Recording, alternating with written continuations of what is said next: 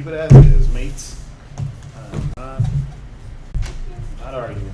Up in the kingdom, chilling with Yahweh Shai and all the brothers and the sisters, cooling out, having fun, drinking yin with Yahweh Shai up in the kingdom, yeah. Who are we? It's brother. That who are we is I can't hear you. Israel, Israel. Who's the power? Yahweh Bahashim, Yahweh Shai's the power. I said, who's the power? Yahweh Bahashim, Yahweh Shai's the power. Yeah. Shalom, girl. Shalom. And welcome to another Shabbat here at the Israelite School of Biblical History Practical Knowledge. Y'all know how we get down. We got the class times, our normal class times. We're in the new school. For those of you who haven't been updated, you only watch on the Shabbat. We are in our new school, which is located at 231 FM 1092, Stafford, Texas 774 Wednesday, Friday, and on the Shabbat. We are only streaming on YouTube on Wednesdays in the Shabbat. 57-762-3917 for class times, or for class location, excuse me. Their days are Tuesday and Thursday, 7 p.m. to 9 p.m., and Friday, 7 to 9 Eastern Standard Time. So if you're in the Rochester, New York area, hit up that number, and they'll be able to give you the location for class. Is it buffering?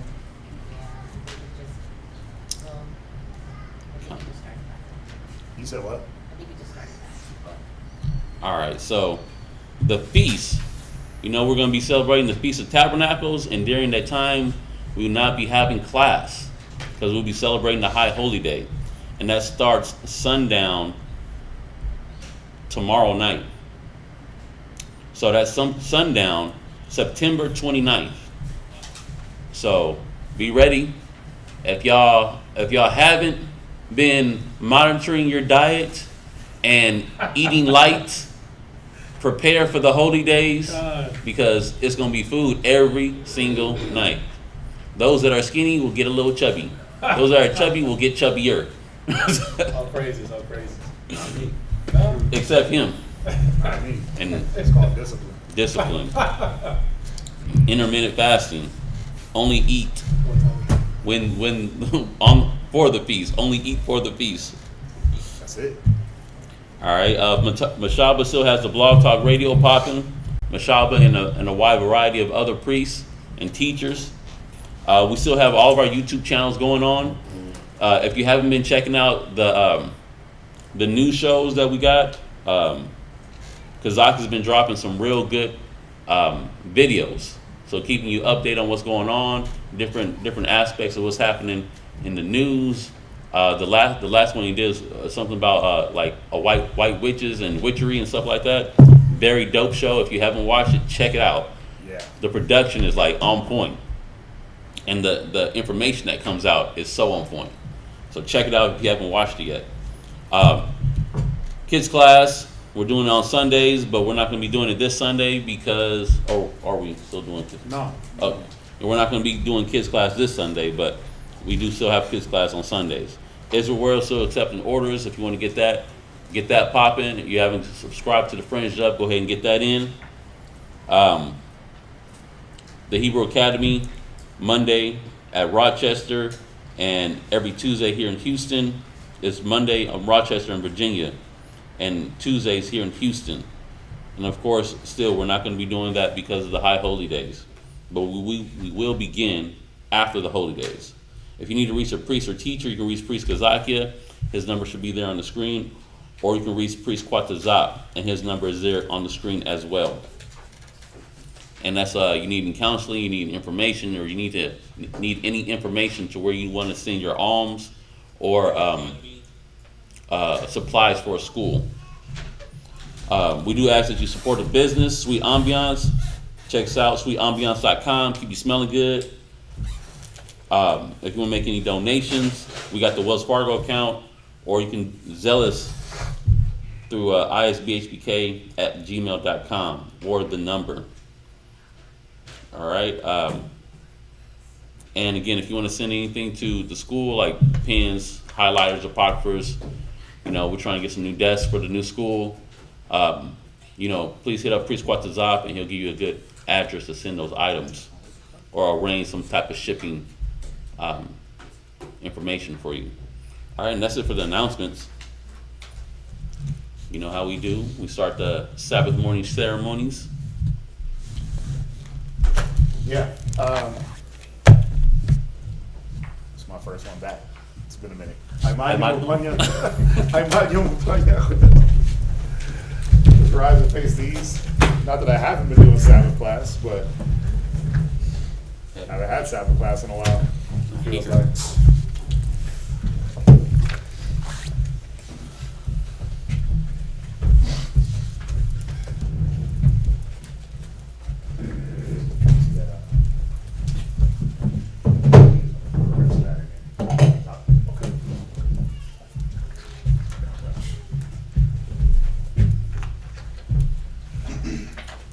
Start lighting the candles now. Barakatah Yahweh. Barakatah Yahweh. Bahashem Yahweh Shai. Bahashem Yahweh Shai. Hahawa'ah. Hahawa'ah. Ladalanawa. Ladalanawa. Awar. Sayawam. Sayawam. The water. Aman. Aman. That's blessed you, Yahweh, and name Yahweh Shai that gives to us the light this day. Thanks. So be it. The light represents the wisdom, knowledge, and understanding that we obtain through the scriptures. Matthew 5:16 says, "Let your light shine. Let your light so shine before men, that they may see your glorious works and glorify the Father which is in heaven."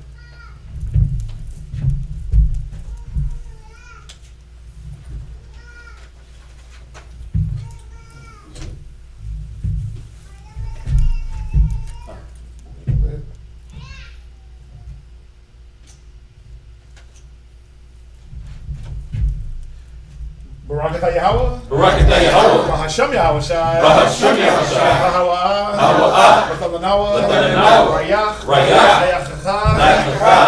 The water. Aman. Amen. That's blessed you, Yahweh, and name Yahweh Shai that gives to us a sweet Savior. Thanks, so be it.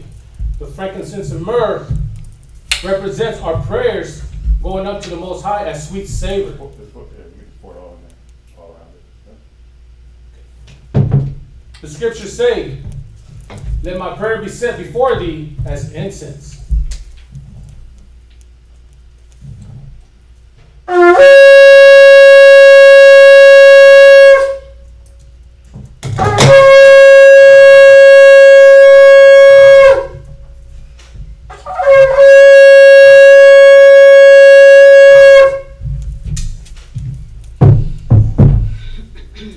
Barakatah Yahweh. Barakatah Yahweh. Bahashem Yahweh Shai. Bahashem Yahweh Shai. Hahawa'ah. Hahawa'ah. Ladalanawa. Ladalanawa. Shabbat. Shabbat. Shalom. Shalom. The water. The water. Aman. Amen. That's blessed you, Yahweh, and name Yahweh Shai that gives to us a Sabbath and peace. Thank you, so be it. This is Psalms 121 in Hebrew. Aina Shah. Aina Shah. Ayam Yam. Ayam Yam. Al-Haryam. Al-Haryam.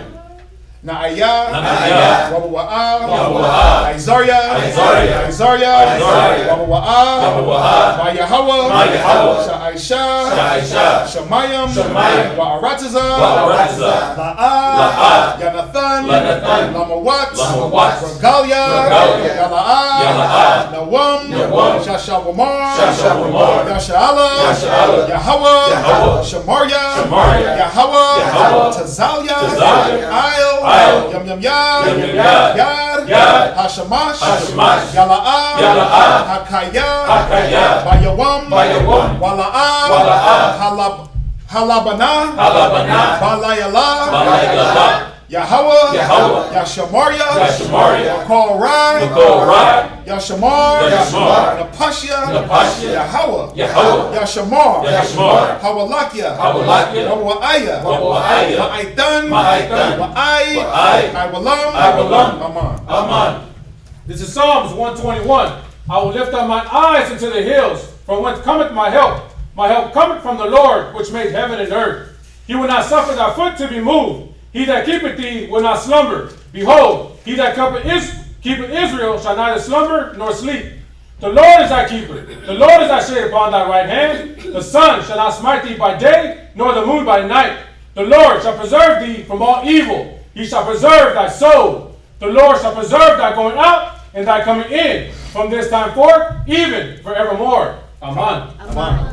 Shema Yasharallah. Shema Yasharallah. Hawa Allah Hayanoah. Hawa Achad. Shema Yasharallah. Shema Yasharallah. Hawa Allah Hayanoah. Hawa Achad. Shema Yasharallah. Shema Yasharallah. Hawa Allah Hayanoah. Hawa Achad. Let's hear.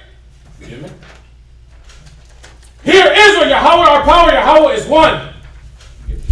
This is the Lord's Prayer, which can be found in Matthew chapter 6 and verse 9. Abanawa. Abanawa. Shabbat Shemayim. Shabbat Shemayim. Kodash. Kodash. Hayah. Hayah. Shemkah. Shemkah. Yahweh. Yahweh. Balak Wafka. Balak Wafka. Taba'ah. Taba'ah. Ratazaka. Ratazaka. Hayah. Hayah. Aisha. Aisha. Ba'arataza. Ba'arataza. Kawa. Kawa. Hayah. Hayah. Bashamayim. Bashamayim. Bathalanawa. Bathalanawa. Lacham. Lacham. Kol. Kol. Yawam. Yawam.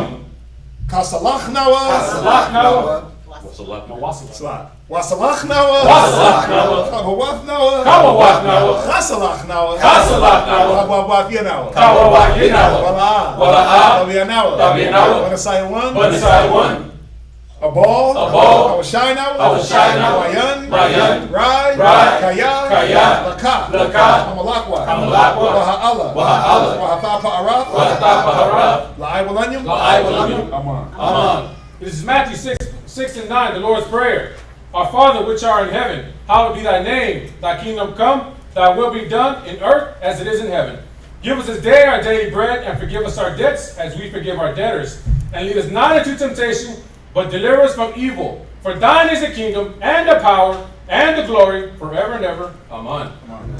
Ha. Aishara. Aishara. Matazawa. Matazawa. The Ten Commandments. Number 1, La'ah. La'ah. Yahaya. Yahaya. Laka. Laka. Alahayim. Alahayim. Acharyim. Acharyim. Alpanya. Alpanya. Thou shalt have no other gods before me. La'ah. La'ah. Aisha. Aisha. Laka. Laka. Basal. Basal. Wala'ah. Wala'ah. La'ibadam.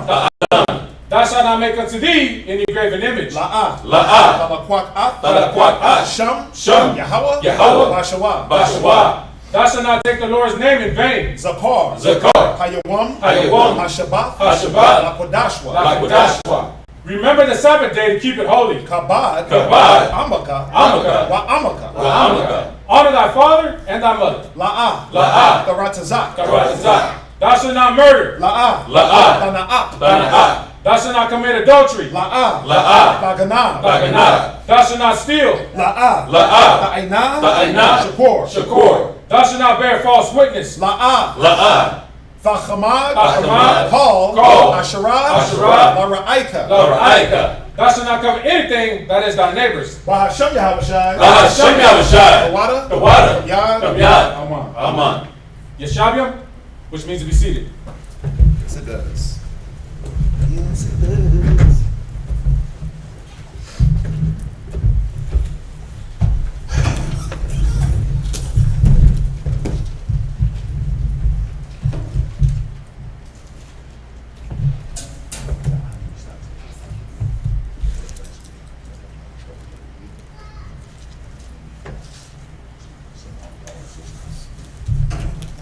You know what I mean? Just, I don't know. Prep them up. That way, yeah.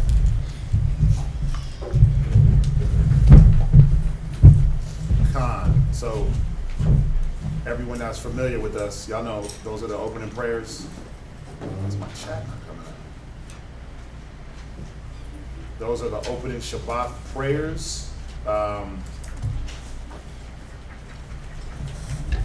So if you want to get familiar with that, make sure you log in on time. Make sure you log in on time so you can get familiar with those prayers. Very important. Very, very importante. Listen, the reading is extremely short today. It's very potent reading because it's the High Holy Week. So It's not the standard 18 chapter reading that we usually do. This is literally like 3 or 4 chapters. So it's real short, real condensed, good topic. Got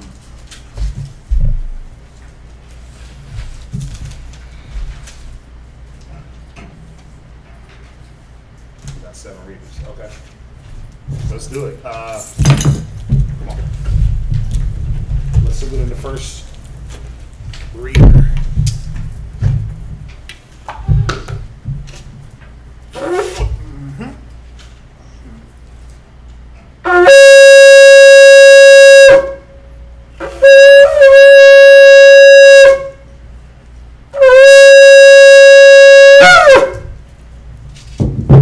Yashakar, Shabbat Tashah, Yashakar, Ban Yasharala. Yashakar, Shabbat Tzatzal, Yashakar, Ban Yashala. I might it.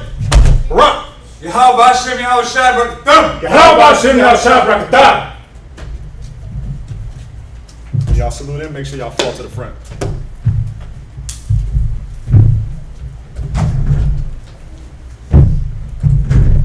So we already read Deuteronomy 32, right? Recently? Or no? Okay. I thought we were past Deuteronomy 32. Blah. No, not yet. Okay. We had from right there. We skipped. We went to the. I think we went to another chapter. But we're at the end of Deuteronomy. I mean, we're coming up at the end of it, so you already know what that means. That means we've already spent 6 months in the first 5 books.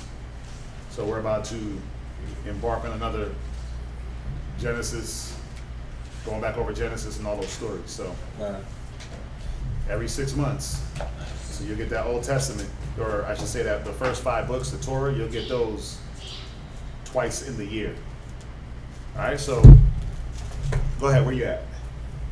Deuteronomy chapter 32, verse 1. Give ear, O ye heavens, and I will speak, and hear, O earth, the words of my mouth. My doctrine shall drop as the rain. My speech shall distill as the dew, as the small rain upon the tender herb, and as the showers upon the grass. Because I will publish the name of the Most High, as cry ye greatness unto our God. Verse 4. He is the rock. His work is perfect. For all his ways are judgments. A God of truth, and without iniquity, just and right is he. They have corrupted themselves. Their spot is not the spot of his children. Right, and this is where a lot of us, this is where Israel tended to go wrong, because it said that he is the rock. His work is perfect. And, you know, as we go into this chapter, this is going to go into Jeshurun, the upright one, forsaking the Most High. But, you know, we all, at some point, were Jeshuruns, meaning we're the upright ones. But then the Most High does so much great things for us, and we get forgetful. We get forgetful of the many manifold blessings that he gives us. We get forgetful because, why do we get forgetful? I'm on, what do you think? Why do we get forgetful? Why is it? We get complacent. Okay, we get complacent. What do you think, Michael? Why do we get forgetful? We get caught up in what we got blessed with, and we think that that's it. That's a good one. We get caught up in the blessing, right? What you think, Benaiah? We get comfortable. We get comfortable. We get comfortable, right? What you think, Elijah? Why do we forget? Why do we forget about how the Most High has blessed us? Because he's giving us all these blessings, and we're like, we don't need them anymore. Right. He gives us the blessings, and we feel like we don't need the Most High no more. Like, we got it. We made it. Right? So the comments are turned off. Yeah, what's going on with the comments? I can't see comments at all. Dorothy Branch said that the comments are turned off. Let's see here. Yeah, there's got to be a setting. I know they were having some issues yesterday with the Wirecast and the YouTube. They might have turned it off by accident.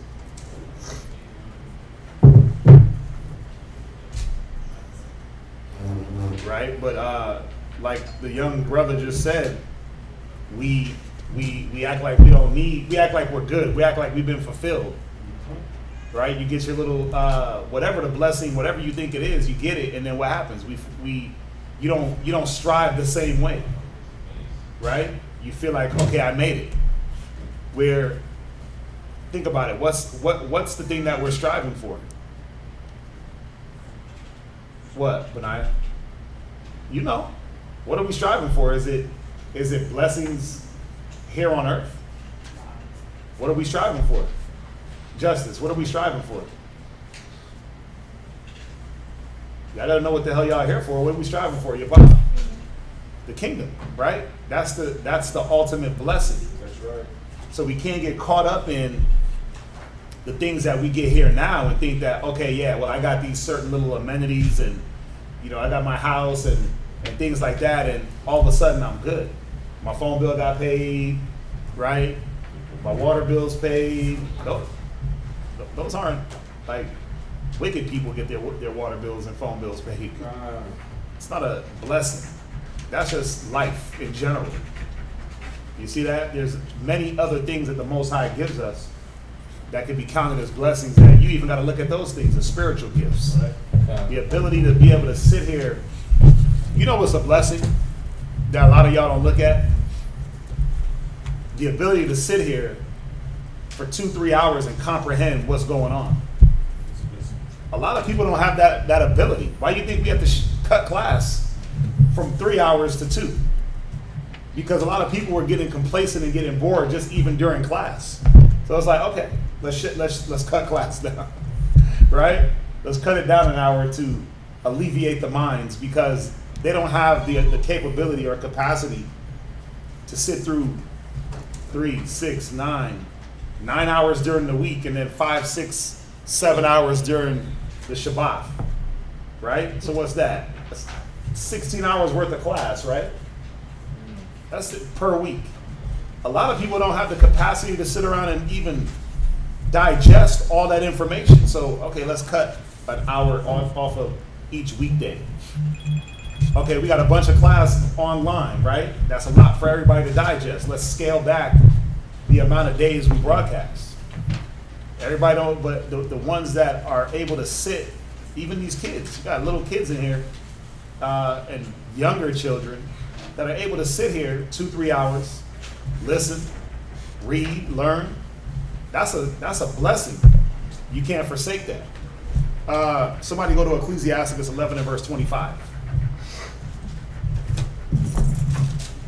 Being able to go through the Bible and find, you need an apocrypha, bro. You need an apocrypha. Okay? Somebody get him an apocrypha. No, there should be something back there. I'm gonna tell you this. Don't ever come back to class without a Bible and an apocrypha. You hear me? You hear me? Okay. If you want to wear that beautiful garment, you're gonna make sure you come ready. I'm talking to my son. He wants to come dressed up like the priest, but don't have the priest's gear, like his Bible. Read that. Ecclesiasticus 11:25. It's the book of Ecclesiasticus, chapter 11 and verse 25. Right. In the day of prosperity, there is a forgetfulness of affliction. See, what happens is you forget the affliction. And we'll revisit this, and I know I'm probably jumping a little bit, but it can't be said enough. When you're catching hell, that's all you know. When the Most High is on your neck, that's all you feel. That's all you can see, right? And what can't you see afar off?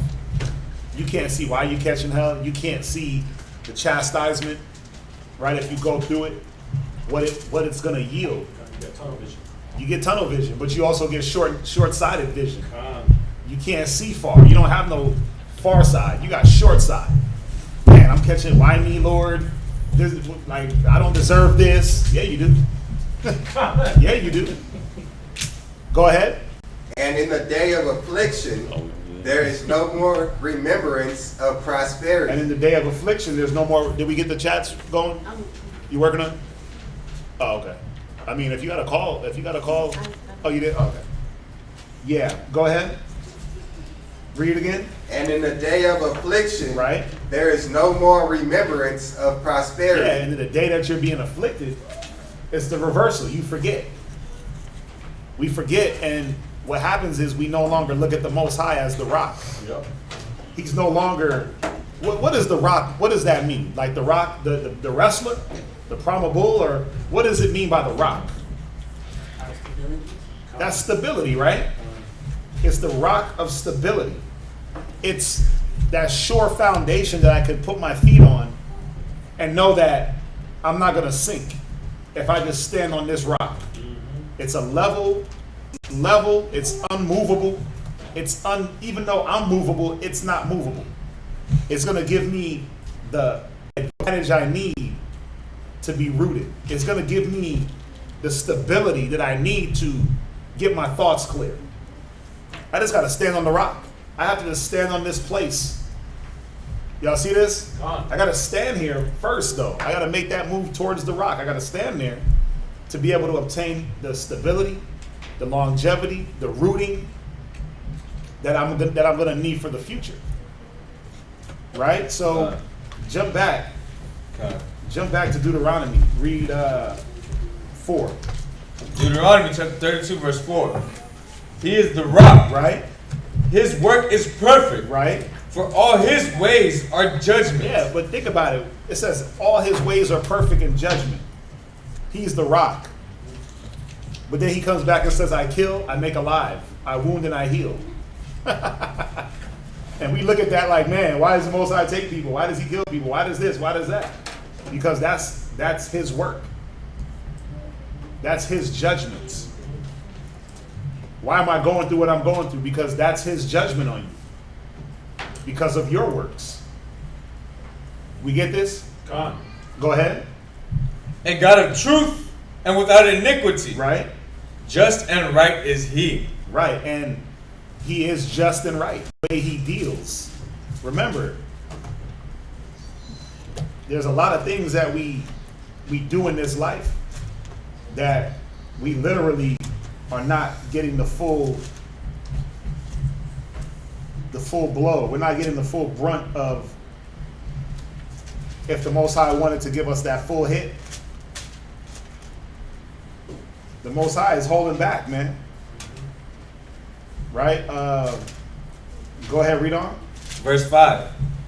They have corrupted themselves. Their spot is not the spot of his children. They are a perverse and crooked. Say about the nation. Children who are deceivers. Right? It says that have forsaken the Lord and have provoked the Holy One of Israel unto anger. They are all gone away backwards, backsliders. You see that? Now, obviously, trying to, in these generations, do things a little different. We're trying to come back to our right mind, come back to our senses, come back to the Most High. Right? But you have many that they'll sit right here in these seats with you. They'll sit right up here on the podium with you, right? And then what will they do? Khan, I hear you, I hear that, right? Barakatah Yahweh, right? All the things that you think, that they think you want to hear. And then what? Counsels, all the spiritual talk, right? They'll get all the father figures around them. And then what happens? As soon as the Most High gives them the one thing that they desire, it's like the Roadrunner. Beep, beep, You see Shalom in an air poof? Yeah. You see Shalom with a dust cloud, right? Right. Yeah. Barely. No, it don't even say shalom. It says, I'm out. I'm out. Cause you know what? I mean, I've seen it. We've all seen it. Come on. You know how many people I've seen walk through these doors in the last few years and literally get what it is that their heart ever desired, vehemently desired, and then what? They were gone. They were gone, whether it be a woman, whether it be a job, whether it be a car, whether it be, it's always something carnal, man. Yeah. Whether it be some other level of just whack knowledge. See, y'all didn't teach me this. You know, the brothers, they're over there teaching, you know, about Solomon and going all deep into Solomon's wisdom. It's like, what? We didn't teach you that because it wasn't meant for you to know. Right. Because you can't hang your hat on that. There's no stability there. Y'all ain't going into the flat earth, and y'all ain't talking about this and what's going on the moon. We're not. You're right, because it's not going to help. Well, I'm going to go over here where they're talking about flat earth and giants. Okay. But we forsake the rock. Right? Go ahead. Where you at? Verse 5, right? Verse 6. Read verse 6. Do ye thus requite the Lord, O foolish people and unwise? Is not he thy father that hath brought thee? Hath he not made thee and established thee? Yeah, it's like a child, man, that forsakes their fleshly father. He done sacrifice for you. He done work 4 or 5 jobs to provide a good upbringing. He done save money. You know those dads that they save money for this is going to be for my son's college fund. Right? He done save money for the college fund. He done saved up money for you to get a car. You hit 16, you get a vehicle. And the one time you don't like something, what do? See, you never do anything for me. I've been doing things for you my whole life. I've been doing things for you my whole life. My whole life was basically dedicated to your upbringing, but I never do anything for you. That's how children think. But why do you think the Most High equates us to children? Because a lot of the times, as a nation, we think like a bunch of little spoiled brats. Where the one time we don't get what we think we deserve, it's like the Most High don't like me. Or you're not providing for me the right way. We got to be careful. What's that?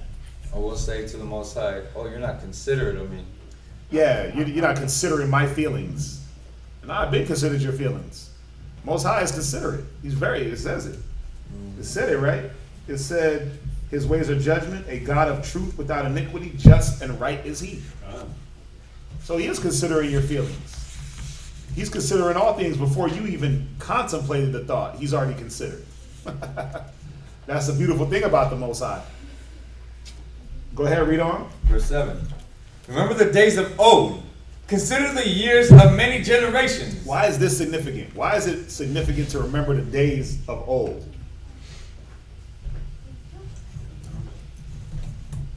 Why is this important?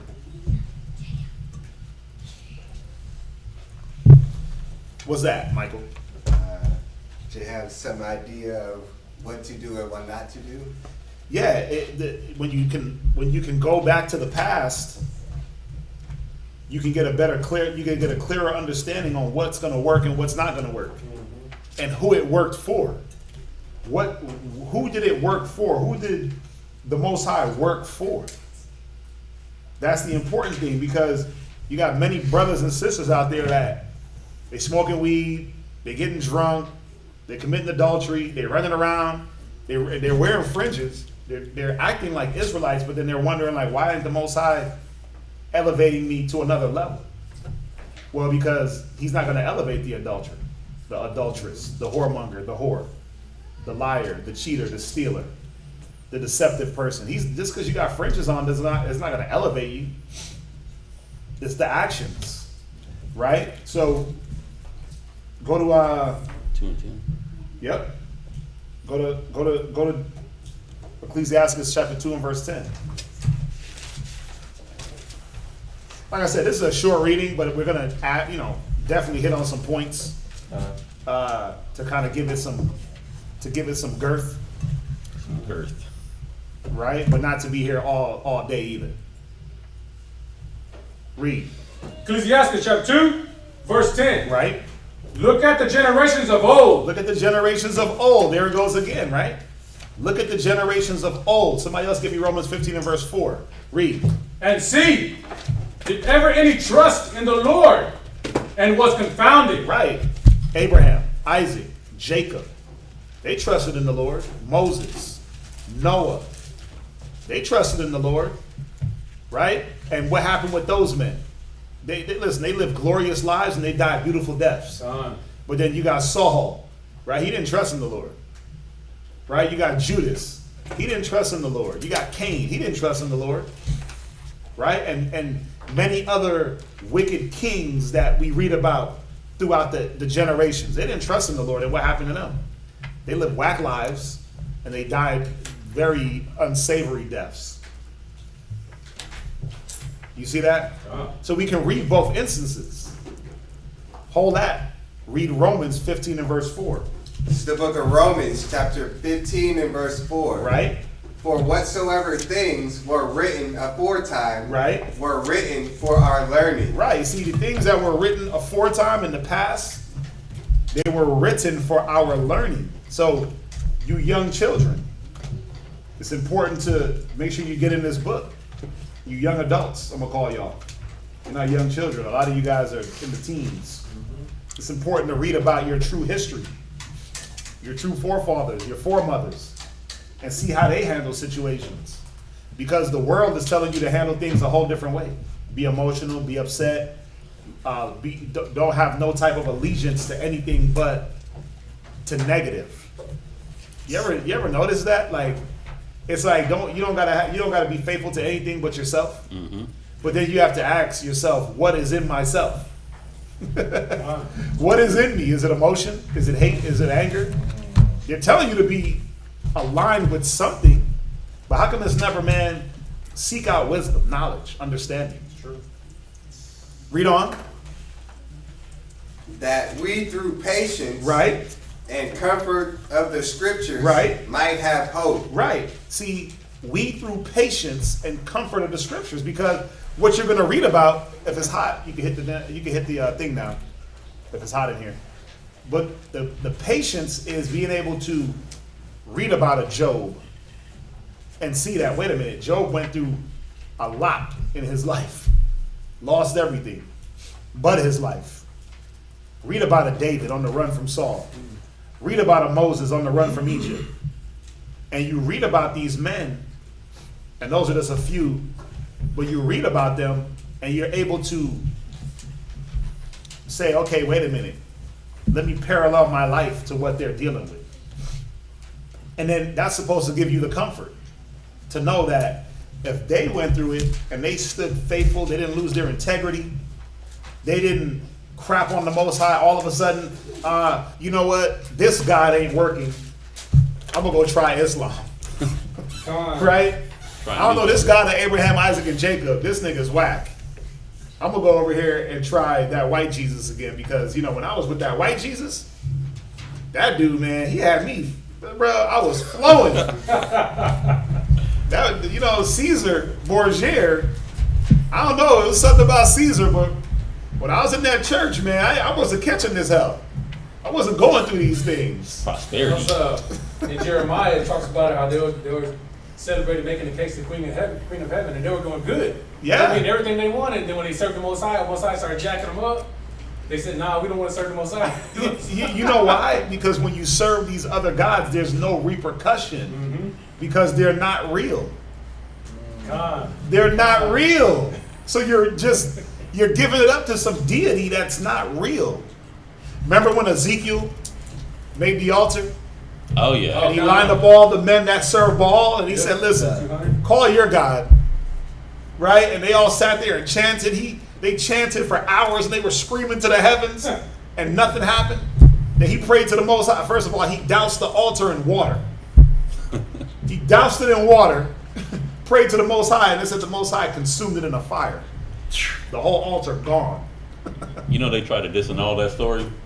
Said that it was some type of lighter fluid, gasoline type stuff. That he doused it in. Mm-hmm. But how do you explain the lightning from heaven, the fire from heaven that Right. consumed it down? Like, Go up a mansion and it came down. but the point is that these other gods don't have power. They don't have any. And I want to be careful with what I'm saying here because they do have power if you give them the power, right? Like you can make anything real and powerful. Think about it. If you sacrifice a baby to a god, you're giving it power to take your baby. But does that mean that it's a real thing? No. You're just giving it that fluid. You're giving it that momentum. The Most High don't need our momentum. That's the difference. The Most High got his own momentum. He makes things happen, and then we're trying to catch up. Like, wait a minute. Okay, what's happening here? We're sitting back like, wait. Hold on. What's going on here? Let me reevaluate life. With these other gods, these fake gods, these gods of Kemet, your Christian God, Allah, your Buddhist gods, right? Oshun, like what Kazak went into. You got to give those gods power. You got to give those gods something. You got to bring something to the table. Newly found gods. These newly, right, it's going to go into that. These newly sprung up gods. You first of all had to give that God some type of life. You have to give the God that's your spirit. Most High don't need our spirit. He is the father of spirits. He was already doing things before man could contemplate, let me serve another God. The Most High was already working. He was already doing things. He was already making things happen. So when we read, we're supposed to be seeing, wait a minute, the Most High was doing things before man, right? When you read in Genesis, the creation, what man was there creating? What man put his hands to that work? I wasn't there. No man was there, man. The Most High was already moving and grooving before man even came on the scene, thousands of years before man. So we really got to understand and see that the only way these other negative deities have power is the power through us. We give them our energy. We make them real. We make them tangible because you give up your spirit to that negative. Y'all see this? God. Did you finish that? God. Right. Finish Ecclesiasticus, the 2nd chapter. Ecclesiasticus chapter 2, verse 10, second precept. Right. Or did any abide in his fear? Right. And was forsaken? Right. What man feared the Lord, respected his ways? Was Abraham forsaken? When did we ever read about Abraham forsaken? Isaac forsaken. Abraham, go sacrifice your son. Okay. Cool. You know what? Never mind. You're faithful. Never mind. I got you. Look, you ain't got to do that. I'll provide the sacrifice. Jacob, go over here. Abraham, go over here. Noah, build this boat. Okay. Just give me the specs. I got it. Why am I building the boat? You don't hear about that. Well, why I got to build a boat, Lord? Well, hey, go build this boat because it's going to rain. Well, you sure it's going to rain? You ask some questions. Hell no. Like, you going to ask the Most High, are you sure it's going to rain? Hey, you sure? But we do that, right? We forsake the Most High and his ways, and we say, you know what? I don't know about this. Let me go, let me pray on it. But who are you praying on? Who are you praying to? Who are you consulting? When the Most High is bringing us through our different ups and our downs, what do you consult to see if this is the way? Do you go here into the book? Do you go into the things that are written aforetime to make sure, or do you go off of the emotion? A lot of times we tend to go off of the emotion of what we're dealing with, and then we forget the prosperity. We forget the time of drought. Y'all see that? Read on. Or whom did he ever despise? Right? That called upon him. Go ahead. For the Lord is full of compassion and mercy, Right? long suffering, and very pitiful, and forgiveth sins, Right? and saveth in time of affliction. Right. Jump back to Deuteronomy. So I know I'm throwing out a basic things that we go over all the time, but hopefully y'all are seeing, man, that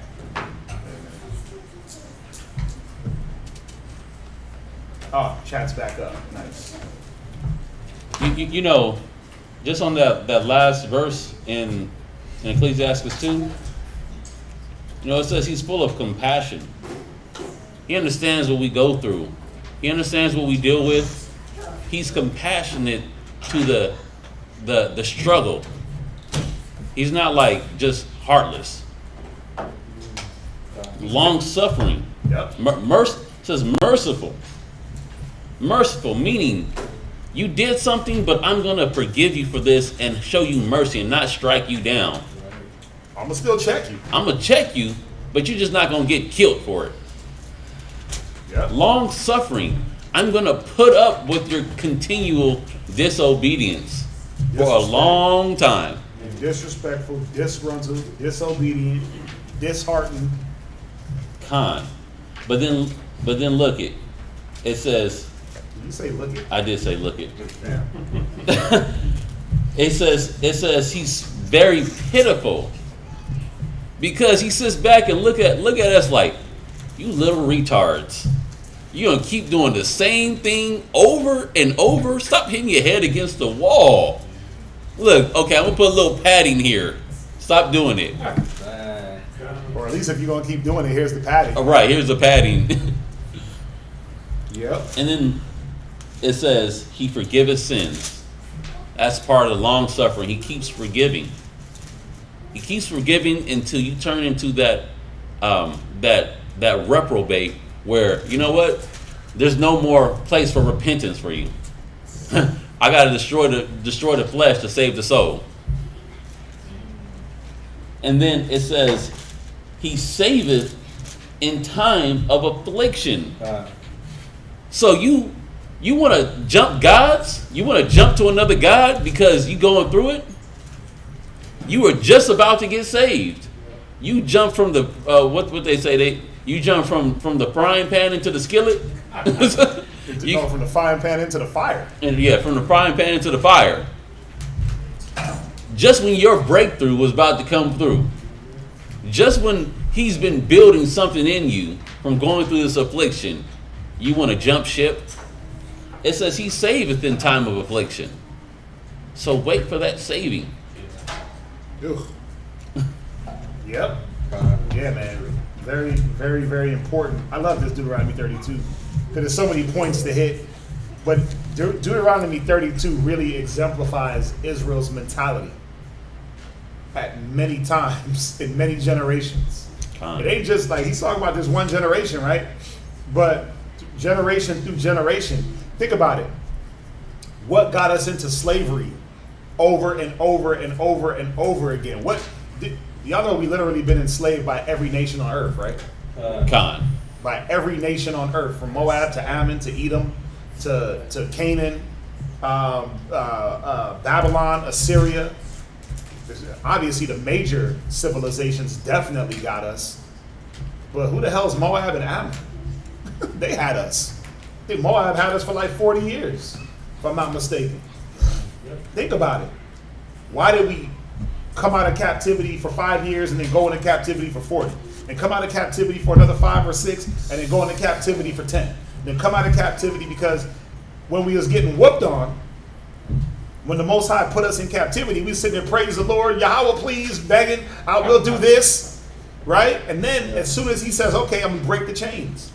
He breaks the chains, and then what? We got lazy. We stopped doing the thing that we were doing in captivity. See, that's why the Most High said it's better to be in the house of the mourning than to be in the house of mirth. Why? Why does he say that? Why does he say it in Ecclesiastes 7? It's better to be in the house of the mourning. What? Because when you're in the house of mourning, you're like laser focused. Right. You're laser focused on what? On making the Most High priority and doing the right thing. Con. When that woman is leaving you, All of a sudden, you setting up high holy prayers. Oh Lord, help me!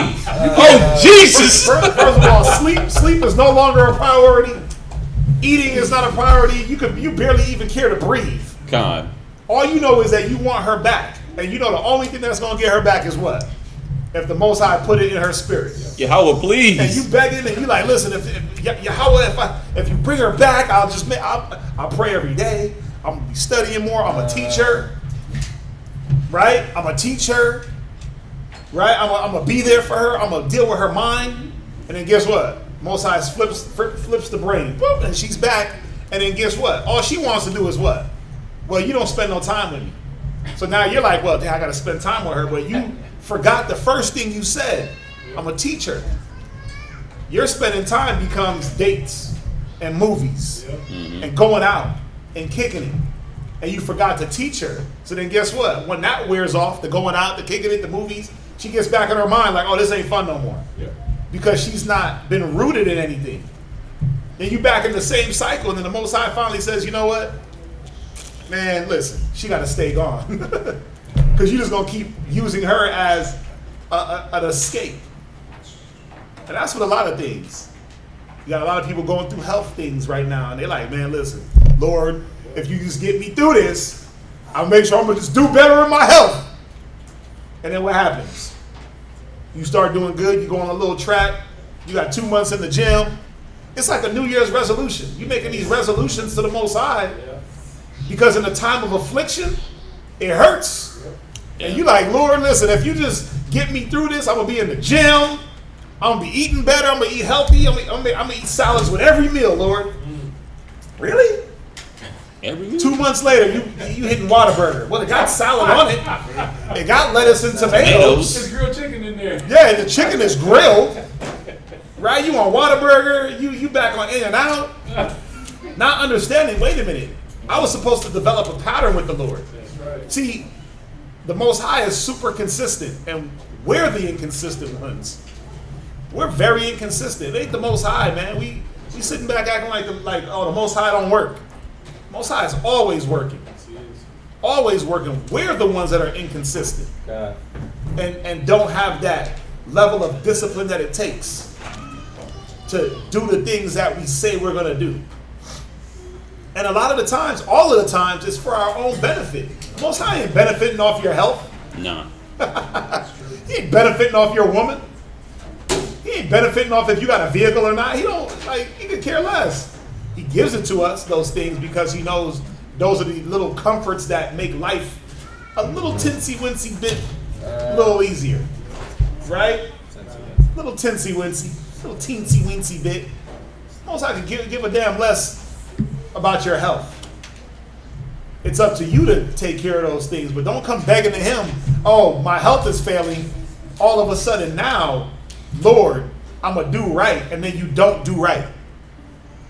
Just do what you said you were going to do. Or we continue to fall in Deuteronomy, the 32nd chapter, where we say one thing, do another, and then come back and say the thing again, and then do the opposite. We don't want to be like those people. We don't want to be like this generation in Deuteronomy, man. So go back to Deuteronomy. Deuteronomy chapter 32, verse 7. Remember the days of old. So remember the days of old. Remember the ones that said things and didn't fulfill the things that they said they were going to do. Remember those type of men. Remember those type of men and women that said one thing and did another. Remember the ones that said things and then they did it. And look at their outcome. Go ahead. Consider the years of many generations. And think about the many generations, not just one or two individuals. Look at the David, the Solomon. Look at the Elisha, the Elijah. You see what I'm saying? Look at those generations all the way up from Moses to Christ. God. And understand that the Most High is the same. He's been the same. It's man. It's man that changes. Go ahead. Ask thy father, and he will show thee. Right? And if you need a guide, ask. Go ahead. Thy elders, and they will tell thee. Go ahead. When the Most High divided to the nations their inheritance, Right. when he separated the sons of Adam, he set the bounds of the people according to the number of the children of Israel. Right, you see that? So the Most High was always about, I'm going to do, you know what this is showing? That the people, everyone benefits off of Israel. It's true. Everyone benefits off of us, no matter what. He set the bounds according to us, but everybody else still got a piece. Remember, he said, I didn't choose you because you were greater in number. I chose you because what? Lesser. You were less in number. So if we were least in number, and he gave us our land, think about how big the other nations' lands were compared to us. So they were benefiting just off the fact that we weren't the greatest in number. I'm gonna give you this land that's sufficient for you. I mean, if you look at that little area that we're in, it's not that big of a region. It's not that big of an area. The Fertile Crescent from Jerusalem, the coast, Gaza and all that, all the way over into Mesopotamia, Iraq. It's not that big. And then down into Saudi Arabia, it's not that big of an area compared to the rest of the world. Right? Compared to the whole rest of the world, we got a small little box. It was the best land though, and it still is. They still want it. That's why there's always wars and fighting and conflict in that region of the land because of mineral deposits, because of gold, because of oil, because of the abundance, because of the level of sunlight that you can get in that region. It's desert, but it wasn't always desert. Remember, there was rivers and streams flowing through that land that have been dried up through time. But that was the fertile land. It still is. Go ahead. Verse 9. What's that? You know, it's real dope when you just listen to this and reading it. Like he picked us and then said, okay, well, according to y'all, it depends on how much everyone else gets. Yep. He made sure that we were set up in the best first. Yep. You see, when you consider that and think about how much the Most High was actually dealing with us. You listening? Now, give me 1 Chronicles chapter You're supposed to write it down. chapter 17 and verse 21. You're on the paper. You write it down on the paper. First Chronicles. Write down First Chronicles. Come when you get it. 1 Chronicles chapter 17 and verse 21. First Chronicles chapter 17, verse 21. And what nation in the earth is like thy people Israel? It says, what one nation is like us? Is there anyone that's like the nation of Yashala? What one nation can compare to us? Can the Elamites compare to us? Nah. Can the Moabites compare to us? Nah. Esau definitely can't compare to us. What nation is equal to our swag? What one nation is equal to our creativity and ingenuity? What one nation is so spiritually inclined as we are? What one nation got the attention of the Most High? And that's the tell of the tape right there. For him to chastise us. Remember, he said, if I deal with you and chastise you, I deal with you like a son. Con. If I don't, then you a bastard. The Most High ain't dealing with these other nations. The only reason why, it's going to say it. Yep. Watch, read on. Read. Whom God went to redeem, to be his own people, Go ahead. to make thee a name of greatness and terribleness. He said to make thee a name of greatness and terribleness. The Most High is setting us up. Think about when we came out of Egypt, right? When we came out of Egypt, all the other nations feared us. We just didn't know it. They were trembling at the thought of the Israelites. It's like God is with them. The Most High is with them. Their power is greater than all of our powers combined. Great and terribleness. God. Read. By driving out nations from before thy people, Go ahead. whom thou hast redeemed out of Egypt. Read. For thy people Israel didst thou make thy own people forever. Most High set his affection upon us. He set his love upon us. It says, you're my anointed. you're the ones that I've chosen before the foundations of the earth. You're the one that I created the earth for. I created all existence for. I created all this just for you. I made sure that I went through all of creation, of creating things. Then I set you up in a prosperous land. Yeah, like think about this. It says that he, whom thou hast redeemed out of Egypt. Did the Most High care about the Egypt? Like, was he, like when the Most High did the 10 plagues, was that to get the Egyptians to turn to him? Lie. Hell nah. He wasn't checking the Egyptians. Lie. He was destroying Egypt to get us out of there. He wasn't checking them like, oh, I'm going to deal with y'all like sons. That way y'all can serve me. Hell no.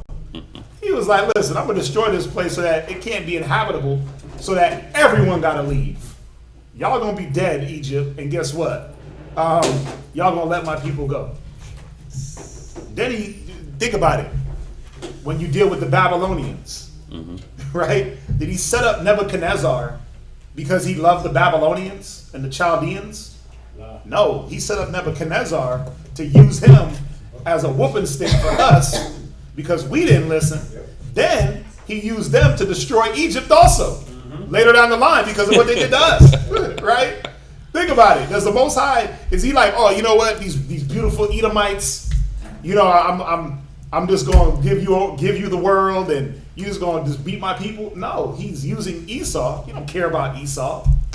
He don't care about the nations on that level. He's like, listen, I'm going to use you for a purpose. He said, the wicked is my sword. Said it in Psalms, right? Said, the wicked is my sword. So he's using them as a sword to deal with us. But once he's done dealing with us, that sword, he's going to toss that away.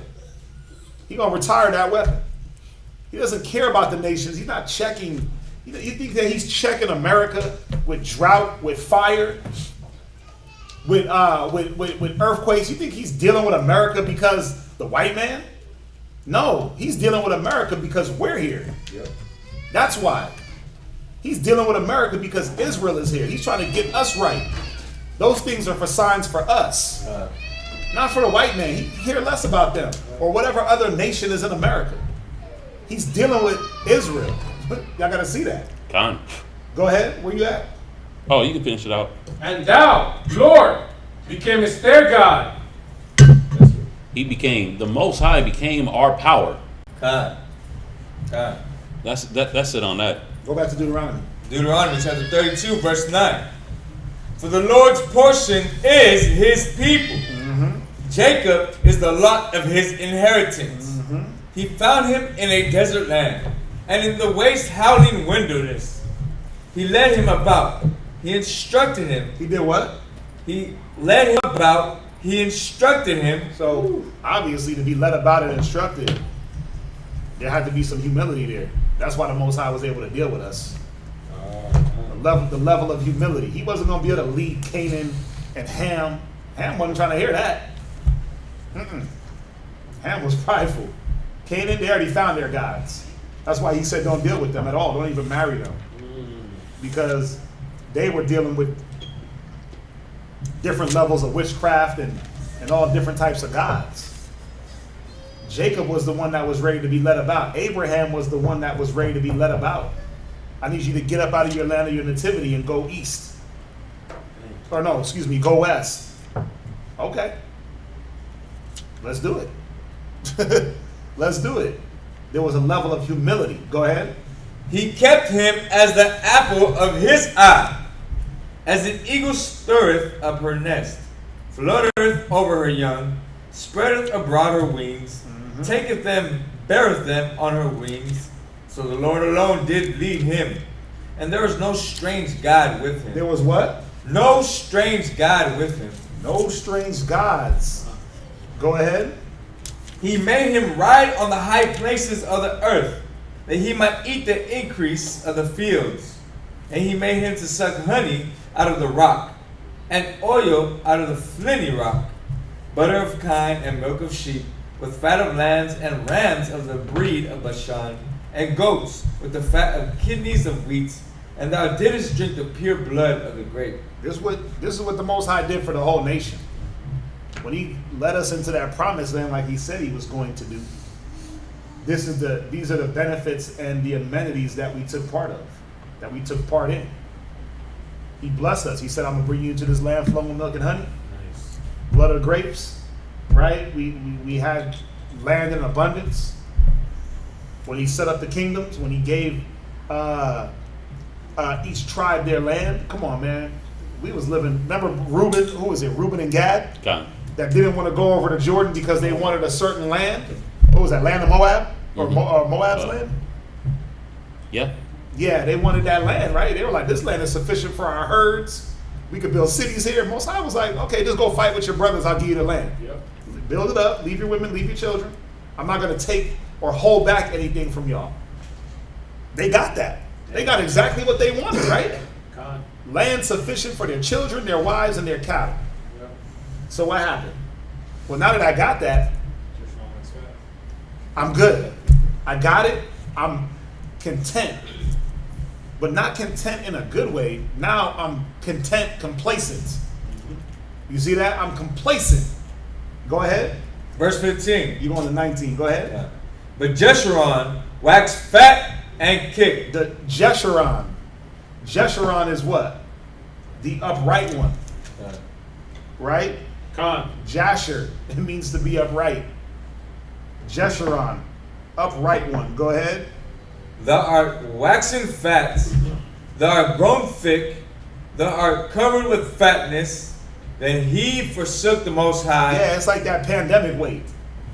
You ain't got to go to work. You ain't got to move around. You just sitting around.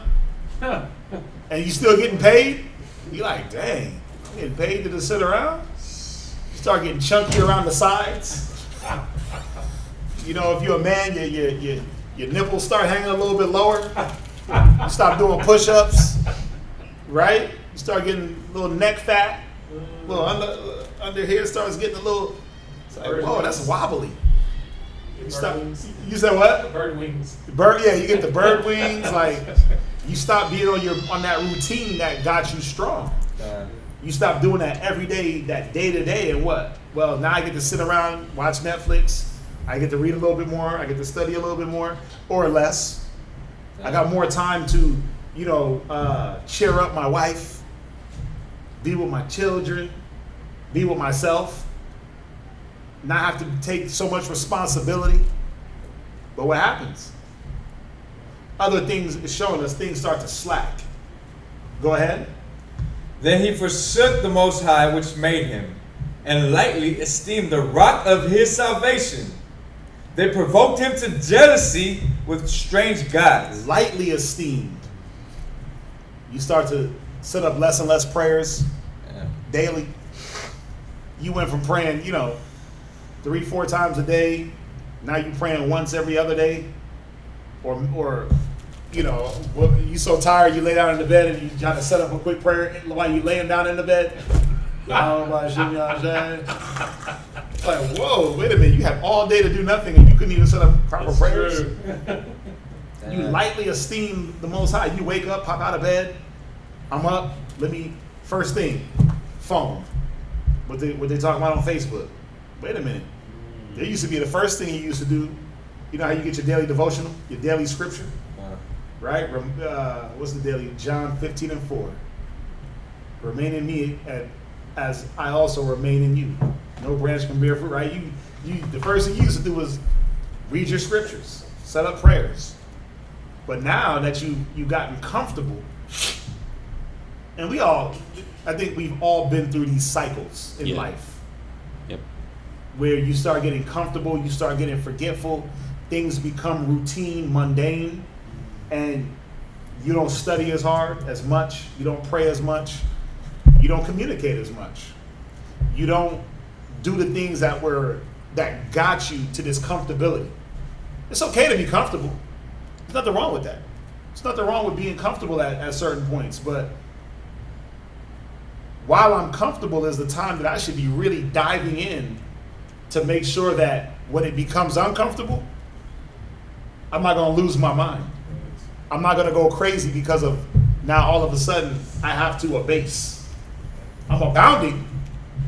Let me use that abounding time to build my mind for when I have to abase. You see that? But we do the opposite. I'm abounding, so I'm chilling. And when I'm abased, that's when I got to go hard. Okay. Go ahead. What? You know, it says we lightly esteem the rock of our salvation. When you look up that word esteem, it says respect and admiration, typically for a person. Respect or admire. So we just looked at the Most High as someone that's like an average Joe on the street. He wasn't that important anymore. We lightly esteemed him. He was just someone that we seen in passing and just said shalom to.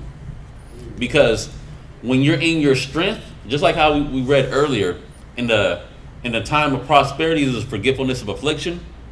You're in your prosperity, it's like, I'm good. It's all me. I'm doing this. I'm getting this money. Or as some brothers say, shmoney.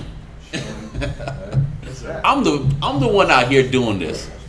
You're living on your own strength. Or you think you are. You're lightly esteeming what got you to where you're at right now. Who actually made things good for you. And you start to forget. You're like, oh, the Most High, oh, that's okay. Prayer, put that on the back burner. Ain't got time, moving and grooving. Things is popping. Got business over here, got business over there. House is moving good. Rib in order, kids in order. Bank account looking fat and chunky. You getting a little fat and chunky too. Everything's all good. What I need the Most High for? I don't need the Most High when things is bad. And you forget that, look, it's the Most High that got you here. It's the Most High that got you into this good estate. Yeah, it's like if you're not careful, the very thing that you ask for, that's what gets you to forget the Most High. It's like, okay, I'm a single man in the truth, because we do have single brothers, and y'all brothers got to be careful. And you have the time to study because you're single, right? You ain't got no kids. You don't have that responsibility.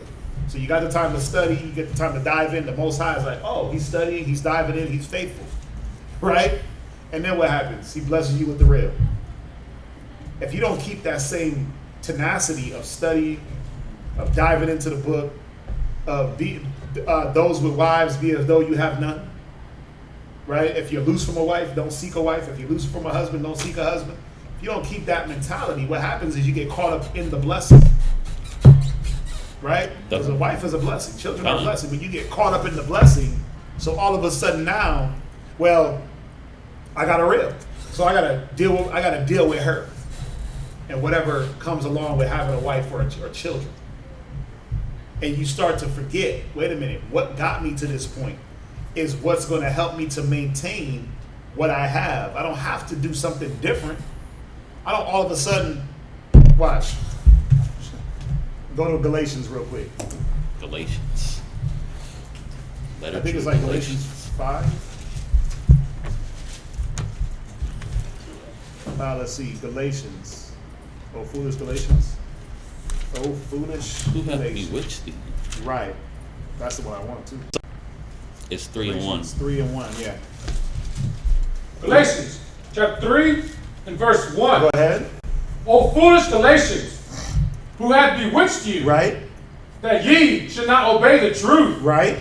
before whose eyes Yahushua Mashiach hath been evidently set forth, crucified among you. Right. Jump down to verse 3.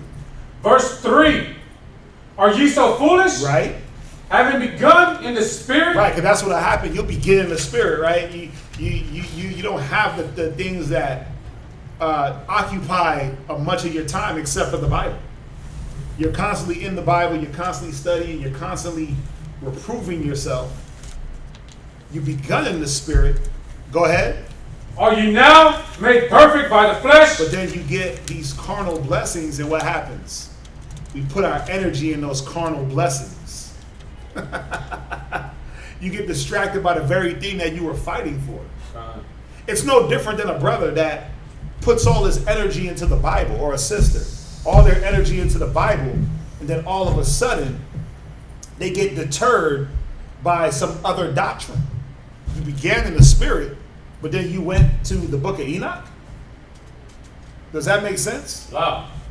You are seeking out knowledge, seeking out, because that's all it is knowledge, not wisdom, but you're seeking out these different knowledges, and I'm studying so hard, I'm diving into Kemet to see what Kemet's about. Then next thing you know, the Most High ain't real, it's all about Ra and El. I mean, I've seen it happen. You got brothers come through, and they study, in the spirit. Then they get to Solomon, and they're like, whoa, hold on, Solomon's on a whole different level. How come y'all ain't diving into the works of Solomon? How come y'all ain't teaching about Solomon and the things that he was doing and going deep into that? Because you got to go to a whole other book for that. You got to get out of the Bible and dive into a whole other knowledge for that. And they get caught up in that. Now Solomon is their God and no longer the Most High. Solomon is the most powerful. So you see how it works, where you can fight spiritually for anything. And while you're fighting spiritually, the blessings carnally are going to come. That's just the byproduct of it. If you fight and you study, you're going to spiritually increase. You're going to increase in knowledge, you're going to increase in wisdom. But what knowledge? What knowledge will you increase in? Well, it depends on how you keep your mind on track. What you're focusing on. You'll get certain things added to you, but those things can't become what sidetrack you. That doesn't make sense. Right? All of a sudden you can't do nothing because you got kids. Brothers is popping out babies left and right. Right? Brothers is just dropping them. Cats is dropping twins left and right. Right? Just bundles of little joy. Right? Their children are a blessing. It says, blesses the man whose quiver is full. Right? But then now all of a sudden, I can't report to work today because I got to babysit my kids. Wait, what? So now all of a sudden the thing that the Most High gave you is stopping you from doing the work because now they need your all full attention. Right. Doesn't make sense, right? No, you're supposed to find ways to maneuver. I'm gonna let you come in. Right. Find ways to maneuver around the obstacles, but people get caught up in the blessing. Well, no, they're my kids. I can't have nobody watching them. I gotta make their milk a certain type of way and powder their ass a certain type of way. Right. Only my fatherly touch. Right? Hell no, you better drop them off somewhere. Let everybody get a bar. You know what I'm saying? Because you got to get to work. The blessing can't deter us. That's what happened where the Most High gave us a bit of reprieve, a break. He gives you a break and you forget, wait a minute, what did I do to deserve this break? True. Well, I did good. But then why when I get the break, I stop doing good? And I just do the opposite. That's it's almost like that's the human condition. Yeah. It's like the cycle of human. And it's a bad cycle. Only the very few look at the break and say, you know what? I know I'm getting a little bit of break, but let me use my time. Let me use my time wisely. Let me make sure that I'm staying on top of the things that I know I should be staying on top of regardless of situation. Regardless of if it's eased up or not, let me stay studying. Let me stay praying. Let me stay in the crosshairs of the Most High in a good way. You were going to say something. Yes, sir. What you were bringing out is what I was looking at. This is how we enter into his rest.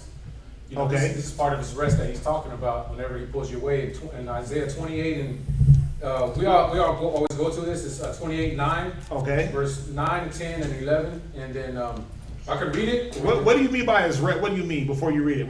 His rest, his subtlety, his whenever he gives you time to actually to sit down and study. You Right. know, the time to basically he's putting like you said, brothers, they need babysitters. That's actually a rest that they don't understand whenever they have the cat taking care of them. Right. That's a part of rest because you're not actually stammering around looking for help. Right. Because you have that help behind you. So what you got? Read it. It was actually there was a couple of them. One was but this is what Isaiah chapter 28 in verse 9 it says, "Whom shall he teach knowledge? Whom shall he make understand doctrine? Them that are weaned from the milk and drawn from the breast." Okay. So we know that. But when you jump down to verse 12, it says, To whom he said, this is the rest wherewith ye may cause to weary to rest. This is the refreshing, yet they would not hear. See, this is what people don't hear, and they don't want to get it because they want to do their own thing. So when you go to Jeremiah chapter 4, and let me just slow you down a little bit. It's Okay. because Right fast. they're stammering, they're tripping over the basic wisdom. Right. They're tripping over, like it says, precept must be on precept, precept upon precept, line upon line. Here a little, there a little, right? Come. But they trip over those basics. The basics that I shouldn't let my blessing. The blessing shouldn't be a stumbling block. Right. The word shouldn't be a stumbling block. Right? Those things shouldn't prevent me from doing the good that I've been doing. Go ahead. Come. So from there, when you go to Jeremiah chapter 4, verse 22, it says, for my people are foolish, they have not known me.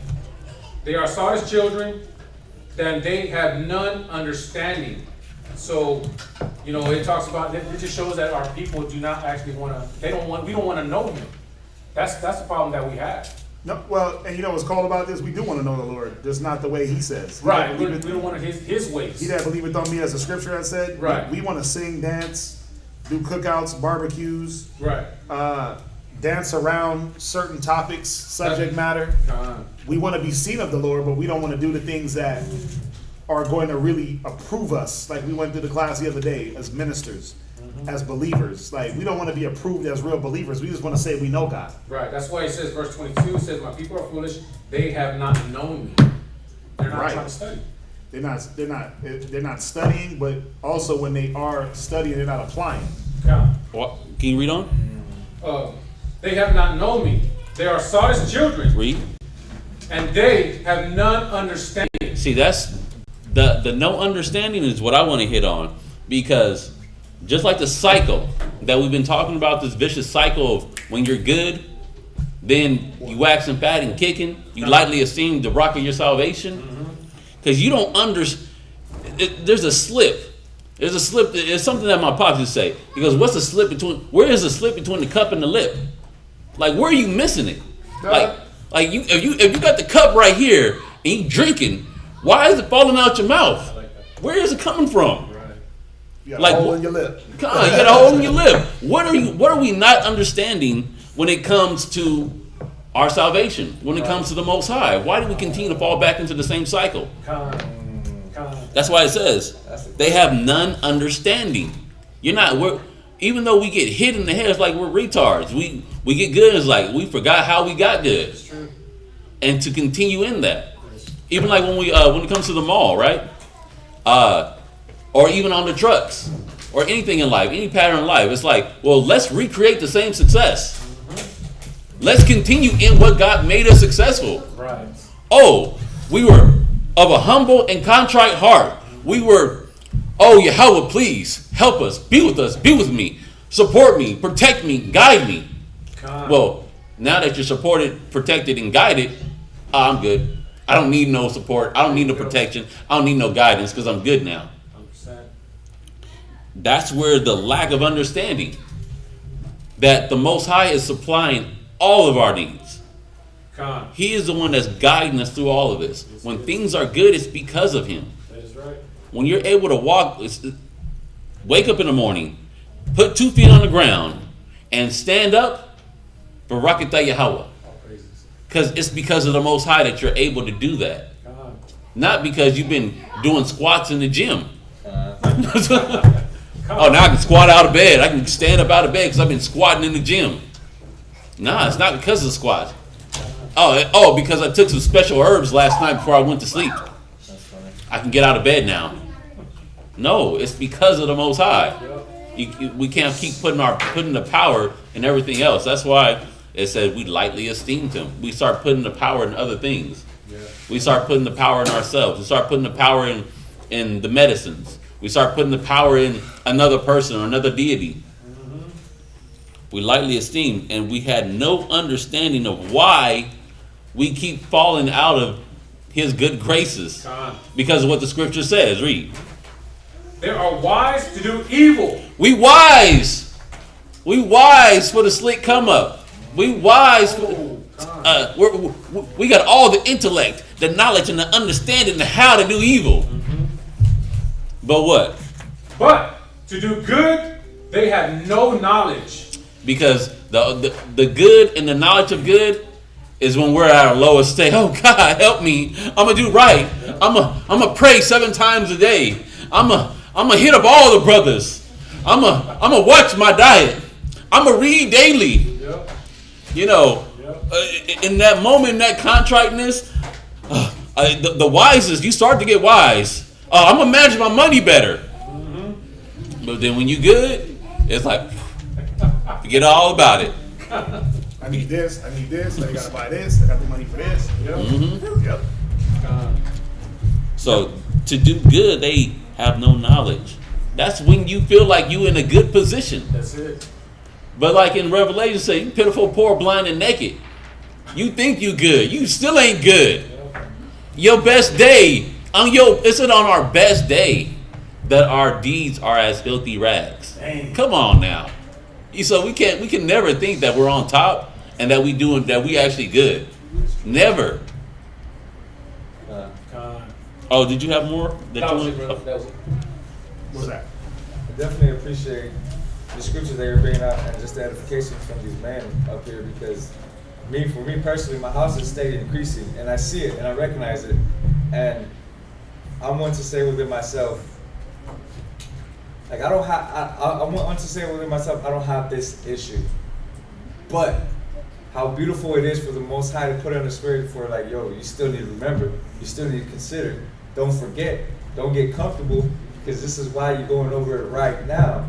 You're gonna catch yourself, you end up hitting the wall because you thought you had it all the way through.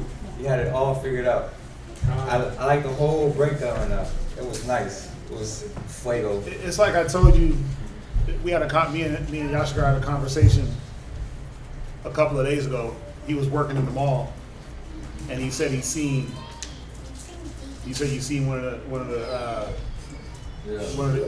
the people from the valley that he used to run with in the world. Yeah. And I was explaining to him, I said, yeah, there's a reason why you saw him out of all the times. There's a reason why you ran into him in the mall. This guy that dirt all the way through. Yeah. Mexico, like stories, experiences. Bandolero moves. He knows all the dirty secrets. And then I was doing my little thing in the mall. I got up. It was a busy day. It was a busy day. I'm on the chair, just kind of filling out some sheets and everything like that. But after that was done, I got up and was about to get up in motion. And in the midst of all these people walking in the mall, I just see this guy with this girl, and then become all things to all men, right? The Most High put my spirit. I was like, "What's up, homeboy? What's up, homeboy?" And he was just like, "Who is this, bro?" Their eyes popped out because of the light that's within us, you know what I'm saying? Of the light and the things that, the ordinances that give me to follow. And then again, I did bring it to his attention, and he told me all that. It was definitely weird. Well, what I was showing him was that the reason why he's seen him was the Most High, he'll always give you reminders.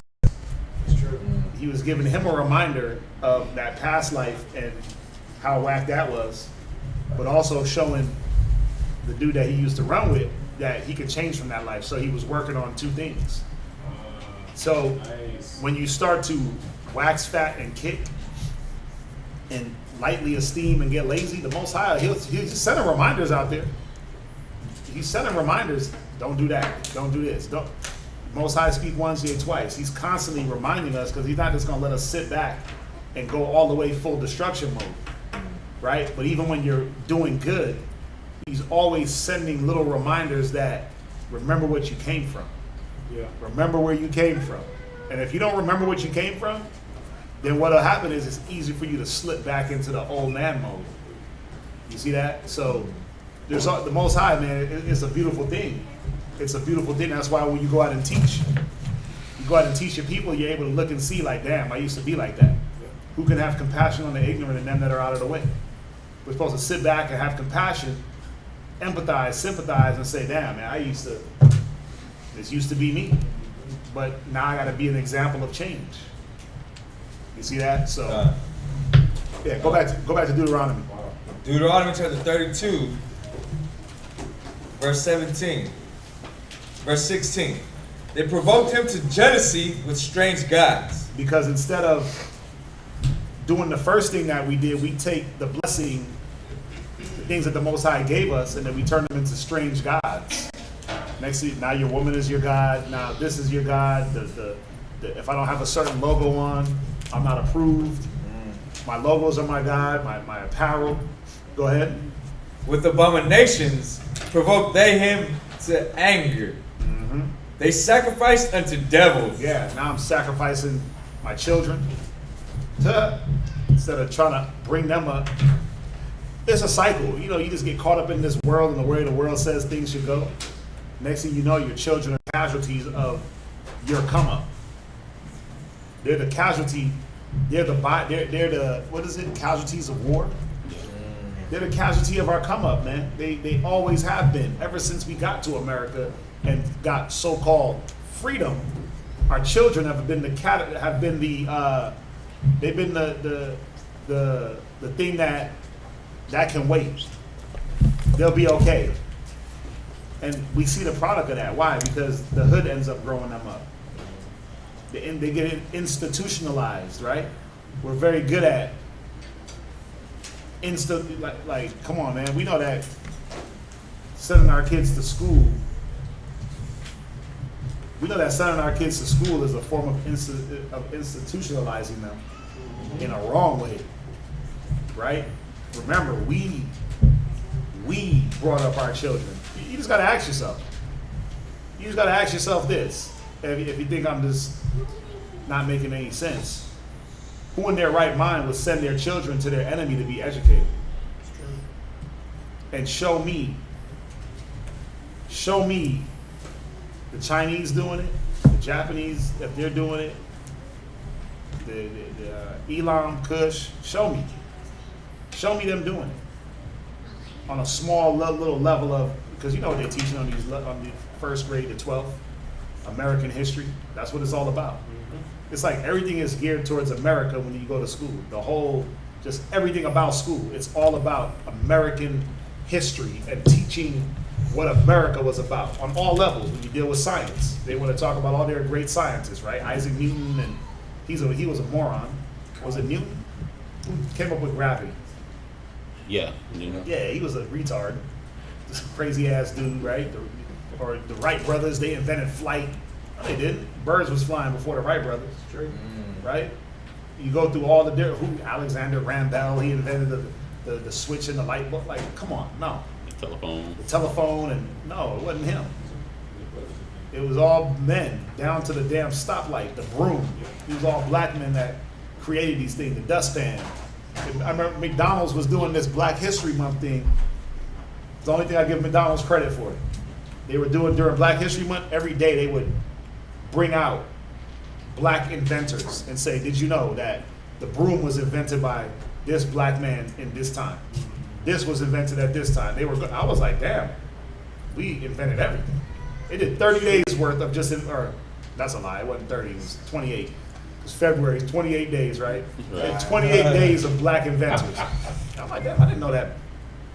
And then we actually have the poster somewhere of all the inventions of black men, down to everything.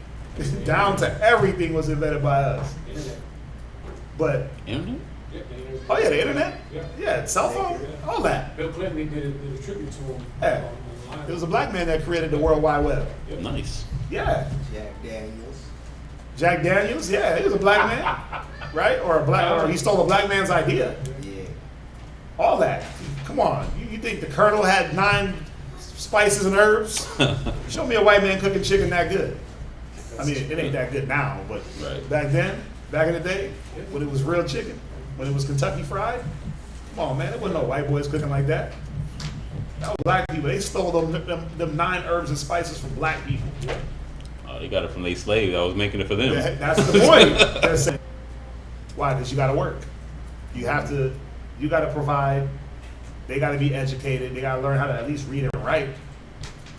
But you have to make sure that you don't forsake them to school. You got to talk to them. What are you learning? What is this? What about this? What's going on here? What are they talking about over here? So that you can show them like, nah, that ain't real. What they're telling you is false. Look, here's the proof.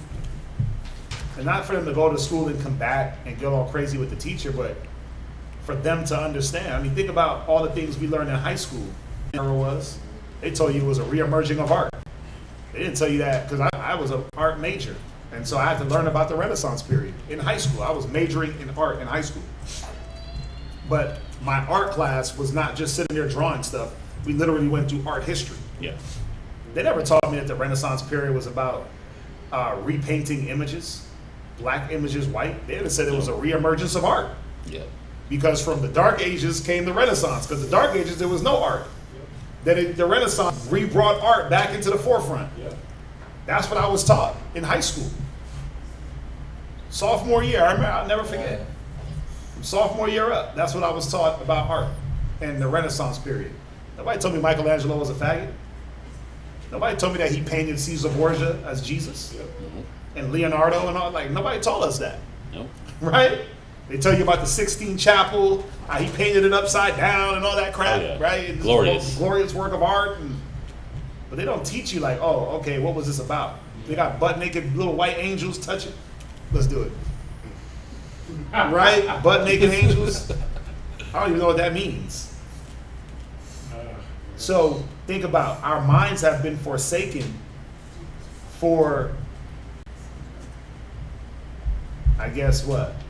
Being able to make it in America? The children's minds are forsaken, man. You got to give up one thing in America to get something else. You know what I mean? And it sucks, but that's how it is. But you don't have to continue the cycle. Make sure that you talk to your kids about what they learn. I do it. I ask them. I talk to them. Especially this guy, when he goes, I'm like, bro, what they talking about over there? You ain't pledging allegiance, are you? You ain't doing all that stuff. He's like, nope. And they know. They know. Don't let him pledge the allegiance. Don't let him sit there with Christmas parties. Put him into a whole other room. You know, and it's fine. That's true. What's that? Let's say for you to be, you said our minds are forsaken. You have to see, for your minds to be forsaken, you have to devalue yourself in order for somebody else to come up above. Yeah, or just the devaluement came through us just being slaves and being in captivity. Right. We've already, and we don't know that we're devalued. Right. A lot of our people again don't even know that we're still in a form of slavery. They think that we're free because they can go buy things, because they can shop, because they can drive around free. They're not really seeing mentally, how does the machine have me working for its benefit, and what do I got to give up for the process? Right. Well, I got to conform to the process. So the process is what? I have kids. By the time they can walk, I throw them in school for 18 years, right? And I let the process build them while I build the process. I go work for this industry or that industry, or I go give my whole life up to Walmart. You see that, as a greeter or Kroger or wherever, some minimal paying job, right? That I was better off starting my own job, starting my own business. They don't teach that. So it's a cycle of go work for Walmart, go work for Kroger, or I don't care, even if you was working for some CEO company, even if you was a CEO of some company, it don't matter. How much energy are you putting into that company? And how much are you not giving into your own family? You forsake your family for one thing or the other. Because the powerful CEOs, they ain't got time for their family. They buy them everything, but they're not there to talk to them. Yeah. They're always on a business trip. They're always over here working. They're more concerned about the job than the family. Do you see that? So it doesn't matter if you're the most powerful CEO or the person working 60 hours a week just to barely make it. You give more energy to that industry. The kids suffer. Then they bring your kids through the cycle of sit down, 12, 13, 14, 18 years, sit in a classroom, get preached to by some old wrinkly white woman or white man that's going to tell you, you need this for a job. You got to sit here and learn how to sit here so you can sit at a job. They never teach them to be independent. to be entrepreneurs, then they create the cycle and they keep feeding the machine. So, again, it's showing us in this Deuteronomy, right? Where you at? Deuteronomy chapter 32, verse 17. Right, they sacrifice unto devils and not God. The Most High don't want your children to not learn Him. Think about it. You just got to ask yourself, if your children don't have the opportunity to learn about the Most High, then the devil's got them. That's true. The whole point of the Most High was what? One of the main things that the Most High articulated to us as true believers was that what? When thou rise us up, when thou lay us down, teach these words to your children. When you read in Maccabees 7, and it's the woman with the 7 children, and she said, your painstaking education and upbringing. She sat there and taught her 7 children about the Most High. Right? If they're not learning about the Most High, then what are they learning? They can learn all the damn maths in the world. Math, science, reading. You can learn all of that in the world, man. But if they're not learning about how to keep themselves away from the negative and from all the filth and keep their minds pure and not be, like the scriptures say, bewitched. What are they really learning? What is the point? They're just sacrifices for you to be able to run around and go work and fulfill somebody else's pocket. That's the way I look at it. That's the way I look at how America got us in work and in school. For you to aspire to go to be in college, to go be in debt, to continue to have to work off a debt. Our biggest hoax in history. Oh, I got to be in college. Okay, well, you about to be automatically $100,000 in debt. That's right. But I only work at Walmart. I only make, what are they paying in Walmart these days? $15 an hour? $15 an hour don't do nothing when gas is $4.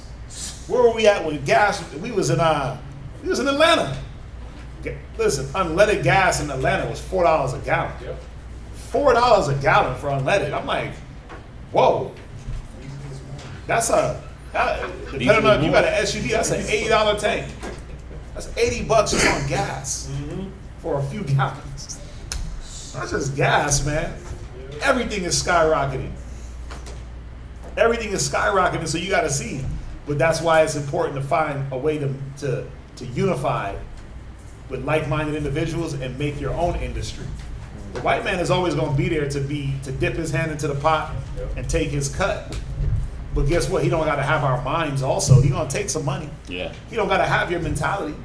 He don't have to instill in him or in us his ways. But when you sacrifice to devils, especially our children, what are they learning? The devil don't want to kill them. That's the thing.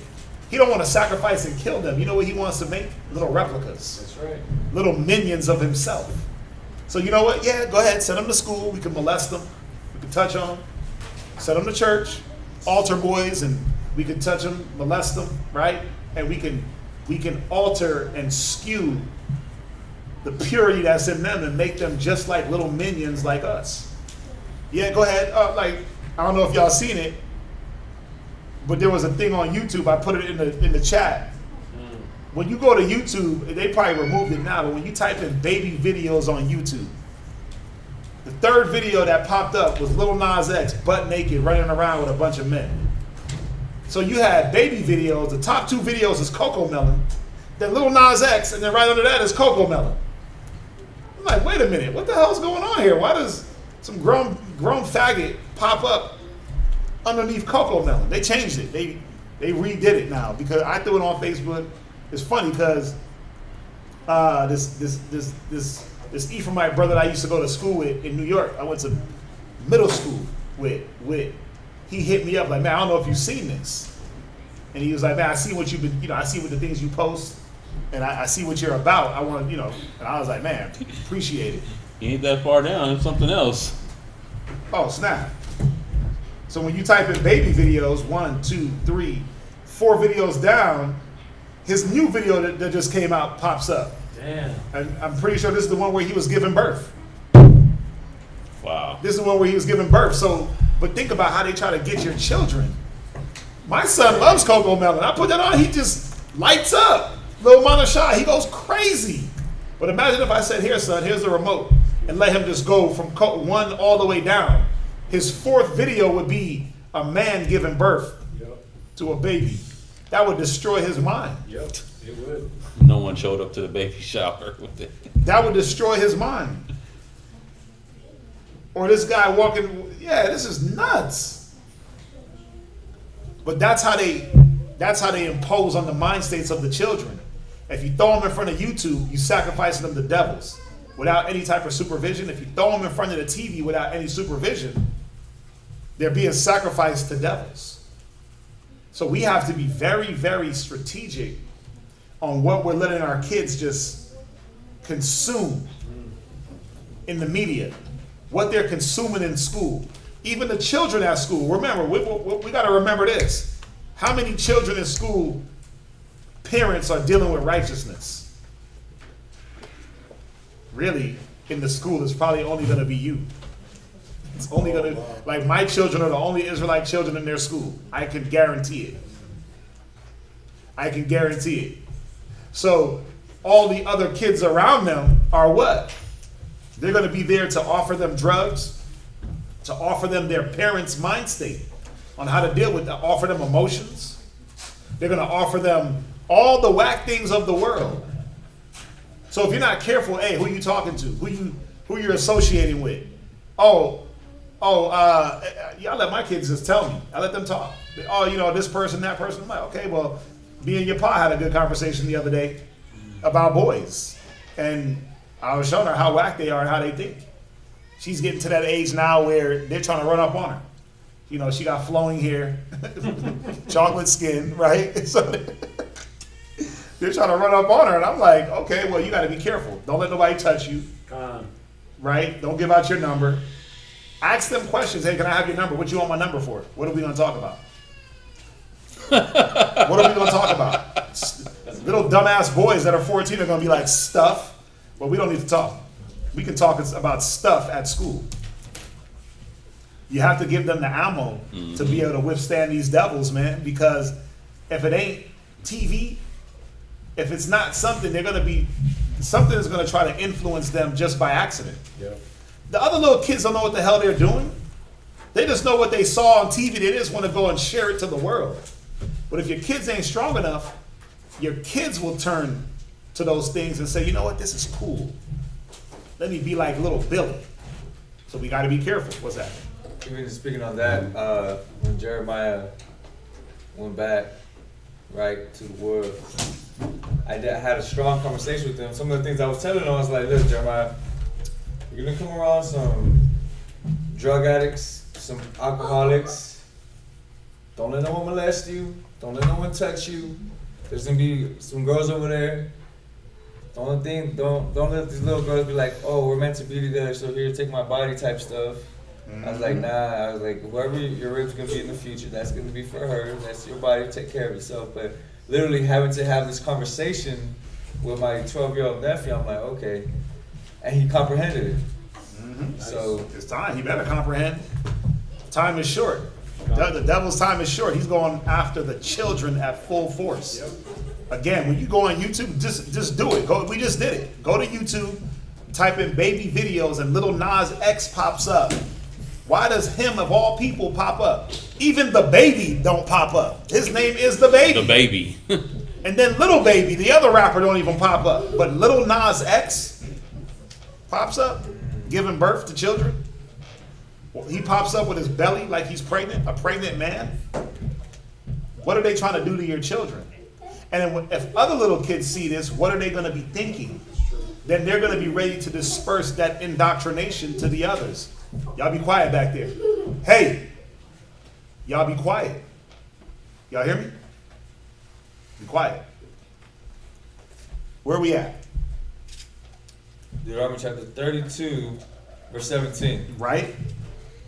They sacrificed unto devils, not to God, to gods whom they knew not, to new gods that came newly up, whom your fathers feared not. Yeah, man, to new gods. There's always a God being created in this society. Every day they invent something for you to worship. National Taco Day, National Pizza Day, this day, Coffee Day, that day. Coffee first, then parenting. They make coffee a god. They make clothing brands a god. Oh my God, I was watching the video of Kim Kardashian at the Met Gala where she hopped out the car and it sounded like the chick in the background was having a heart attack. I love you, Kim. Oh my God. I was like, whoa, nobody's gonna tell this chick to slow down? She was losing her mind. Like if she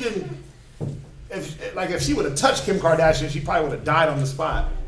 But she was just losing it. But that's what they do. They deify these people, idolize and pedestalize these celebrities. Believe it. That's their God. Kim Kardashian, Kanye, and all these other little whack rappers, these homosexual rappers, man. Damn right. It's crazy. Lil Nas X, they got videos, like look at the videos of him going into these high schools and to these middle schools. The kids are going crazy over this man that acts like he's pregnant. It's wild. So we got to be very, very careful. Where we at?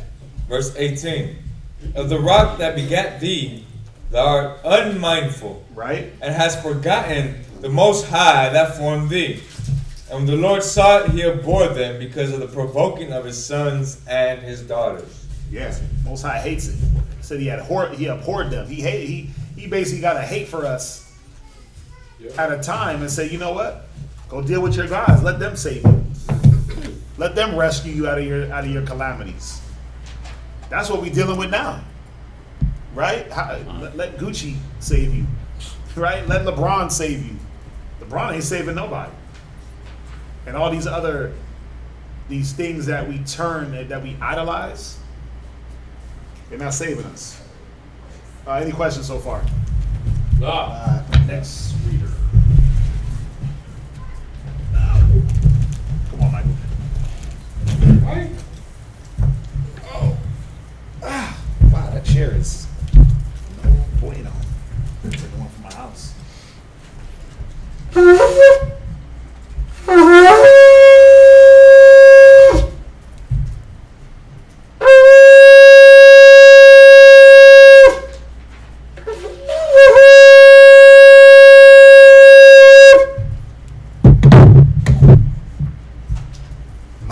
Shabbat Shah Yahawada, Ban Yashrala, Michael, Shabbat Shah, Yahawada, Ban Yashala. I Michael. Rap. Yahawah Shem Yahawah Shabarakatham. Yahweh Shem Yahweh Shai Rakatah. The bill.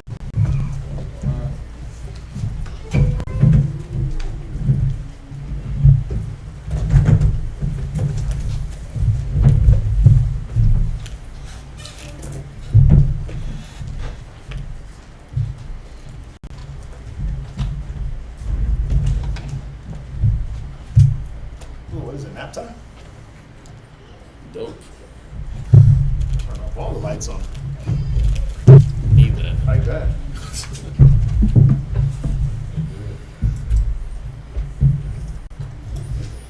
So we're at Deuteronomy 32 and 20. You're going to read the 37.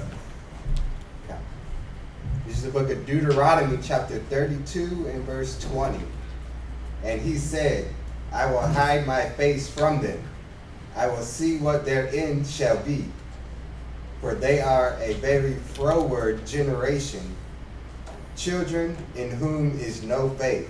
And we see what our end is becoming. We see what's becoming of us. We see what's going on with our children. We see the indoctrination. We see just the mental state of our people, the physical state of our people. It's bad. It's bad. It's very, very bad. The murders, the drugs, and this is through the ages, man. It's not getting any better, truthfully. Look at all them people in Haiti that came from Haiti that are down in Mexico. Oh, it's about to get turned up. They're in Texas now. That's what I meant. They're at the border of Texas and Mexico. It's about to get turned up in Texas. And Haitians are gonna need what? Places to live. They gonna need places. They gonna need things. And guess what? The government ain't gonna try to give it. So what they gonna be doing? They gonna be doing what Haitians do, man. What what the black man is accustomed to doing. It's going to be taking things. Take. So watch the crime rate in Texas just go up astronomically. Guarantee it. I guarantee it. Not saying that our people are trash, but they got a trash mentality. So they're going to do very trash things to get by. So that crime rate down in the valley and where they're crossing at, that's going to go. You can't put poor people in a place where there's abundance and not give them the abundance. They're going to take it. That's true. By any means necessary, they're going to take it. They're going to live. So, and once others see that, oh, we can preach and come through just like that, guess what happens? They're going to overrun. And it's a good thing. It's more people to teach, right? It's a fresh batch of Levites sliding up. I was sitting back thinking about that. I'm like, damn, there goes more people to teach. More Levites. You see what I'm saying? So it's not always a bad thing, but just dealing with our mentality and the way we've been conditioned to think and to act. A lot of them men, they gonna come up here and they gonna be taking the things that they want. Go ahead. Verse 21.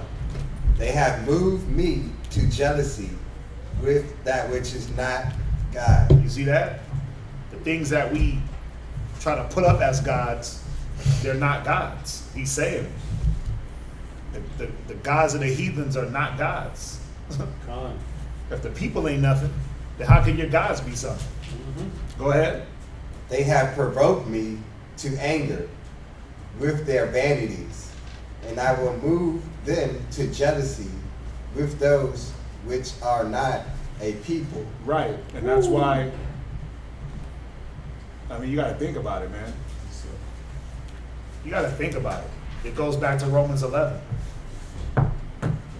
It goes back to Romans 11 with the jealousy. He said, I will provoke them to jealousy.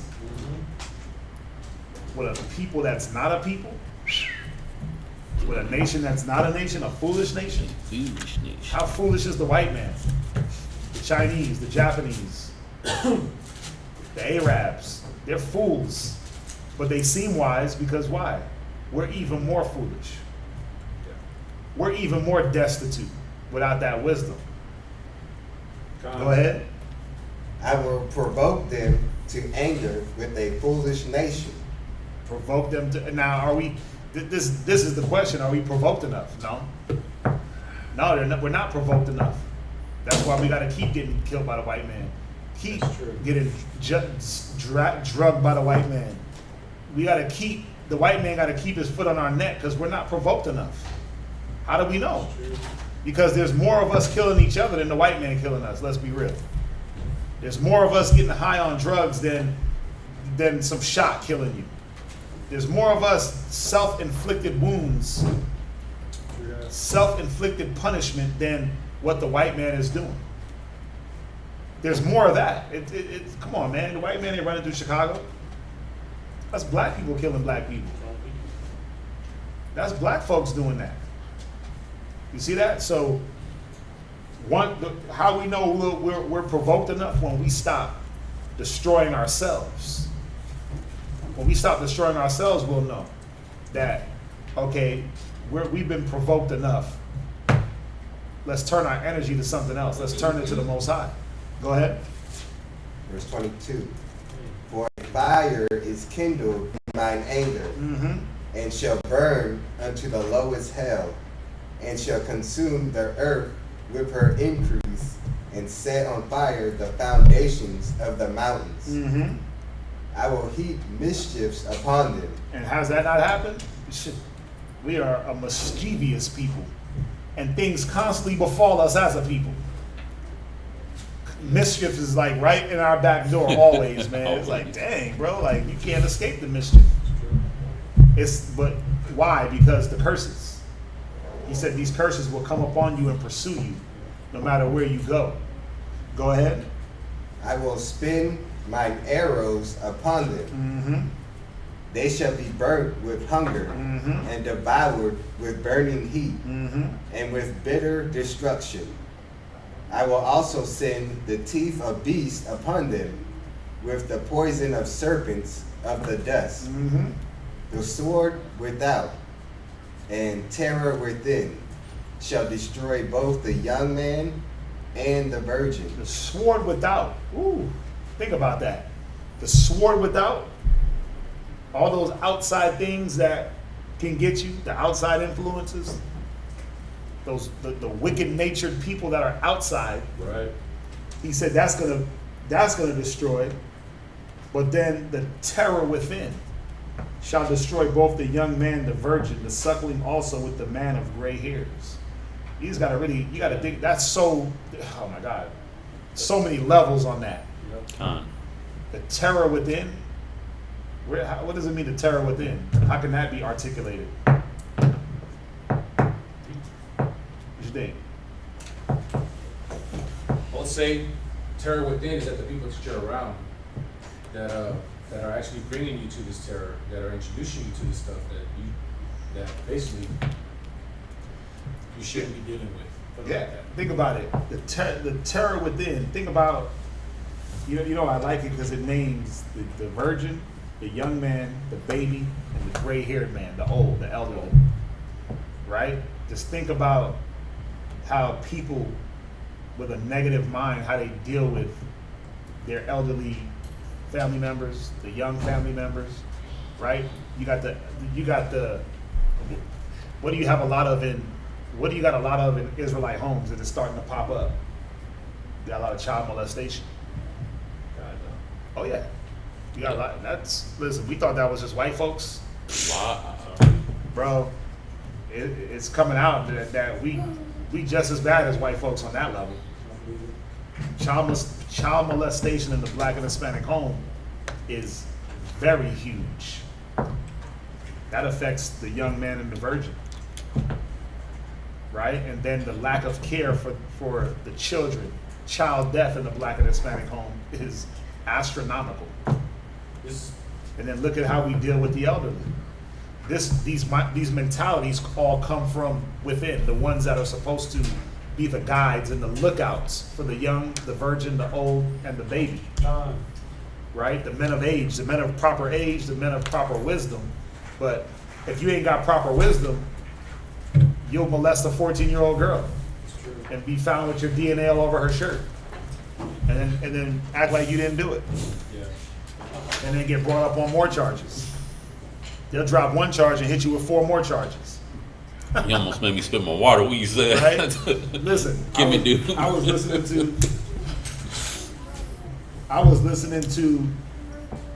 reading an article. I was reading an article on Africa Bambaataa. And it was, and one of the people that accused him of the molestation, they were documenting, like, from the age of 12, the things that he went through. Now, African Bambaataa was this prevalent figure in rap music. He was a star. That time in the 80s, the 70s, early 90s, he was a star. And they would talk about how he would prep little boys basically to rape them. He would slowly, caress the shoulder, Yeah. inappropriate shoulder touches. He would have the little boys at his house working out. Like, you 12 years old, you got this dude doing crunches at 12, working on his abs. With his shirt off. With his shirt off and and shorts. stuff. And then he's showing them like, oh, you got nice abs. And then it just went into full-blown raping them. Then tossing them around. But think about it. How was this man looked at? He was looked at as the pillar of the community. He was esteemed. He was looked at as the safety. He would be the safety to go to if something was going on, right? He would be the safe haven for the young, for the old. You see that? But his mentality was off and wicked. Allegedly. I gotta say alleged. You gotta say alleged when you say certain accusations, right? But who did he affect? He affected these young boys. All these cats that's in their 30s now coming out like, yeah, they did this to me. I'm like, dang. What's that? That don't affect just the young boys, but it affects the whole community. But that's the point. It destroys everything around you when you start thinking about But it. that's what I'm saying.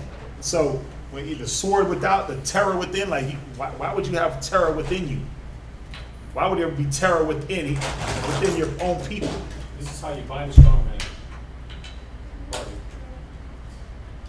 but just think about it. Why would you have terror within your people? If we all supposed to believe in the Most High and have the same thought process, it's because we don't have the same belief. It's because some decided to go deal with other gods. Some decided to go deal with, like they were talking about how he believed that drinking little boys' semen was giving him spiritual powers. Oh, man. And guess what he ran around with? Guess what he still runs around with? That big old unk around his neck. Kemet and chakras. That's what he believes in. Guess what he believes? Guess what teachings he subscribed to? The teachings of Dr. York. We know that he's buried under the jail for child molestation and child rape. He's under the jail for 2 life terms. 2 life terms, that man is, but these are what they subscribe to. And they put him up as God.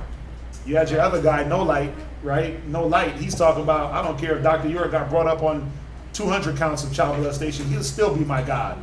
He said it. There ain't no allegedly on that. He said it. I seen the video. He said it out of his own mouth. He'd still be my Most High. He'd still be my God. He'd still be my supreme teacher. So a rapist would be your teacher? But see, that's how you know. But the sad part about it is this is how our people think. We see the evils in things and we like, no, I'm going to still rock with that. You see the evil in Christmas, oh no, I'm going to still teach that to my children. Because then you try to make it fun. And you try to make it wholesome. I see the evil in holidays and Halloween, but, you know, dress them up like pirates and their favorite movie of the year, whatever movie comes out that year, Toy Story. Comic book character. So it makes it more child friendly. Now it takes away the negative. No, it doesn't.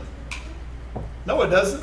But that's how our people try to justify. I'm gonna just take limes and make lemons and make lemonade. Oh, they even use a scripture where they go so hard on it. It's like, yeah, you know, the Most High, God took what was meant for our evil and turned it to our benefit. Right. Like, what? Well, I don't celebrate Christmas as it's Jesus' birthday. Con. Weird. But see, we've been accustomed to doing that from jump. Even from this time. The fire is kindled, right? He goes down, I will heap mischief upon them. Well, we seek the mischief. It's easy. We just follow the heathen. They shall be burnt with hunger and devoured with burning heat and with bitter destruction.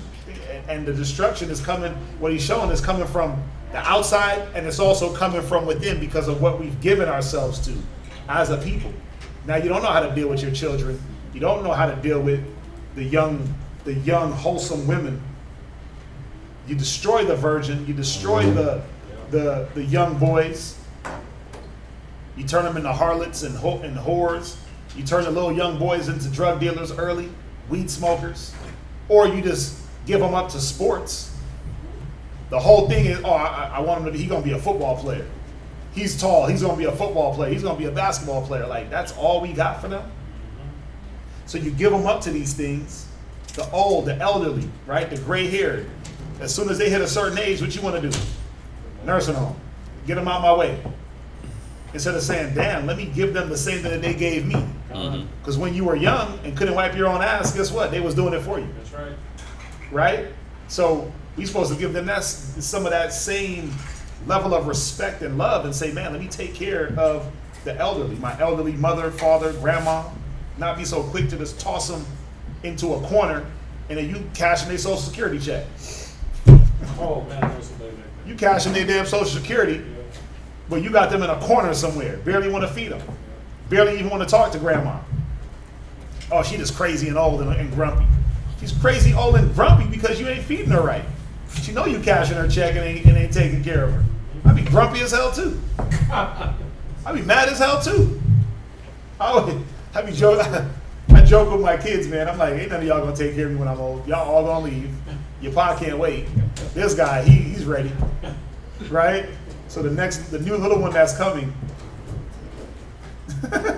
that's gonna be her job. That's the one that's gonna take care of me. Because all these, maybe Manashai, he might stick around, right? But I be having that feeling like, man, my kids ain't gonna take care of me. But I'm gonna try to at least instill in them and teach them, like, look, this is the things you're supposed to do. Right. Don't get impatient with an old man, like the scriptures say. Understand what I'm dealing with. Be old and grumpy, right? But the mentality is what it's going into here, is that we're going to be destroyed on all sides. And the destruction from the sword without, the terror within, bro, that's what's killing us. Our own selves. The white man, the nations already are doing their jobs. They're being the sword. But then why are we terrorizing our own selves? Why are we being terrorized by the Most High? Well, because we want to be like the ones that are killing us from the outside. Go ahead, read on. Verse 26. I said, I would scatter them into corners. I would make the remembrance of them to cease among men. That's why you don't know who you are. That's why we're the only ones that don't know our place in this world. We have the king's seat, but we don't know where we at. We servants. Yeah, discontinue from your heritage. 17:3, right? Yeah. We've discontinued from our heritage. Why? Because we've been scattered. That was part of it. That goes right back to Deuteronomy 28. Go ahead. Were it not that I feared the wrath of the enemy, lest their adversaries should behave themselves strangely, and lest they should say, our hand is high, and the Lord have not done all this?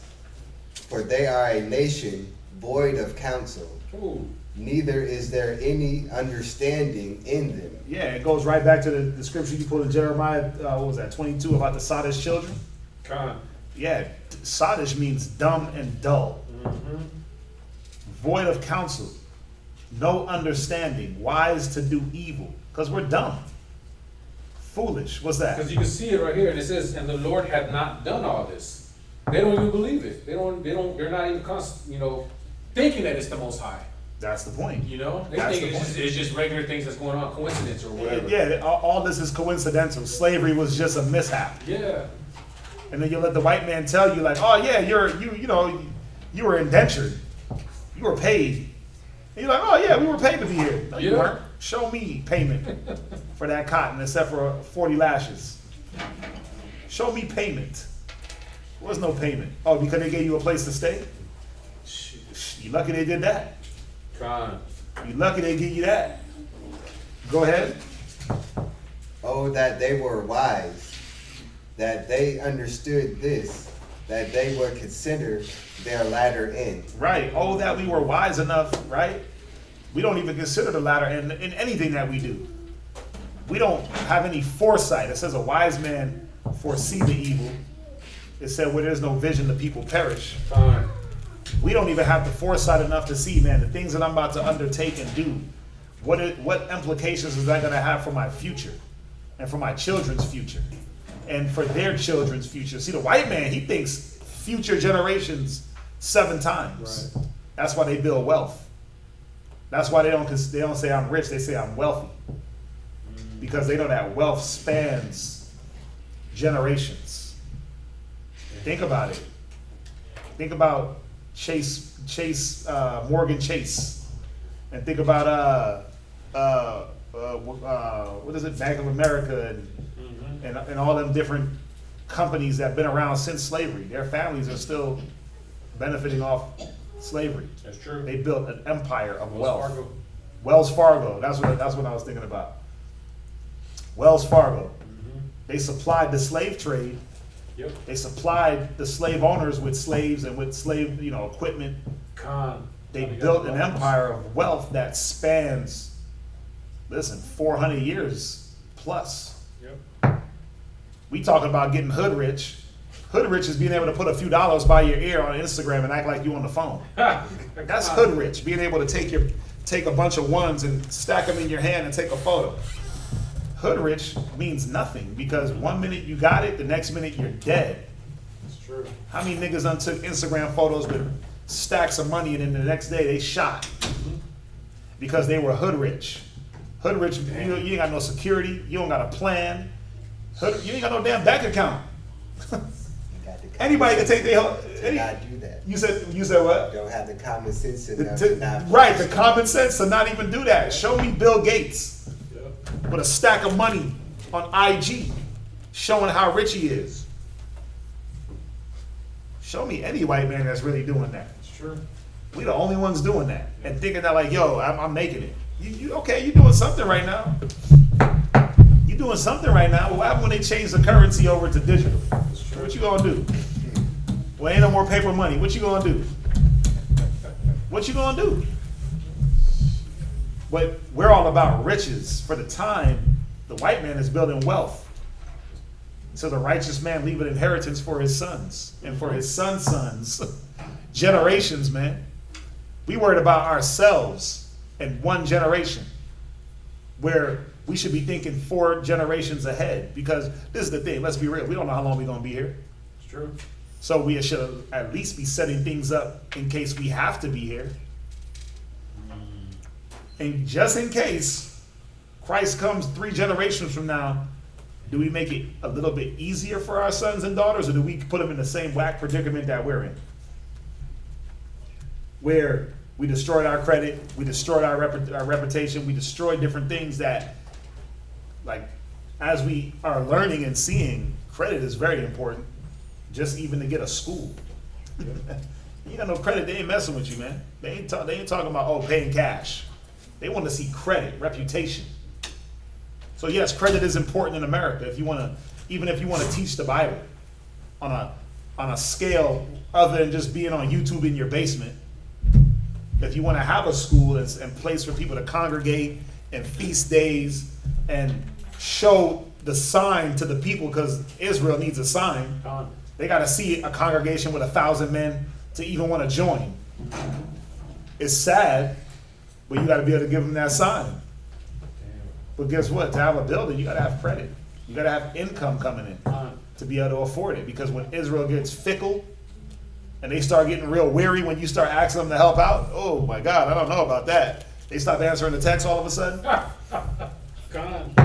You ask them for alms and things if you want to give, and all of a sudden there's no more cons and shalams. You got to be able to pay for that building. You got to be able to facilitate that need for the same very people that want to be able to come and just sit here and not contribute. So true. No, you know, I just had a real whack scenario jump in my head. It's like, oh yeah, we're teacher moment. God, we're barbecuing, having a feast. Everybody come on through. Oh, Con, I'm gonna be there. What time? 8 o'clock. I'm gonna be there. Hey, on the way over here, grab some paper plates, forks and knives and spoons. Crickets. Hey, brother, you on the way? We'll supply the food. Just bring something that you can eat in. But why I got to do that? Okay, well then you can eat out of your hand. God. That's Israel though. That's how Israel dealt with the Most High too though. It's the same thing. Mm-hmm. I'm gonna give you everything you need, but then we question, well, why I got to do it like that? Well, I'm giving you the sheep, the lamb, the manna. I'm giving you all those different things. Well, why we got to eat it only at this time? Or why we got to gather only at this time? I want to gather every day. But I'm giving it to you so that you don't have to gather every day. Well, I don't see why we don't do. It's Israel, man. It's a bad mentality. Go ahead. Verse 30. How should one chase 1,000 and 2 put 10,000 to flight? Right. Except their rock had sold them, and the Lord had shut them up. For their rock is not as our rock, even our enemies themselves being judges. Right. How could one chase 1,000? Come on, man. We were that strong and powerful. One man would chase 1,000. Think about that. While David was killing his tens of thousands, David got bodies on him, destroying cats. But now we won't even step up to the fight. We won't even show up for the battle. Now we're like, I'm not trying to fight. I'm just trying to make money, or drink, or party, or kick it, or get some girls.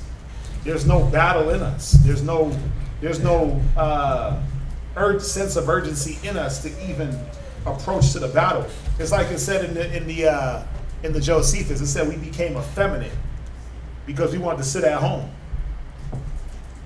and just tend to our fields and water our grass and do our lawn. Looking like Moab. Yeah, you just want to be like Moab. You just want to be like my neighbors in his drawers. Just watering the plants all day. That's all my neighbors do. These old Moabites. That's all they do. All Chinese. They just sit around and garden all day. Yeah. I get it. There's some tranquility in it. There's some, it's peaceful. But all day?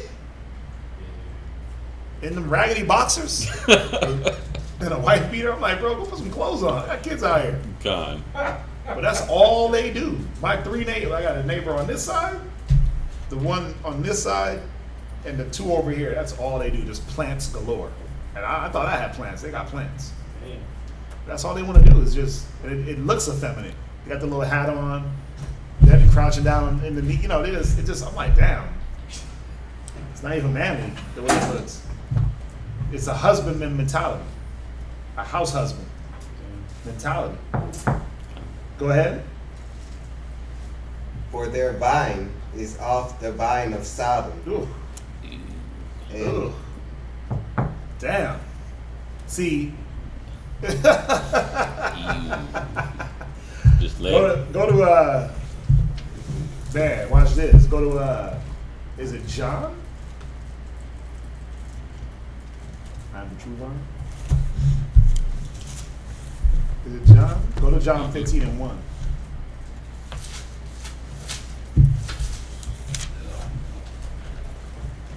He said their vine. Read where you at, Michael? verse 32. Right? For their vine is off the vine of Sodom, Go ahead. and off the fields of Gomorrah. Go ahead. Their grapes are grapes of gall. Uh-huh. Their clusters are bitter. Right. Read St. John 15 and verse 1 real quick. John chapter 15 and verse 1. Right? I am the true vine, Right? and my Father is the husbandman. Go ahead. Every branch in me. He said, I'm the true vine. But there is more than one vine. The vine, think about it. The grapes, the clusters, they grow from the vine. That's how they get their what? Their flavor, their nutrients. That's the plumpness of the grape, right? That's where they get their influence. I'm the true vine. What is he saying? That the things that we're influenced by. That vine is of Sodom and Gomorrah. You from a damn field of Gomorrah. Ugh. Damn. Sodomy and homosexuality and softness. This is what our people cater more to. I mean, think about it. The black woman. I gotta go on the black woman real quick. I love y'all, but the black woman will give. The average black woman will cater more to a homosexual black man than she will to a straight black man. That's her friend. That's her homie. That's who I party with. That's who I kick it with. You'll fight more for their rights than you will for the average black man's rights. Why? Because the influence. Our people have been so heavily influenced and indoctrinated with this homosexuality.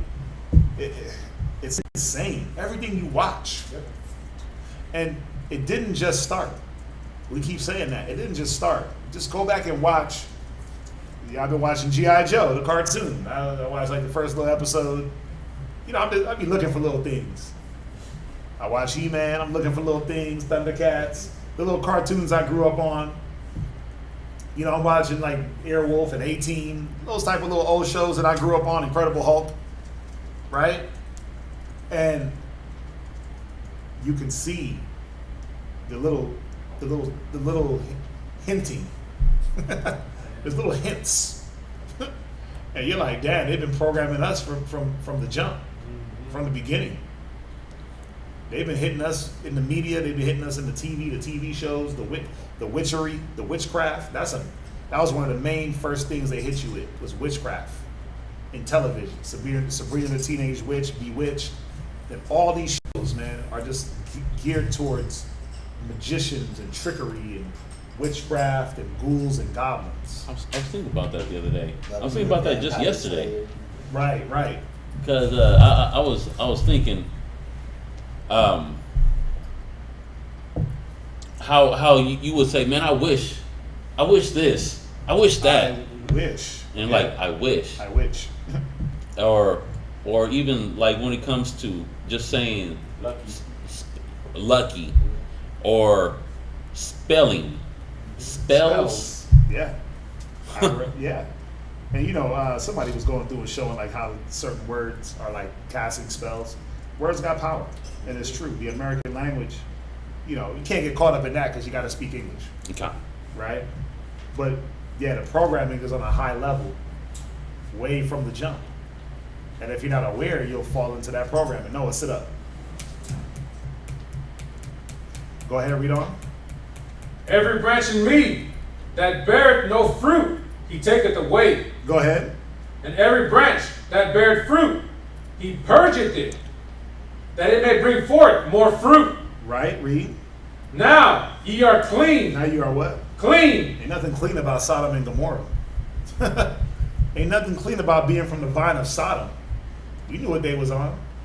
For him to say you are from the vine of Sodom and the fields of Gomorrah, your morality was so corrupted.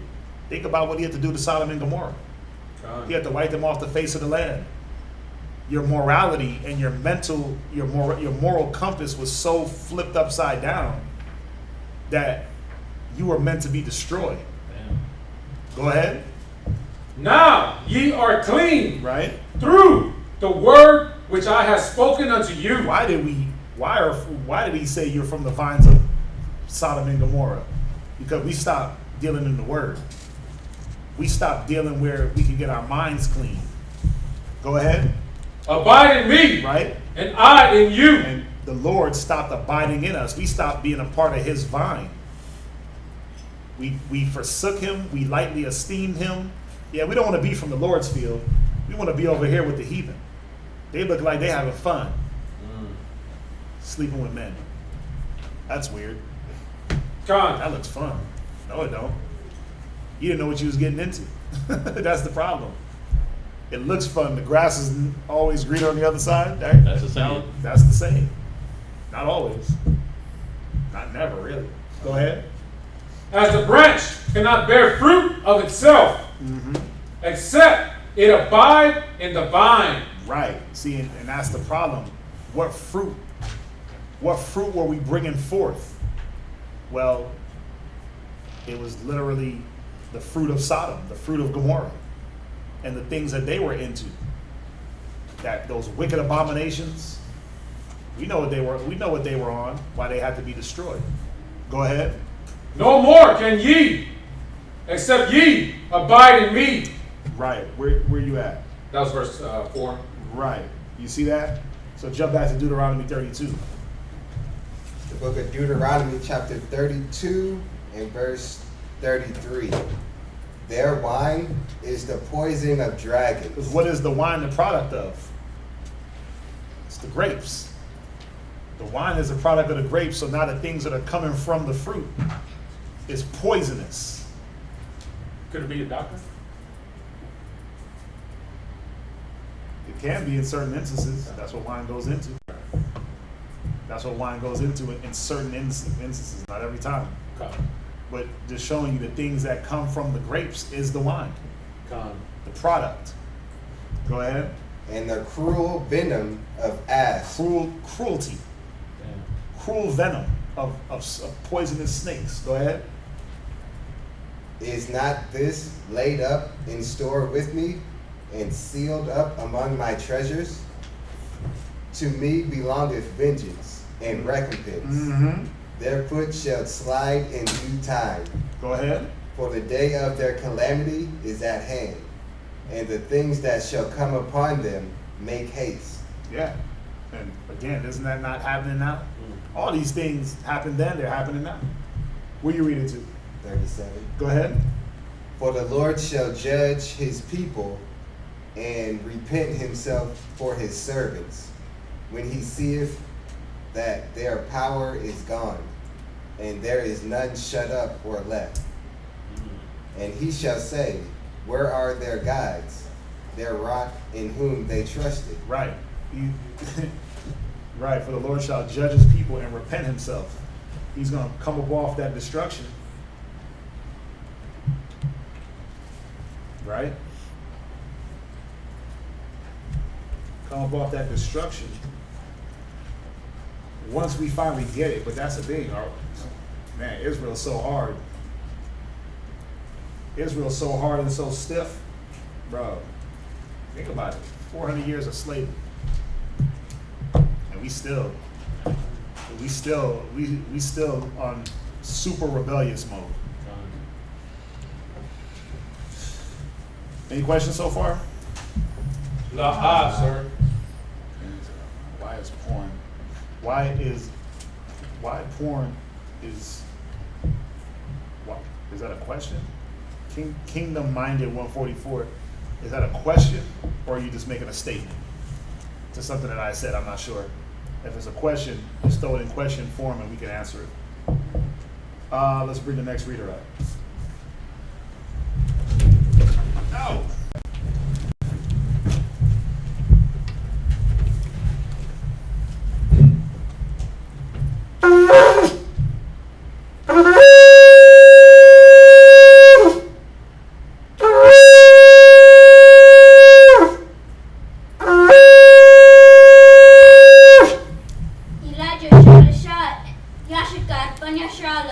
Elijah Shabbat Shal, Yashakar, Bun Yashala. I might be. Barak? Yahweh Shem Yahshua Barakatah. Yahweh Shem Yahshua Barakatah.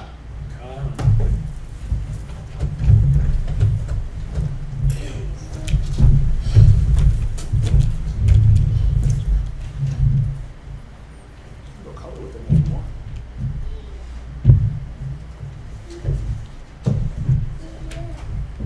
What's the problem? You good?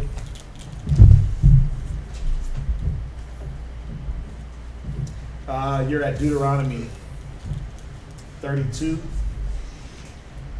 You're going to read the rest of the chapter, and I'll tell you where to go after that. So read the rest of the chapter. Deuteronomy chapter 32 and verse 38. Which did eat the fat of their sacrifice and drink the wine of their drink offerings, let them rise up and help you and be your protection. See now that I am He, and there is no God with me. I kill and I make alive. It's just like the story with Elijah. He said, let the God save you that rose up and ate your sacrifices. Now, we know that didn't happen. There was no gods coming and eating. That wasn't happening, right? Because even when we sacrifice, who ate the sacrifice? We do. We gave that to the priests. We sat with them, right? There was no spooky mist popping out of nowhere eating food. It didn't happen. There were times where things got burned up in a fire, like how the Most High sent that fire to show His power. But what He's saying is, let them save you. Let those gods that you believed in, let your woman, right? Because the black woman is God. That's my favorite. The black woman is God, but how can God barely grow their hair? Why do a God gotta go get somebody else's hair to wear? How come a God needs fake nails? They can't grow their own. Y'all gotta pick up your jaw from the floor. I'm just wondering, like, how come a God? You mean to tell me a God can't grow their own hair? You gotta wear an animal's hair or fake hair or another human's hair to look a certain way. Like, I thought you was a God. But see, that's how you know you can't even control your own body. I thought a God could control their emotions. How come we can't control our emotions? I thought a God can just make things happen. Why does He got to pay child support or support you? Why does He got to be your resource? Mm-hmm. You a God, right? I mean, don't a God make their own way? Gods snap their fingers and riches come into their hands. Why do you need Him for anything if you a God? I was watching one video. The woman's on the thing talking about she taking stepdaddy applications. She just needs a man to come and be the strength and kill spiders. And I'm like, you a God? You can't kill a spider? You're supposed to tell that spider what to do. Flee from my house, right? But you're a God. But it just goes to show that the things that we pedestalize, they're not gods. The women have been pedestalized. The vain things, cars, clothes, vacations, all those different things, and they've been put on a pedestal, and it's like we look at those things as the savior, as the thing that's going to get us out of a situation, and they're not. Read on. I wound, I wound, Right? and I heal. Right? Neither is there any that can deliver out of my hand. For I lift up my hand to heaven and say, I live forever. If I whet my glittering sword and mine hand take hold on judgment, I will render vengeance to mine enemies and will reward them that hate me. I will make mine arrows drunk with blood, and my sword shall devour flesh, and that with the blood of the slain and of the captivities from the beginning of revengeance upon the enemy. Rejoice, O ye nations, with his people, for he will avenge the blood of his servant. Right, because now he's going in and showing, okay, you did this. You didn't care about me. I propped you up. You gave yourself over to these nations by your own free will of just not following me. But guess what? I'm going to come back and destroy them for you. That's what he's saying. I'm going to come back and show you that I'm with you, that I really care. I'll destroy them. I will destroy them on your behalf once again. I'll repeat Egypt, but on a more higher scale. Go ahead. And will render vengeance to his adversaries, and will be merciful unto his land and to his people. And Moses came and spake all the words of this song in the ears of the people. He and Hoshi. Where you at? Verse 44. Is that Hoshi? Oh, that's Joshua. It's Joshua or Hosea. Hosea, the son of Nun. Right. And Moses made an end of speaking all these words to all Israel. And he said unto them, set your hearts unto all the words which I testify among you this day, which ye shall command your children to observe, to do all the words of this law. For it is not a vain thing for you, because it is your life. Because it is what? It is your life. See, this should be our life. That's right. This should be our life. This should be our life's mission. To observe and to disperse to our children and then to follow. Go ahead. And through this thing ye shall prolong your days in the land whither ye go over Jordan to possess it. And the Lord spake unto Moses that so same day, saying, get thee up into this mountain, abrim unto Mount Nebo, which is in the land of Moab, that is over against Jericho. And behold, the land of Canaan, which I gave unto the children of Israel for possession, and die in the mount whither thou goest up, and be gathered unto thy people, as Aaron thy brother died in Mount Hor, and was gathered unto his people. Right, so what he told Moses, right after Moses talked to the people, he said, go up into the mountain and die. That's cold, man. That's cold. He said, listen, just go up into the mount. You did what you had to do. Go up into the mount, and now that's it. Give it up. Go ahead. Verse 51. because ye trespassed against me among the children of Israel at the waters of Meribah, Kadesh, in the wilderness of Zin, because ye sanctified me not in the midst of the children of Israel. 'Cause what did Moses do or not do? What did he do? What?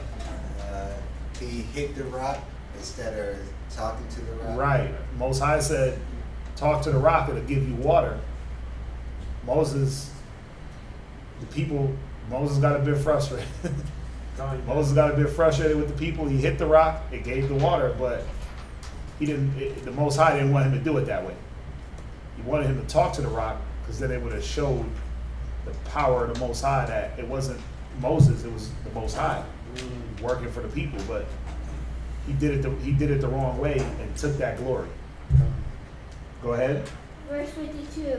Yet thou shalt see the land before thee, but thou shalt not go thither unto the land which I gave the children of Israel. Right. So go up in the mount. You can look at the land from afar off. You can see that. Why did he make him do it like that?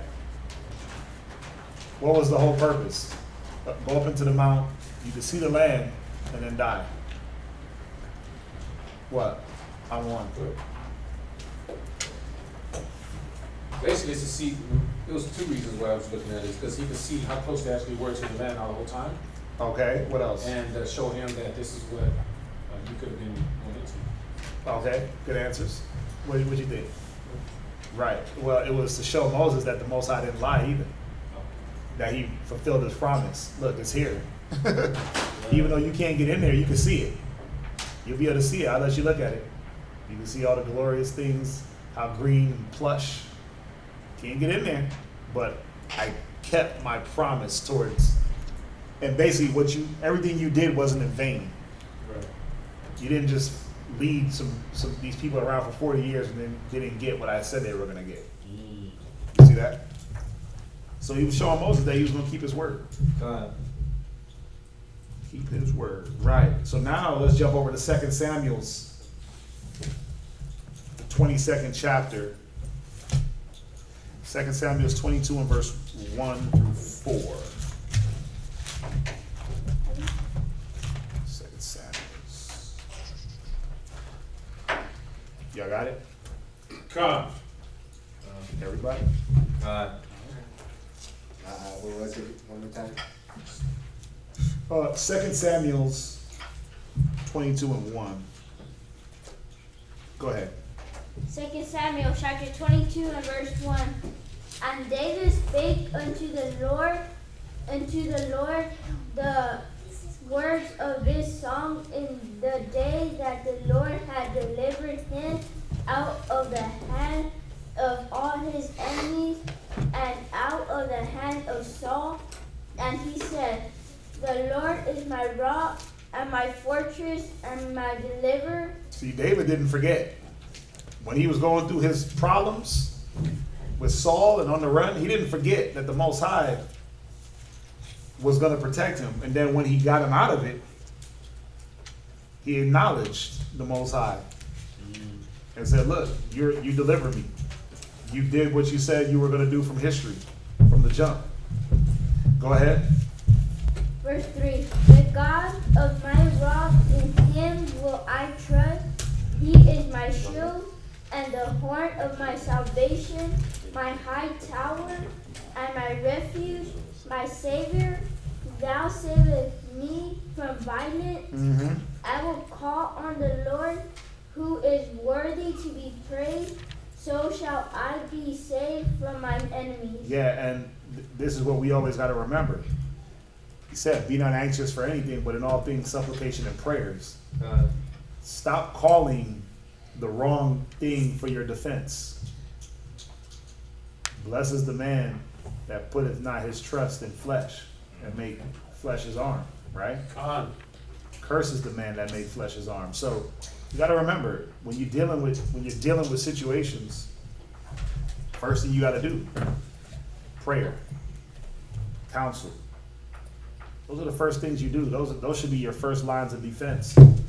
Or else, and when I say counsel, it got to be with the right people. You can't counsel with the scornful and with the sinners. Well, yeah, my mama told me. Okay. But is your mom going to take you to the Bible and give you the balance? She's going to give you motherly wisdom, right? Because that's what moms are there for. They're there, baby, I love you. It's going to be all right. Maybe but moms is going to go off of biased and non-objective resolutions. Moms will tell you to do anything to get you out of something. Mm-hmm. But is it going to be beneficial long run? So why is the wisdom important? Well, because it's balanced, right? Why do we use the word? Well, because we read it in Deuteronomy. It said the way of the Most High is true. It's judgment. It's pure. Go ahead. Oh, that's all for you? Read. All right, next orator, next reader. I step on it.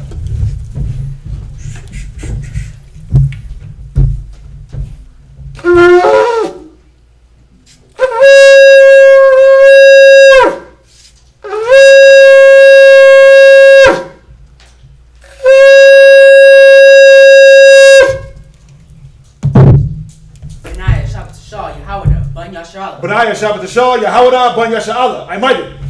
Barak. Yahawah Hashem, Yahweh Shai Rakadam. Yahawah Hashem, Yahweh Shai Rakadam.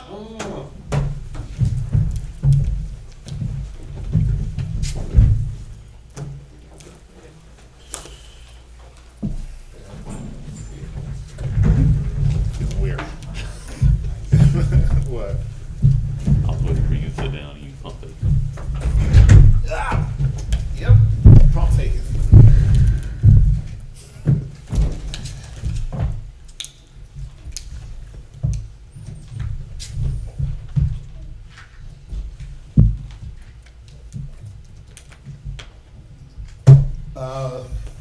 So yeah, 2 Samuel 22 and verse. Sure, take it away. 2 Samuel chapter 22, verse 5. When the waves of death compassed me, the floods of ungodly men made me afraid. The sorrows of hell compassed me about.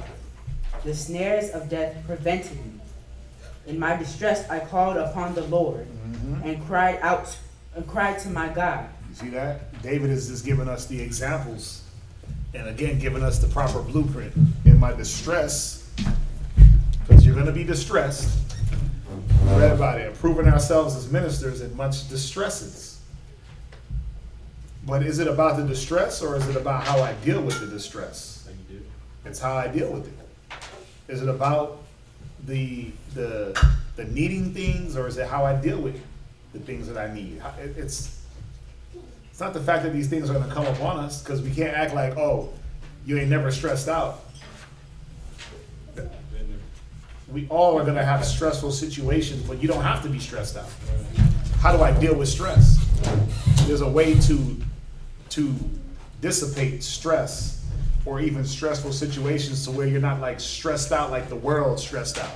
I'm so stressed out, I need a cigarette, right? Or man, I'm just so stressed out, I gotta go hit a sack, right? There's ways to use the wisdom and use the people around you.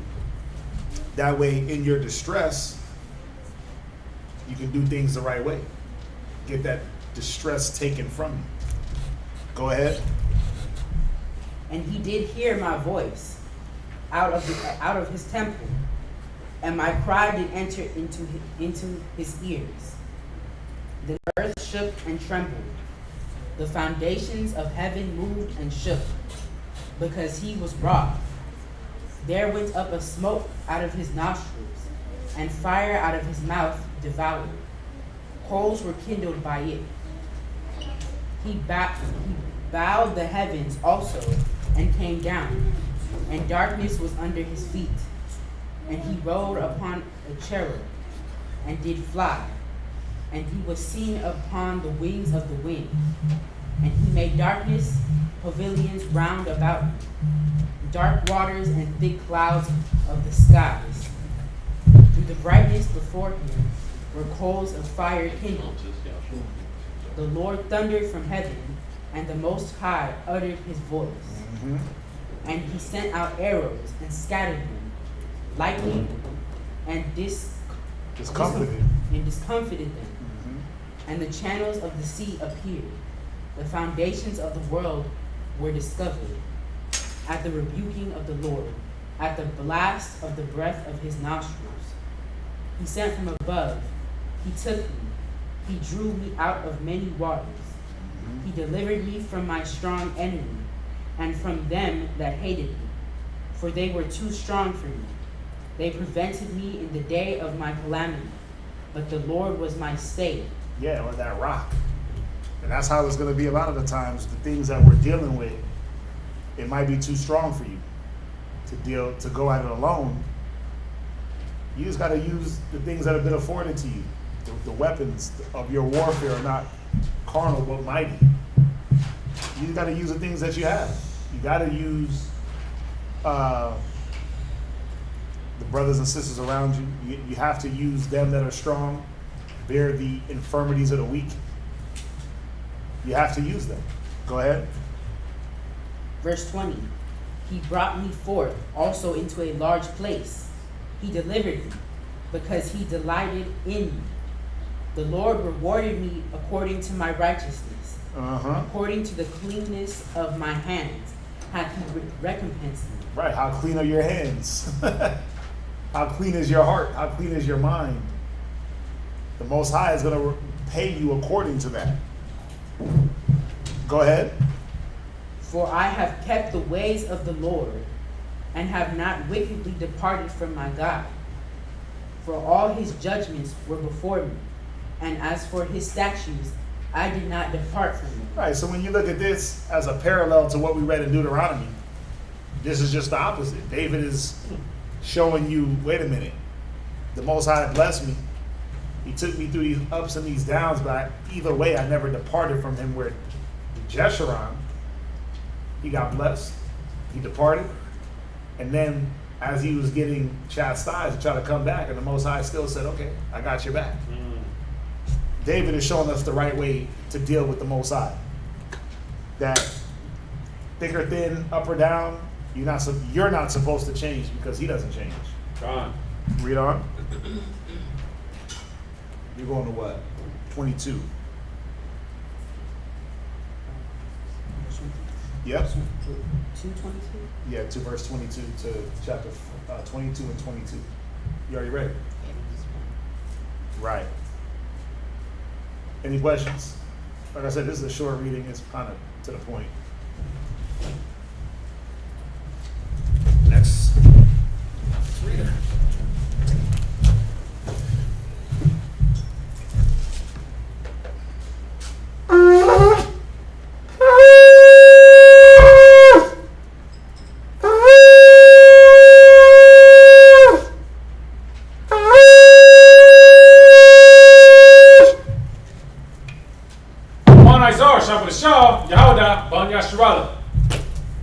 I'm a one Izar, Shabbat Shah, Yahawada, Ban Yashala. I might have. Barak. Yahweh Shem Yahshua Brakatam. Yahweh Shem Yahweh Shabrakata.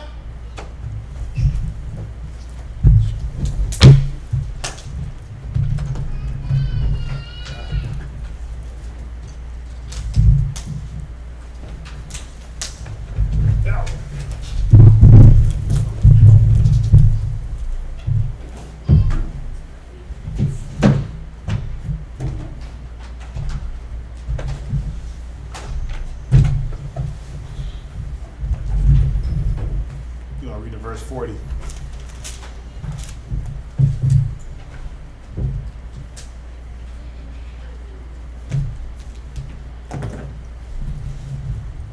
Second Samuel, chapter 22, and verse 23. For all his judgments were before me, and as for his statutes, I did not depart from them. I was also upright before him, and have kept myself from mine iniquity. Therefore, the Lord hath recompensed me according to my righteousness, according to my cleanness in his eyesight.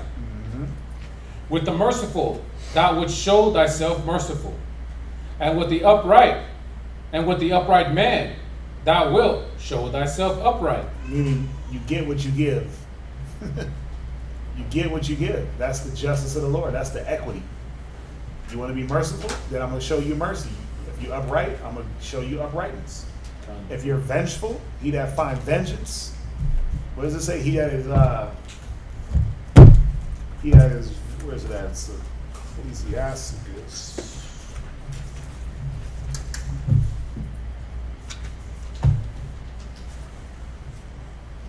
Right, 28:1. He that revengeth shall find vengeance from the Lord.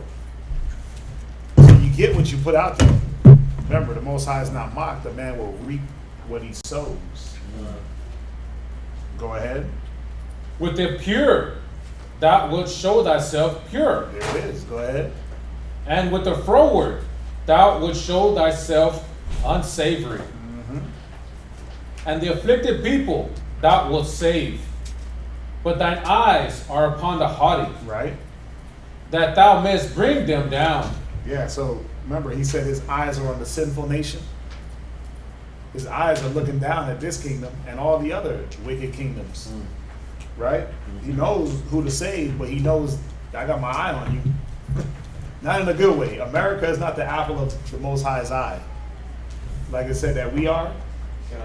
Right? God bless America and no one else. Or God is watching. Yeah, you're right. He's looking. He's looking to see. Is America going to turn? Is America going to turn from their wickedness? I'm watching you. And I'm taking account of everything that y'all do. All the wicked nations. Go ahead. For thou art my lamp, O Lord, and the Lord will lighten my darkness. For by thee I have run through a troop, and by God I have leaped over a wall. As for God, his way is perfect. The word of the Lord is tried. He is a buckler to all them that trust in him. Right, a shield. For who is God? Save the Lord. Who is a rock? Save our power. God is my strength and power. He will maketh my way perfect. He maketh my feet like hinds' feet. He setteth me upon my high places. He teacheth my hands to war. So the bow of steel is broken by my arms. David was a powerful cat. But think about it. Did he say, I did mad push-ups? I bench pressed 500? You know what I'm saying? I was doing a lot of calf extensions. That's how I was able to get hinds feet. No, he gives all the credit to the Most High. Go ahead.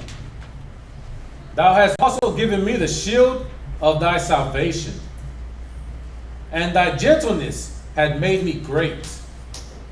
Thou hast enlarged my steps under me, so that my feet did not slip. I have pursued mine enemies and destroyed them, and turned not again until I had consumed them. Right. Now, again, we don't even want to go to the battle. Because we, subconsciously we know that ain't nobody fighting with us. We think we got it. Right? We think, I should say, the wicked of us. We know that the Most High fights on our behalf regardless. But, those battles, something in us is like, man, the Most High is he's not riding with this.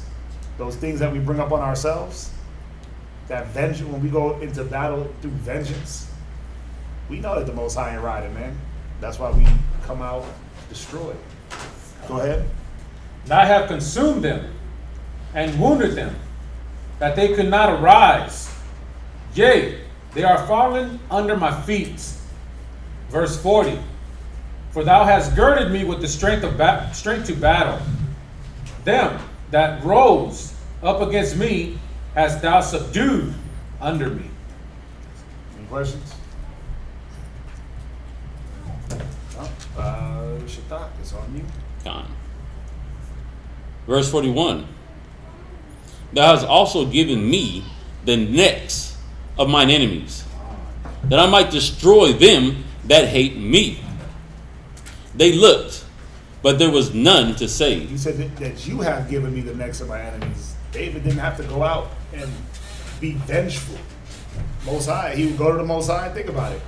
When you read it, he would go to the Most High and say, the Philistines, should I pursue them? Yea or nay? Most High said, yeah, pursue them. Chase them. You're going to win. Or do I go this? Should I go this way? No, go this way. This way, go that way. He would at least inquire, right? And then the Most High would give him the direction. And he made that victory sure. Unlike others like Saul and other men that just created their own circumstance and they lost many a battle. They lost to the Philistines many times. Right?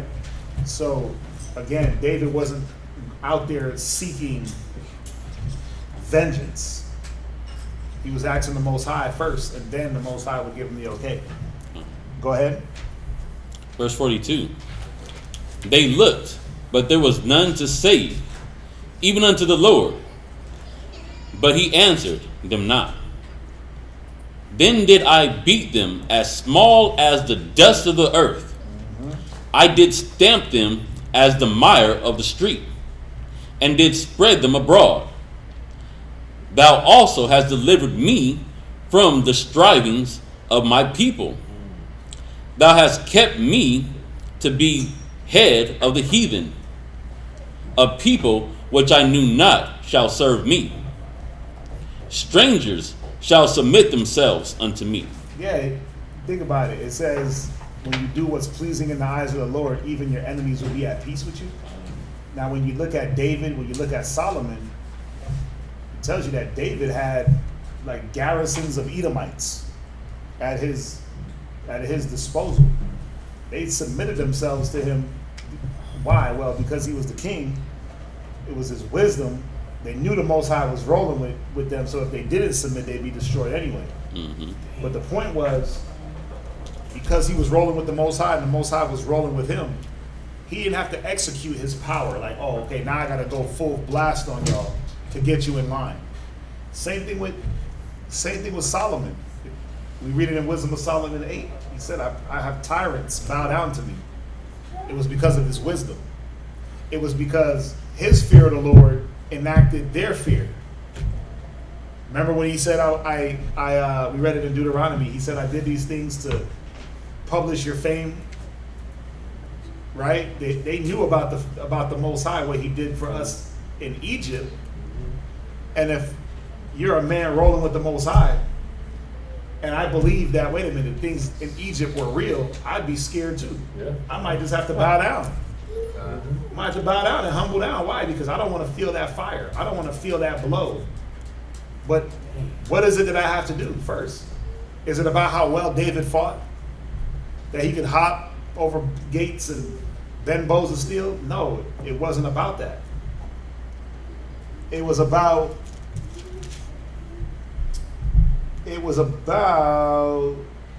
where's it at?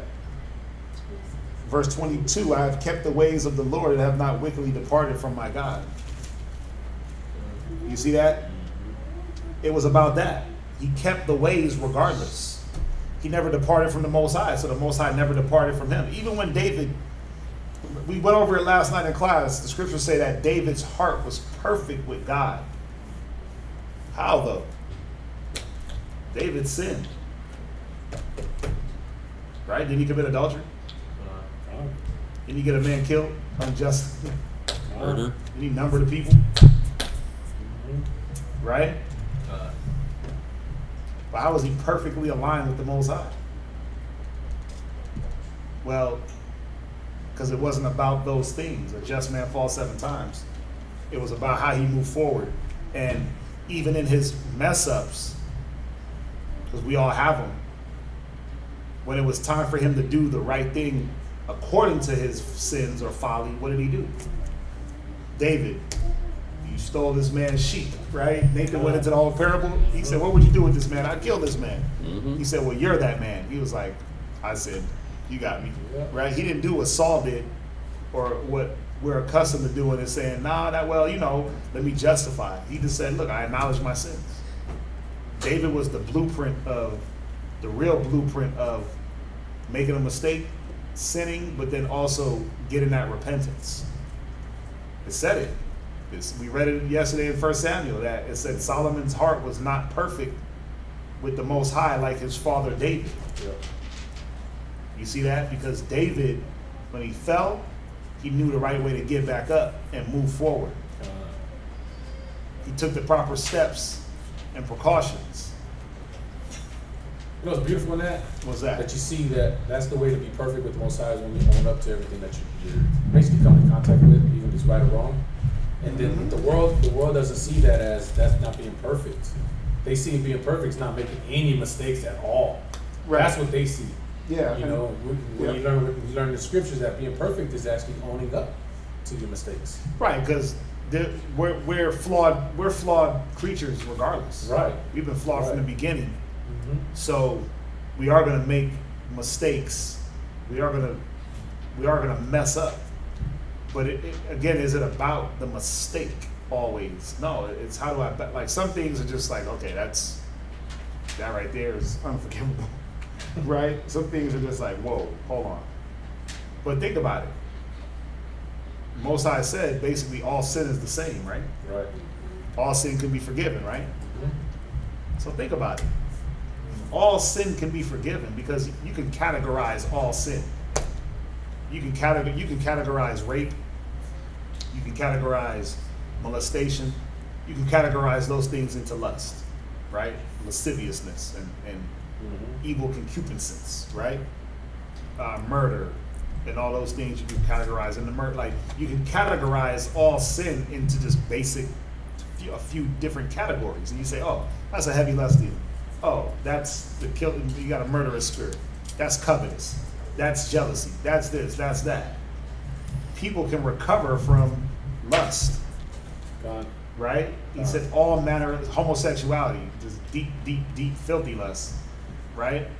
But those things can be forgiven. Those things why can they be forgiven? Because you can change from them. God. That's the thing. Mm-hmm. You see that? So it's a beautiful thing because he gives us those chances.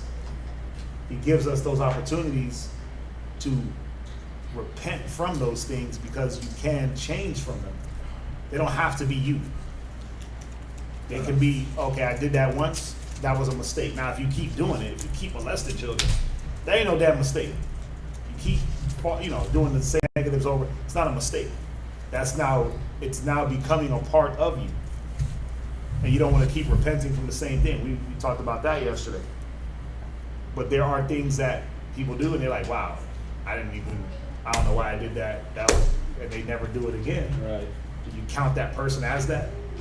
Is David just counted as an adulterer? Nah. Is that his track record? But adultery is a heavy, heavy crime. Murder is a heavy crime. Or conspiracy to commit murder. He conspired to commit murder and did it. That's a heavy crime. Murder, adultery. That's true. Damn, bruh. That's a heavy, those are heavy crimes. Right? But that wasn't counted, he wasn't counted as such. Going forward, he just moved on from those things. So, very important. Yeah, Abadai. And just like when Yahushua, the woman who was caught Right. in the sin, In adultery. Right. He said, go and sin no more. Right. So that wasn't held against her from that moment forward after she Right. Had she Right. not done that and repeated it, then it would have been Then it'd been a story. problem. Yeah. Right. But that's the thing. Don't repeat the same thing. That's definitely something that y'all showed on to me since I've been here. And just the foolishness and everything. I'll expound on it to my family, my household, and stuff like that. So look, they bring to your attention, you'll get that correction because they love you. They watch over your souls. Mm-hmm. And what blows my mind all the time is like, obviously I can forget about it, but how you allow myself to like, okay, let's go back to work, keep pushing, keep fighting. And that's one of the things that I respect about the truth. Because in the world, everybody always held it over my head, whatever I would do. From a small mistake to something real big. Yeah, because that's what the world is programmed to box you in so you can't. The whole point about the truth, remember, you shall know the truth shall make you free. Not Right. you're going to know and then box you in. Remember, the light didn't come into the world to condemn us. You see that? The wisdom is not here to condemn us. It's supposed to free our minds and show us we made mistakes. Let's do things on the opposite hand. Just like David. He made mistakes, but what did he do? He acknowledged, he repented, he moved forward. That's the whole point.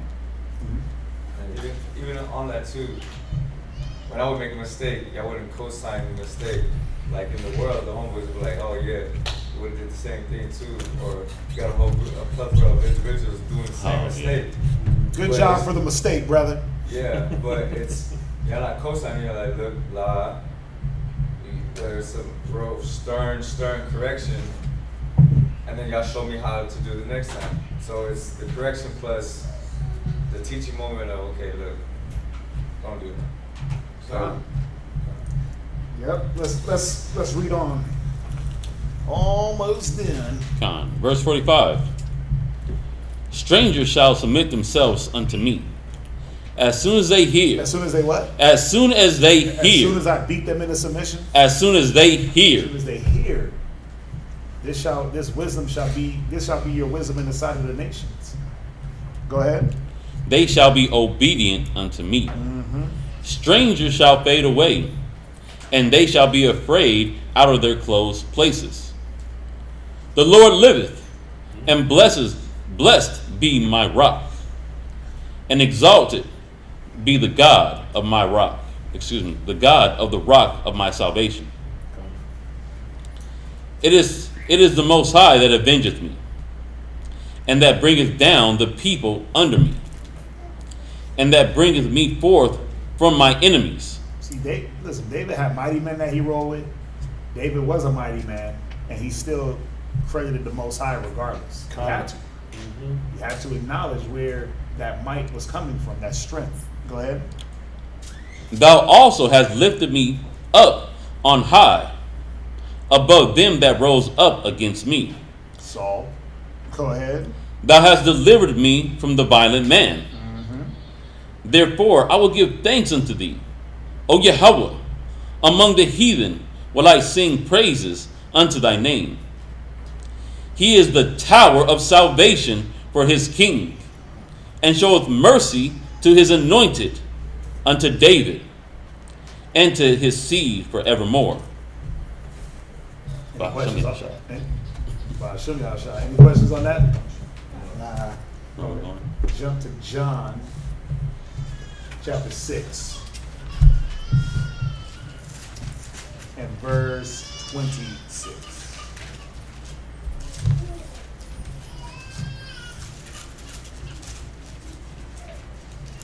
St. John chapter 6 and verse 26. Say, Con, you got it? Okay. Yahushua answered them and said, Verily, verily, I say unto you, ye seek me, not because ye saw the miracles, but because ye did eat of the loaves and were filled.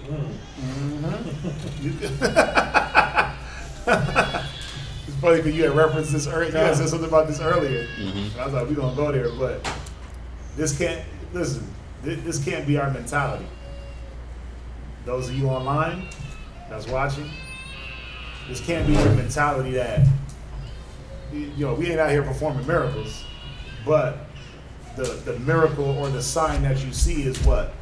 That we're here, we're consistent, we show up day in, day out. If you call, we answer, right? For those of you that do call, for those of y'all that know our track record. But you can't be just around for the carnal, is what it's going to go into. The fish, the bread, the things that are going to fill your gut. And then when it's time for the brotherhood, the sisterhood, the getting to know one another, you skip out. you skip out on that. Like you don't see the importance because you got what you needed. Con. That full feeling is gonna run out, and then you're gonna be empty in the spirit, and you're gonna be wondering, why can I not be fulfilled? I'm eating fish, bread, right? Lasagna, whatever they cooking at the feast. I'm eating, but how come spiritually I'm not being fulfilled? Think about it. You ate in church. They made sure they kept you full after church. They're selling plates in the basement of the church, in the basketball. You know what I'm saying? In the gym of the church. But how come the people weren't being spiritually fulfilled? Because they came for the wrong reasons. It's showing you right here, you know, he's going into your intention of even being around. What is it for? Go ahead. Even another thing that's also showing is that just if you're following the pattern of the reading, and what we've been hitting on from the beginning is that when things aren't good, you want to get good with the Most High. And then when things aren't good, you follow. When you think things are good, you fall away. And Yahweh Shai is saying you only come in because of the fish and the bread. Okay, you full, then you gonna go away, or you gonna get that? You're good now. You're good now. Yeah. You good, so you don't need me no more, huh? You're not coming because of the miracles. You're not coming because of spiritual things. You're coming just to fill your gut. You're coming just to fill your household. You're coming because, just like what I was saying in the very beginning of class, you're coming because you want something from the Most High. You want something from the truth. You want to be able to get your kids. You want to be able to see your kids because you want to get off child support. Or you want a rib, and you got a rib. And when the Most High gifts you with these things, then you fall away because you're good now. You got what you wanted. You seen a brother come in, lost his rib, lost his boys, his kids. Mm-hmm. As soon as the rib came back, you could see the drifting away. Mm-hmm. Then he got his kids, and then he excuses of why and blaming why not to be around. Con.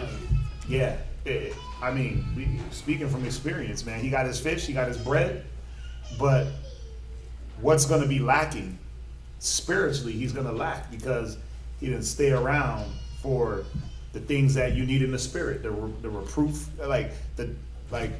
why did you lose your rib and your sons and kids in the beginning? First place, yeah. And then you didn't stay around to get those lessons on, maintenance. You didn't stay around to get the lessons on, let me deal with the kids the proper way. You didn't stay around long enough to get those things added to you so that you don't repeat your cycle. And the whole point was to stay around long enough for those things. You know what the point was? To stay around that you can give those lessons to many other people after you. Not just get the lesson and learn and you dip because you're good. You get the lessons, you learn, and then you were supposed to be there to administer. Right. To the next man, and to the next man, and to the next woman, and the next person, and do it like that. But you got your kids, what are you going to be able to teach them? Facebook? How to Facebook and Instagram all day? How to travel? What are you going to give to them really? What lessons are you going to prevent them from going through what you went through? But like the scripture had, I'm one I quoted earlier, they don't have any understanding. They don't understand. They don't understand what got them in the situation that they were in. They don't understand what they're really missing spiritually. They don't understand. They think they got it because their belly is filled. Stupid children. Sottish children. But Yahweh Shai breaks it down right here. Verse 27. Labor not for the meat which perisheth. And why should you have to when the Most High said He's going to give you that anyway? Mm-hmm. If He says, seek ye first the kingdom, and all these things shall be added unto you, why would I have to kill myself over something that the Most High is just going to give me? So true. Right? You got to work for the Spirit. You definitely got to work for that. But this is the thing, while you work for the Spirit, the byproduct of the Spirit is the carnal. Meaning, if I put myself in the right mode and use the Spirit and use the wisdom, it's going to benefit me carnally. I'm going to know how to run businesses. I'm going to know how to set things up. I'm going to know how to economize, and I'm going to know how to use money the right way and not just throw it all around, right? I'm going to know how to save. I'm going to know how to compartmentalize this bill and that bill. There is a benefit of wisdom carnally. There's a carnal byproduct of wisdom. It just is. That's how you know if a man is wise. You hear what he says, but you see how he does. Right. Also, if a man got wisdom to keep his house in order, what is he going to do? What are you going to see? You're going to see his wife and his kids in order. You're going to see his household in order. You're going to see his finances in order. You're going to see the spirit of his house in order. But that all comes from wisdom, right? Which is a spiritual thing. But then the carnal byproduct is you see his children, his wife, and his house. Solomon is the perfect example of that. I mean, he got wisdom, and the byproduct of wisdom was more wisdom, but then also he got carnal benefits. Read on. Labor not for the meat which perisheth, but for that meat which endureth unto everlasting life. That's what you're supposed to labor for, the spiritual gifts. Coveting the best gifts. How do I fight to be a long sufferer? How do I fight and to continue to be faithful and diligent?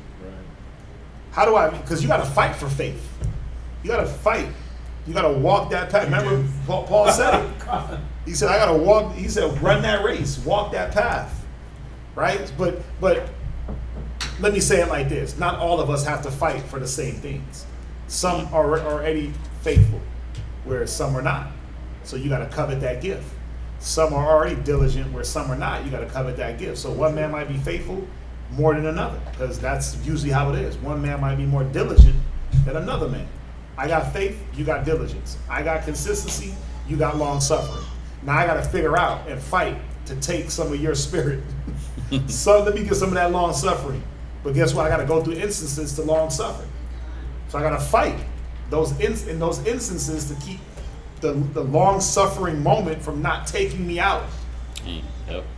That's the whole thing. It's like I'm fighting for this thing, but if I'm not fighting the right way, the moment that I'm supposed to be learning could be the moment that takes me out the truth. That's true. The faithful moment, if I'm not fighting in faith, guess what? That's the moment where I leave, because I lack faith. I lack diligence. I like this. I like that. So it's those moments that are supposed to build you and build your virtue. If you don't move the right way towards those moments, those will be the things that take you out of the wisdom. Go ahead. What's that? I was gonna say that the Most High, He's gonna put you in a situation so you can. He knows your weaknesses, Right? so He's gonna put you in a situation where you have to work out your kinks. You know, that's what Yeah. we talked about in the class a couple weeks ago. And we were saying the same thing. He's gonna put you in a situation where you got to fight.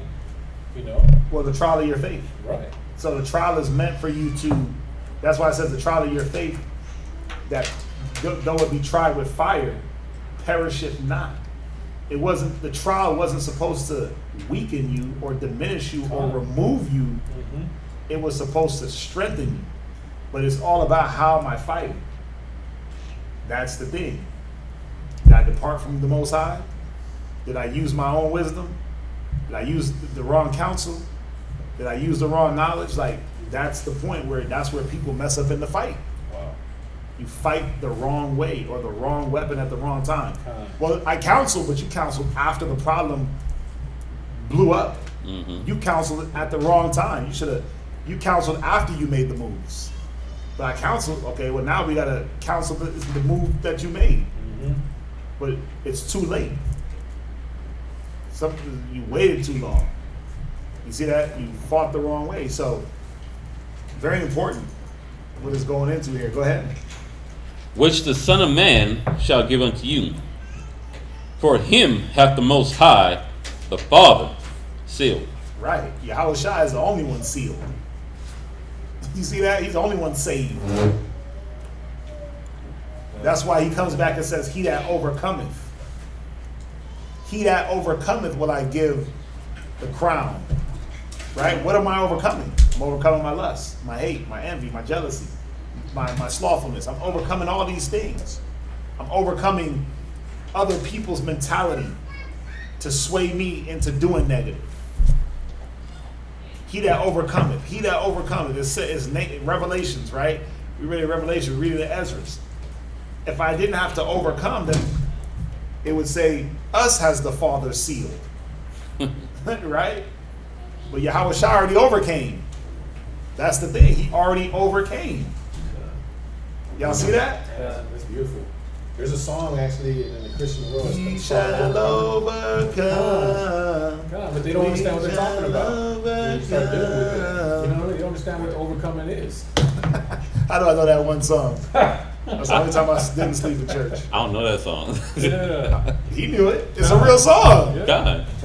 The only time in church I didn't sleep was when they sung. God. I was up for that because I wanted to see some foolery. I wanted to see some dancing and some good old Holy Spirit. You want to see the dance battle? I want to see the Holy Spirit battle, the Holy Demon battle, crip walking. Crip walking. There you go.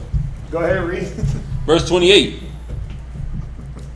Then said they unto him, what shall we do that we might work the works of the Most High? Yahweh Shai answered and said unto them, this is the work of the Most High, that ye believe on him whom he hath sent. Right, because if you can't believe on Christ, then the works don't even matter. If you don't have enough belief and faith in you, and then once you have that established in you, you'll do the works of Christ. Right? Like Paul. When you look at Paul, what did Paul have to first believe? Paul had to believe in Yahweh Shai that what he was doing was wrong. Right? Persecuting the church. Just look at it like this. Why did Paul persecute the church? Because they were speaking what? The name of Christ, right? And it was seeming as if they were not believing in the law of Moses. So what did Yahweh Shai have to show Paul? No, I'm real. This is what you got to be teaching. Paul had to believe that, and then he went out and did what? He went out and did the works. So the first work is to believe. Your faith. Remember, Hebrews 6, 11 and 6, without faith it's impossible to please him. Go there real quick, because it goes right into this, what we're reading. Hebrews 11 and verse 6, I believe. Without faith? Yep. Yeah. Hebrews chapter 11, verse 6. Right? But without faith, it is impossible to please him. Go ahead. For he that cometh to the Most High must believe that he is. Right, so you got to, again, believe in the Most High, that he is. That he is in all things. That he is, he be. Right? He is what he is. Go ahead, that he exists. Go ahead. And that he is a rewarder of them that... Right, so you got to believe in the Most High, but you also got to believe in Yahweh Shai. Those are the first two things. Right? Those are the first works. Your mentality. And then once you believe, guess what? When I believe in something, I'm John. St. John chapter 6 and verse 30. They said, therefore, unto him, what sign showest thou then, that we may see and believe thee? What doest thou work? Our fathers did eat manna in the desert, as it is written, he gave them bread from heaven to eat. Then Yahweh Shai said unto them, verily, verily, I say unto you, Moses gave you not that bread from heaven, but my Father giveth you the true bread from heaven. Right, I'll pick up John 6:33. For the bread of the Most High is he which cometh down from heaven and giveth life unto the world. So what's he going back to? Well, you got to believe on me. I'm the living example. I'm the walking word. Believe me. Why? Because I came not to do my own will, but the will of him that sent me. Then said they unto him, Lord, evermore give us this bread. So they weren't understanding what they were dealing with, man. They just weren't getting it. The bread was already there for you. Right? Verse 35, and Yahweh Shai said unto them, I am the bread of life. He that cometh to me shall never hunger, and he that believeth on me shall never thirst. Right? Remember when he said, I got to go teach the dispersed? of the world, and they said, "Whither will he go?" Well, no. He said, "Are you?" When the multitude came, the multitude left. He asked the disciples, "Are you going to leave with them?" They said, "Where should we go? You have the keys to life," because he does. This word, this wisdom. So this is what we got to see. Yahweh Shai, who is our life. This word, man, labor for the word that never perishes. The kingdom of heaven is not just meat and drink. It ain't about the fish and the bread. It's about what wisdom can I get to show me how to be a fisher. Not just, when they say teach a man to fish, give a man a fish and eat for a day, teach a man to fish and Eat for a lifetime. Right. That's the whole point, is how to be taught how to fish. And it's so deep what you're saying is that yesterday in class, Okay.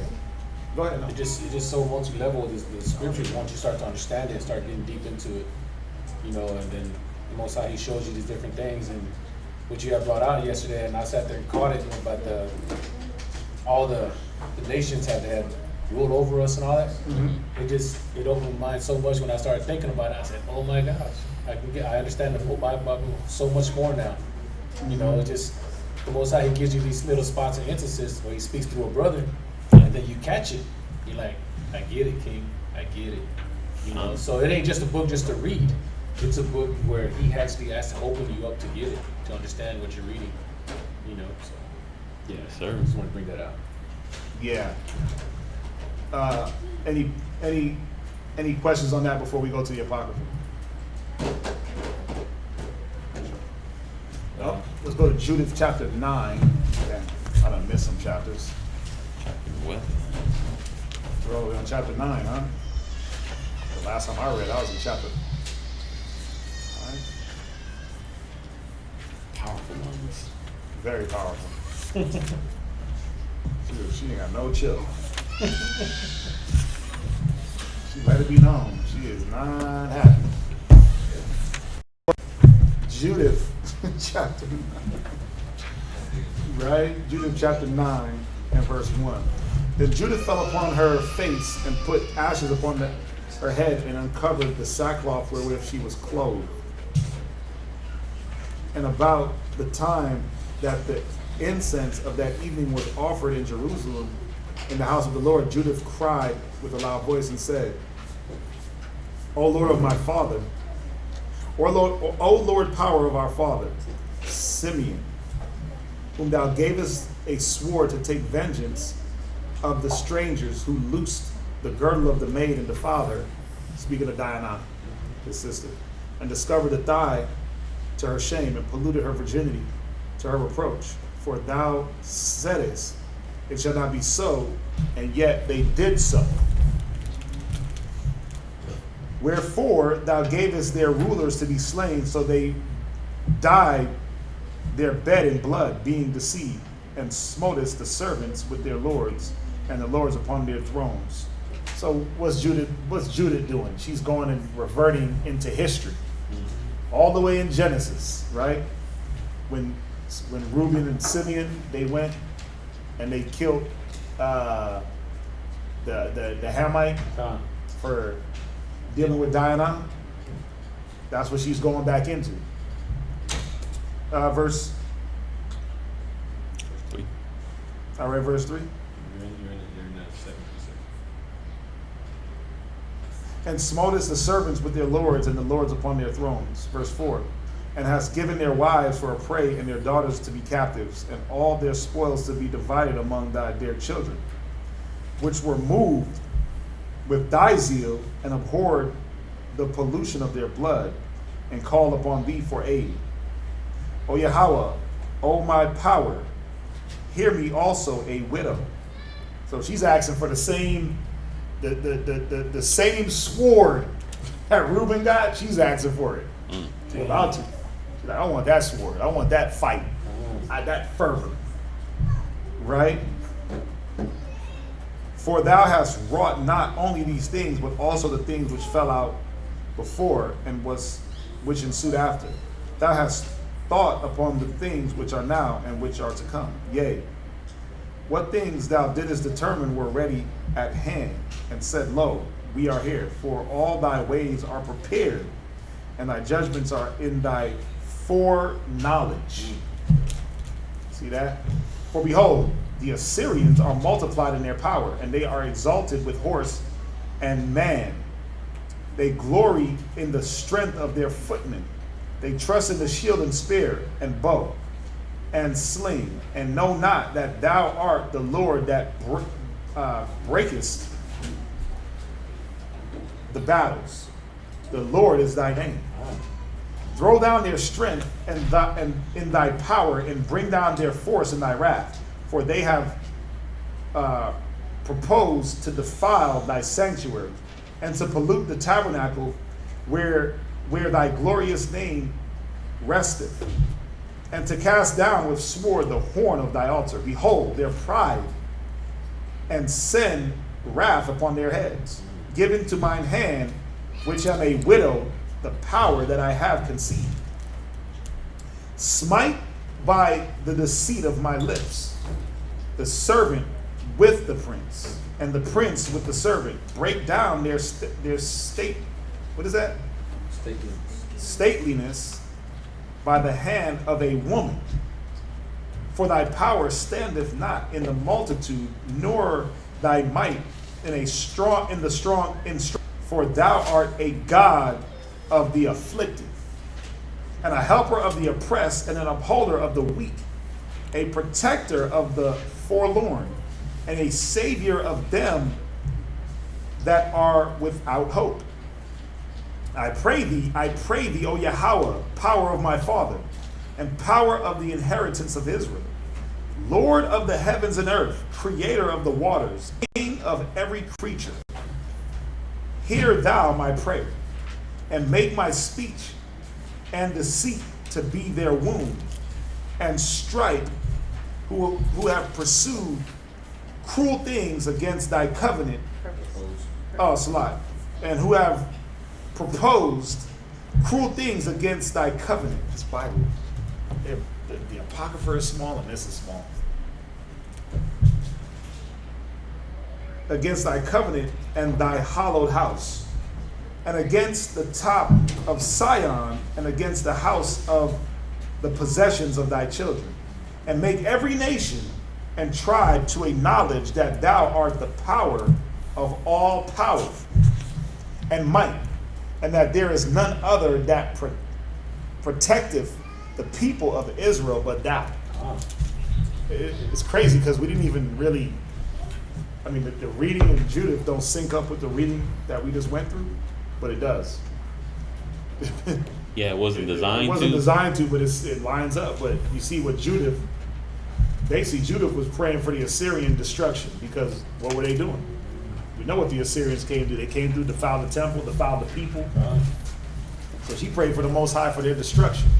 She didn't take it upon herself. We know, if you know the story, you know what she's going to do. But she didn't take it upon herself. She said, look, I'm a woman, but give me the power. Right? She knew it wasn't really even her place. Right? So even for her to ask wasn't her place, but she knew she could use her womanly wits and womanly powers to get in there. Yeah, so it's a good story. It starts to ramp up, get the crescendo, right? Because it's 16 chapters, so we're getting close. And we're gonna go into Esther. I have to link up Esther. You might have to read the regular Esther to line it up with this Esther. That's probably what we do. Talk to the side about it. Any questions? I hit a block. Any questions on that?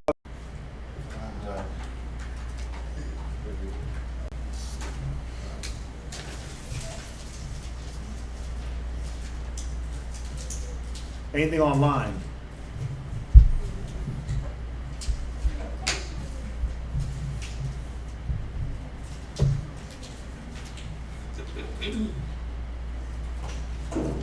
Gatorade and soup.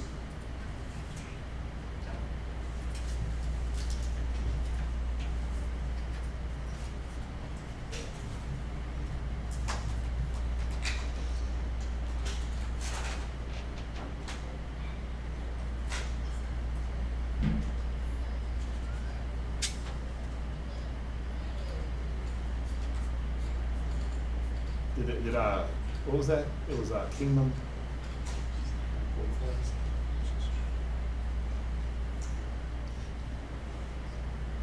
Yeah. I don't know. Was that a question? Why porn is a stronghold on brothers and sisters? Well, the reason why, I'll just answer this as if it was a question. Pornography is a stronghold because,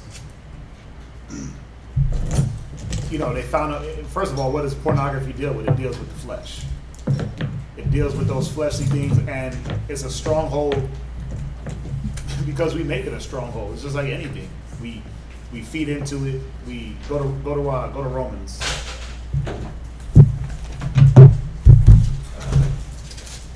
What do I want? I think I want Romans 6. Where it says, yield your members. 13. Yeah, read that. Romans chapter 6. It's a stronghold because we give ourselves to it. We make it a stronghold. Remember, it's no different than anything that you first were introduced to. And, if that person, what is it, Kingdom 144, if you're still watching, Kingdom Minded 144, all you got to watch is that class of it on addiction. But why is it a stronghold? Because you first give that stronghold power. You give it the power to grab you.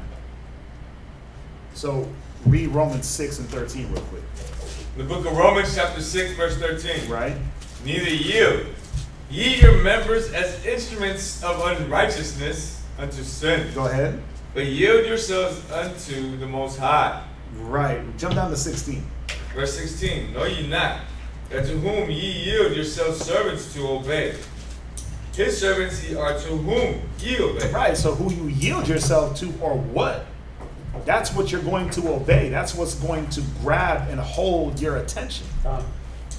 So there's many different things that our people have strongholds, right? I like that. That are strongholds. Now, think about it.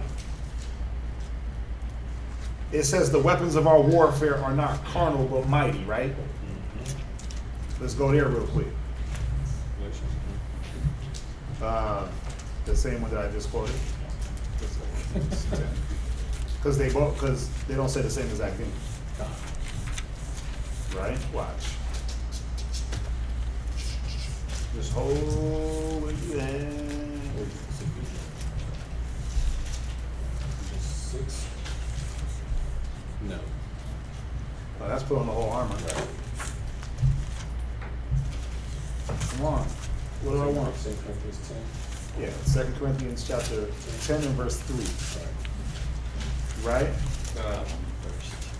2 2 Corinthians chapter 10 and verse 3. Chapter 10 verse 3. Right? For though we walk in the flesh, we do not war after the flesh. For the weapons of our warfare are not carnal, Right? but mighty through the Most High to the pulling down of strongholds. Right. See that? So what is going to pull the strongholds out of our mind? The negative strongholds. You can have a righteous stronghold. There's righteous strongholds. One of them, which is what we all should be, is just sticking to the word, studying. That's a righteous stronghold, having a good study habit, being addicted to the ministry. That's a righteous stronghold. The Bible has a stronghold on me to keep me out of negative. The Bible has a stronghold on me that I'm going to apply this at all costs. But those negative strongholds, that's what we're supposed to be using. We're supposed to be using the Bible to break down those negative strongholds. So what happens? Well, I'm addicted to porn, or I'm addicted to drugs, or that's a stronghold in my mind. Why? Because I have nothing to fight that stronghold. Right? I'm not using anything to fight the stronghold. I'm not giving myself to the word enough. See, what happens is you gotta course correct in a way where you're over aggressive. You know when you're so deep into something on one side, to pull yourself out, you gotta be overly aggressive on another side. True. That's the problem, where You got a lot of Israelites where pornography is a stronghold. As soon as they turn the device on, they start twitching like, oh my God, I gotta. And what do? They go to the lesser, they go to the Instagram, and that incites the feeling. And they go to the Snap, and that incites it. And then they're like, then all of a sudden they're just in full blown pornography mode. 5 hours don't pass by. Yeah, fight right there at work. Right there on work. Just ripping through IP addresses. Right? No firewall, no nothing. Boss is looking at your whole history is just on display for IT to see. Hell yeah, I see many cats fired watching porn at work. I used to, and the funny part was that we used to be like technical support. Like, you don't know how to clear your IP, you don't know how to clear your browser, or put up a VPN, or a proxy server. You gotta know how to use, if you're gonna be doing that stuff at the job, but the point is not to be doing it at the job. Don't do a proxy server. Don't do it, period. Don't do it, period. But I'm just showing you that you had people that be at the job. They couldn't contain because why? They were consumed by this, and they didn't put anything else in their head. It's not just pornography. It's everything that we give ourselves to on an addictive type scale. Some of us are addicted to the phones, addicted to power. We went through it. Those are strongholds that are in us because we're not giving ourselves to the ultimate thing that's there to destroy strongholds, which is the weapons of our warfare, which is this word. But I have to, if it's a stronghold in me, if something's a stronghold in me, that means I have to be in the word even more than the stronghold. Right. So, I got a stronghold of pornography, but I only study an hour a day. That ain't enough. Not if you're looking at Pornhub for 5 hours. 1 hour of study is not going to get it. So I might have to consume my mind with 8 hours of study. You see that? 8 hours of study to try to combat this demon.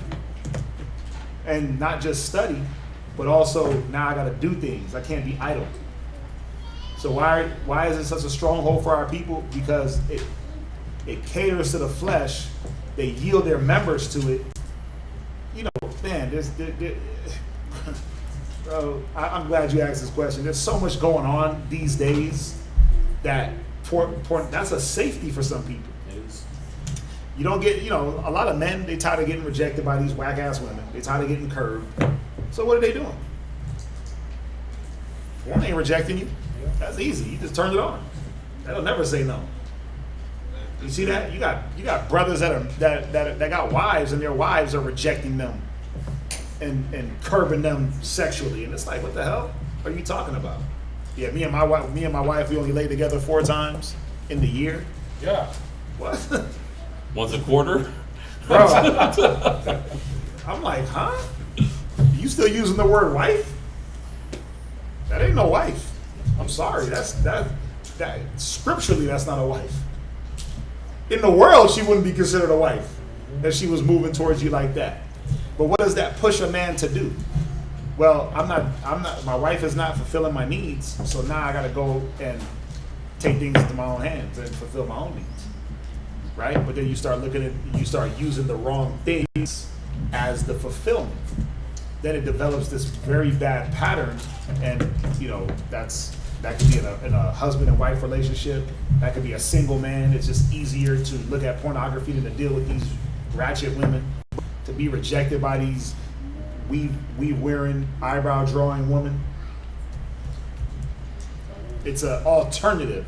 Listen, they teach it in schools, right? The alternative for the children in school is not to practice abstinence, but it's to wear condoms, right? So they offer pornography as an alternative to abstinence for adults. That's what it is. That's what it is. Pornography and masturbation is the alternative. Yeah. So they got rubber dolls and all that stuff. Right. The robots, the dolls. So you just got to see that something that has been injected into society on a mass scale. That's why it's free. Remember when you had to pay for it? Oh, yeah. Yeah, there was a time when you had to pay for it, So right? true. I remember growing up in New York and going to 42nd Street before it was Disney. And 42nd Street was porn central. Women, like prostitutes, just lining the block, and peep shows and 25-cent peep shows and nickel peep shows. Oh yeah, my mom used to skate us through there quick. We you know, and me, I'm like, let's walk slow. I was a kid, you know. I'm like, well, you know. But then they revamped that whole area and turned it into Disney, which is different, definitely no different, because Disney's all about rape and porn anyway. So all they did was just disguise the outward with get through certain little situations, and people make it a stronghold, man. Just like anything, just like cigarettes is a stronghold.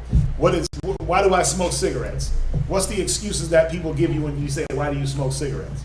Calm my nerves. It calms my nerves, right? It helps me digest food. Digest my food. Like Joe Camel breath makes you digest food better. Now, when I get off of nicotine, I'm shaking, I'm addicted. It's a stronghold. I yielded my members to it, thinking that that was going to be the fix. That's always the problem with our people. That we remember, it says our devices are yet uncertain.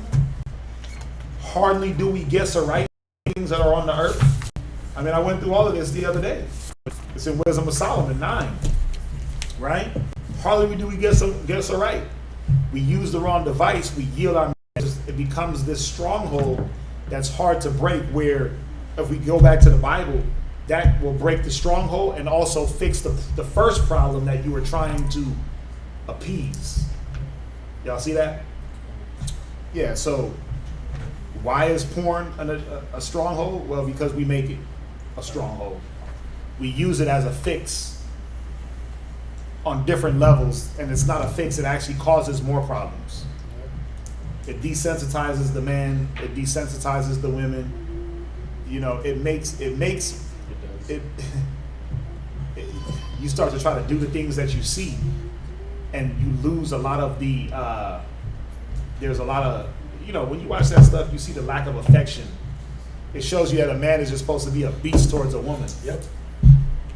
Right, in those situations, and that's not what it's supposed to be. There's supposed to be a level of intimacy, a level of care, a level of love, and, you know, softness that a man is supposed to bring in those situations. That you watch those things are taken out of that. Yeah. And he's just tossing around a slab of meat. So You also gotta look at also the females when they look at it. There you go. you just want a man that's going to treat you like what you're watching. Yep. So it's you got to see, it's a device that's been put out there, again, something to destroy our people. Yep. Right? For us, that tender and delicate man, that tender woman, that helps to throw away that idea that you could be tender and delicate in those situations, right? And you got to be a brute, and it helps to further personify that mentality of just being a brute beast animal towards your significant other. All right, I'm trying to be PG in my words, because there's many ears, many youthful ears. Right? Anything else? You hit up my number is try to, do it as the scriptures say, and dwell in booths. We're gonna be in tents, basically camping. That's the Feast of Tabernacles. That's the whole gist of it. You start with a day or two, and then you build up. And the Most High, if He sees, okay, you try to do it at least 2 days, I'm gonna make a way for you to do it the whole 8. Just right now, we're not able to do it the whole 8. Maybe if the feast fell 6 months ago, right? Yeah. It'd have been easier, because nobody was working. Nobody was working. We were a lot more freed up, and we didn't have these other obligations. Again, it's not about the working and the jobs and all that, but we're not brute beasts. We understand. Brothers and sisters got to work. Everybody can't just jump into a tent and live for 8 days. Pregnant women, sick. We got, brother. Oh, go to Isaiah 9:6. Not it. Isaiah 9:6. God. Read that. Isaiah chapter 9, verse 6. For unto us a child is born. Right. Unto us a son is given, and the government shall be upon his shoulder. Right. And his name shall be called Wonderful. Right. Counselor. Right. The mighty God. Right. So, right. Go ahead. The everlasting Father. Right. The Prince of Peace. Right. These were. She said, "Can you explain the Father part in?" I hope I missed it. You're going in now. Can you explain the Father part in Isaiah 9 and 6? Look, think about it. It called him the mighty or the mighty power. Right? So all it was a title. Because, yes, Yahweh Shai was a father figure. Remember? They tell you about the children? No. Bid the children to come. He is an everlasting father. You see that? It's just a title. The mighty power, everlasting father, Prince of Peace. But he had many names. Yahweh Shai had many names. The Lamb, the Rock. So don't get caught up in the name where it says everlasting father, because I know where that mind can go, where it's like, well, is he God? Yeah. Is God and Christ the same thing? No. Stick to the basics. Stick to the basics and just know that Yahweh Shai is Yahweh Shai, the Most High is the Most High, right? But Yahweh Shai did have titles. He was called Lord. He was also called God. He was called Master, right? He was called Everlasting Father. Because yes, Yahweh Shai is a father. He's a father figure. He's one of the he's right under the Most High. The Most High is the Father, our Father. But so is Yahweh Shai. He's the big brother and father. Yeah. When he walked on the earth, he was listen, when Yahweh Shai walked on the earth, he was a husband, a brother, an uncle, a grandpa. He was all that. Right? He was all that. Now, did he have a woman? No. But he had to be able to deal with women in that capacity of counsel and guidance. Right? Who was it? Mary Magdalene that rolled with him? Yep. Right? Now, I'm not saying that he dealt with her like a husband, but in the capacity of leading her around and Martha and Mary and showing them the things that they needed to be doing, he counseled them like a husband, like a brother. You see that? So the title is fitting. It doesn't give him a title that he's the Most High. I want to make that clear. But it's just another title that he had on him, right? Because again, the mighty God, the mighty power. That's what that was saying, that he was the mighty power. But was he the power? Was he was he the God? Nah, that was the Most High, right? Was he the Father? No, the Most High is the Father. You see that? And there's obviously many scriptures to support that Yahweh Shai was the begotten Son, and then the Most High was the Father. All right, so the Prince of Peace. But Most High said, I create peace and form the light, form the darkness. I create, so, you got to see. His name shall be called Wonderful Counselor. Yeah, and there's many other names. What is this, Isaiah? Yeah. Yeah, what you got? Well, when we were during the reading, we were talking about the Most High. He said he's a rock. Right. Right? He was the rock that was actually there doing all these things for him and stuff like that. But also, when you go to 1 Corinthians chapter 10, verse 4, it talks about, you can read that if you feel mind to. 1 Corinthians chapter 10, verse 4. And did all drink the same spiritual drink, for they drank of that spiritual rock that followed them. And that rock was Yahweh Shai. See, we had to see that we were calling him God then, but it was actually Yahweh Shai is that rock that we lean on, in the wilderness. Mm-hmm. So, yeah, just wanted to bring that up. Yeah.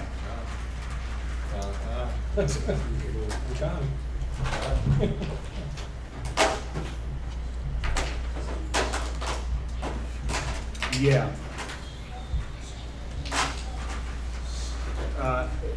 Anything else?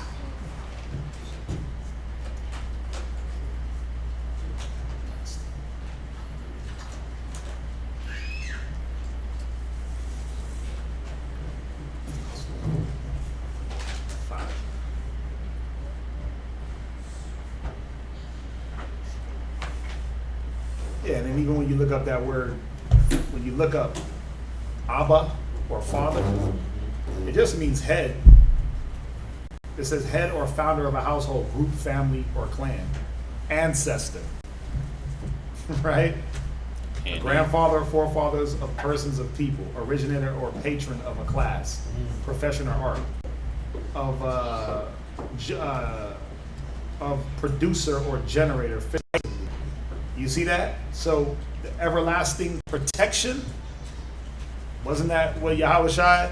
When you read in Isaiah, when you read in Exodus, the pillar by day, the cloud by day, the pillar by night. He was that protection for us, that guide. Yeah, benevolence and protection. A term of respect and honor. Ruler or chief. Right? It said that the government would rest on him. Yeah, so remember these words we have to look to, you think father, you just think like somebody that birthed a son or a daughter. But the father, Abba, or it's head, it's the chief, it's the top. You see that? Everlasting. Because all those things is what Yahweh Shai exemplified. And is going.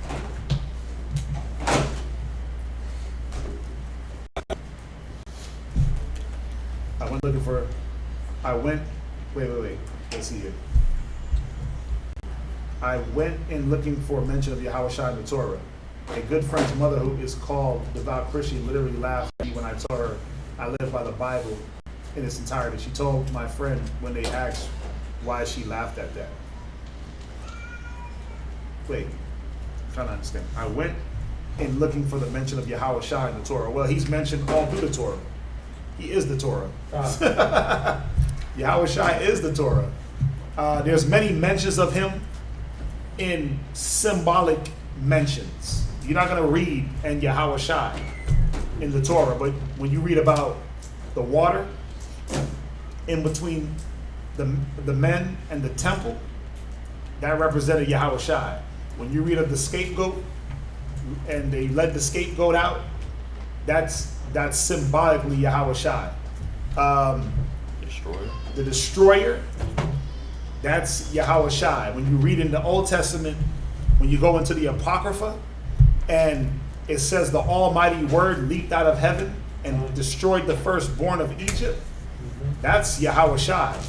See, his name shall be, his name shall be the Almighty Word. His name shall be the destroyer. His name shall be the pillar. His name shall be the water, the wellspring. Like, there was many names that Christ went by, or that Yahweh Shai went by in the Old Testament that wasn't Yahweh Shai. And we just read it. Where's that? Right, brother just read it right now. And that rock was Christ that followed them in the wilderness. Right, the rock. You see that? The rock that followed us in the wilderness. That was Yahweh Shai. So that spirit that on the mercy seat between the two cherubs, when they said the Lord appeared to Moses in the tabernacle door. So you're not going to see Yahweh Shai or Jesus Christ, but you will see different symbolic things that represent Christ in the Old Testament. And then you'll hear David in Psalms 110:1 speak of the Lord said unto my Lord, sit down while I make thy enemies thy footstool. Yeah, the Lord, David's Lord was Christ. The other Lord was the Most High. You see that? So there's many mentioned when you read in Deuteronomy 18, Numbers 18. What's that? Where it said I will raise. That was Moses prophesying to Yahweh Shai, or Christ. Yahweh Shai, Christ. It's not Deuteronomy 18. It's Numbers? Exodus, I think.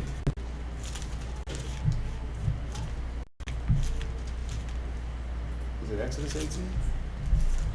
Moses, 1, 12, no? No. It's not that. Numbers? What does it say? It's supposed to say, and I will raise up a prophet from among thy brethren. For the Lord is true. But y'all get the picture, right? So Yes. Remember, he said, "Lo, I come." That's 18 and 15. Deuteronomy. Oh, it is Deuteronomy 18. Okay. I ain't tripping. But yeah, there's many mentions of Yahweh Shai in the Old Testament, just not Yahweh Shai. You won't read that. You won't read Jesus.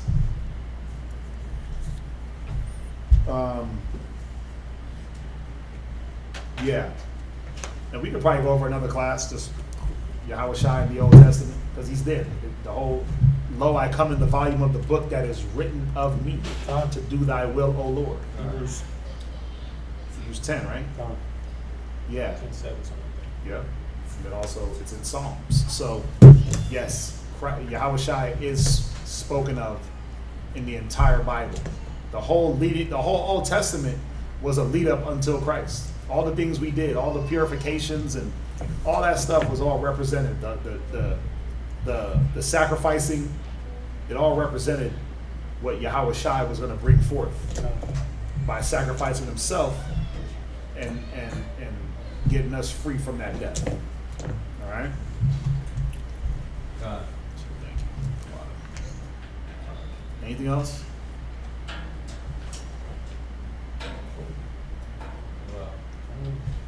I had 2 conversations without my permission. One about the Old Testament being done away with, and one about Yahweh Shai being made up. Got to stay home on. Yeah, just what it is don't argue. Don't argue with people. People are going to have their opinions.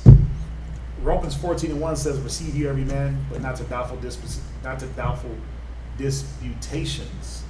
So if they doubt, they doubt. You'll know if they're going to be dealing with you after 1 or 2 scriptures. After 1 or 2 scriptures, you'll know where they stand. But you ain't got to further the conversation and get into some knockdown argument where now all of a sudden you're wavery also. Nah. Doubters are always going to be there. Don't let their doubt consume your faith. Can't let that happen. I know, like with people like that, because I've dealt with plenty of them.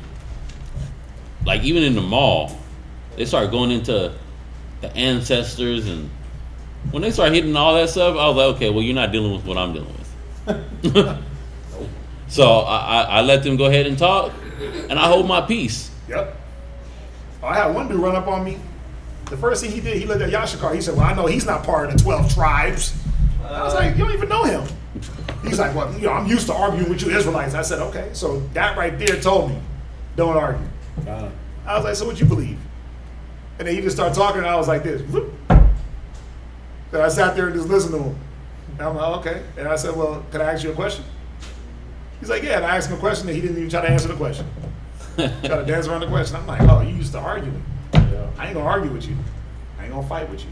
Mm-hmm. I'm not gonna let you drag me into some conversation that's just gonna be contentious And unfruitful. Vain babblings and murmurings and disputings, right? Disputings, vain disputings. So we don't want to get led into that. What's that? When me, Michael, and I were in the mall this past week, there was a brother that recognized the fringes on the brother from the all-purpose school and everything like that, and then he sees this, and then like right away, like we're gonna get it closed already, but he definitely found something to like vomit off of, and then he started saying things about it, and I'm just there, I'm just like, it's a lily, like that's how I kind of just like bounced it off, whatever he was trying to say, Solomon and this and that, and yada yada. I was like, all right, bro, but look, this oil is very good, brother. You got it. Yeah, You got it. Yeah, yeah, just you got to know how to answer. If you're gonna wear it, you got to know how to answer it. You got to know how to answer it. You got to know how to, if you're gonna wear the fringes, you got to know how to answer the people that's gonna ask about it. The same thing, you got to know how to answer. So next Wednesday. So with that, I might give him up and down. Let's rise, face the east. Let's finish it out. Young cup. Oh man, faint spirit.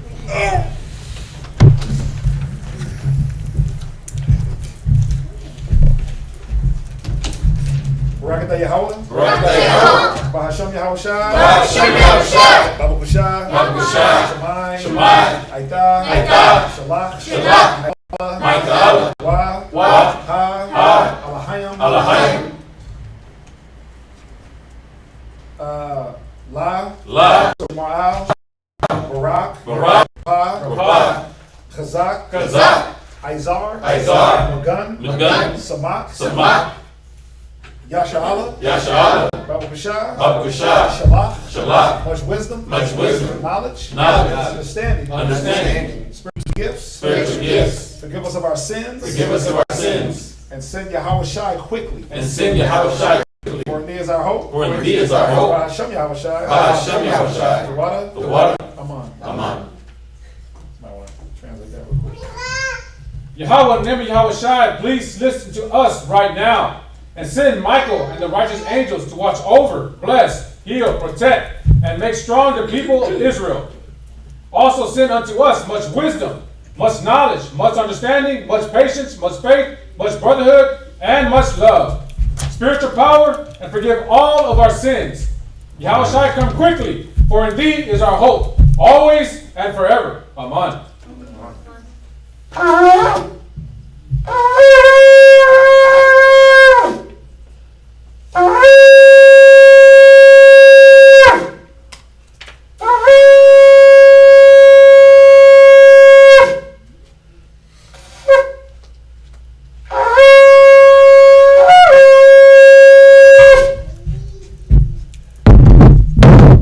Barakatah Yahweh. Barakatah Yahweh. Bahasham Yahweh Shai. Bahasham Yahweh Shai.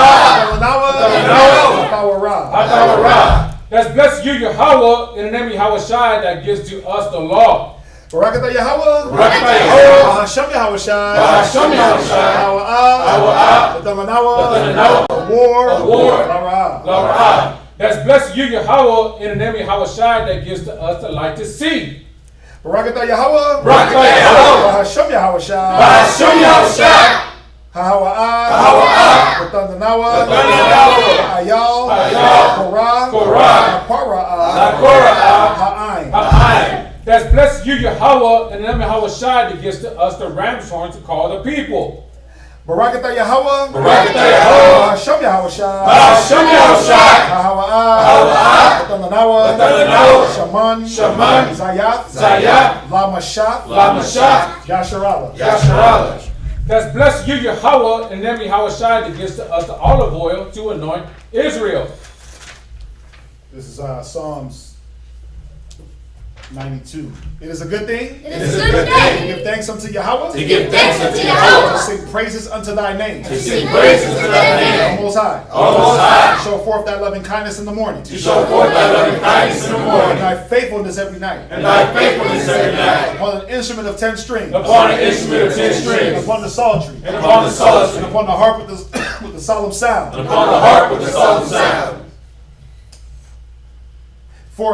For thou, For thou, O Yahweh, O Yahweh, hast made me glad through thy works. hast made me glad through thy works. I will triumph in the works of thy hand. I will triumph in the works of thy O hand. Yahweh, O Yahweh, how great are thy works. how great are thy works. And thy thoughts are very deep. And thy thoughts are very deep. A brutish man knoweth not. A brutish man knoweth not. Neither doeth a fool understand this. Neither do a fool understand When this. the wicked spring as the grass. When the wicked spring as the grass. And when all the workers of iniquity do flourish. And when all the workers of iniquity do flourish. It is that they shall be destroyed forever. It is that they shall be destroyed forever. But thou, But thou, Yahweh, O Yahweh, are most high forevermore. are most high forevermore. For lo, thine enemies. For lo, thy enemies. O Yahweh, O Yahweh, for lo, thine enemies shall perish. For lo, thy enemies shall perish. All the workers of iniquity shall be scattered. All the workers of iniquity shall be scattered. But my horn, But my horn shalt thou exalt, shalt thou exalt, like the horn of a unicorn. like the horn of a unicorn. I shall be anointed with fresh oil. I shall be anointed with fresh oil. My eye shall also see. My eyes also shall see. My desire of my enemies. My desire of my enemies. My ear shall hear. And my ears shall My hear. desire of the wicked. My desire of the wicked. That rise up against me. That rise up against The me. righteous shall flourish like the plum tree. The righteous shall flourish like the palm He tree. shall grow like a cedar in Lebanon. He shall grow like a cedar in Lebanon. Those that be planted in the house of Yahweh Shai Those that be planted in the house of Yahweh shall Shai flourish in the courts of the Most High. shall flourish in the courts of the Most They High. shall still bring forth fruit in old age. They shall still bring forth fruit in old They age. shall be be fat and flourishing. They shall be fat and To flourish. show that Yahweh is upright. To show that Yahweh is upright. He is our rock. He is our rock. And there is no unrighteousness in him. And there is no unrighteousness in him.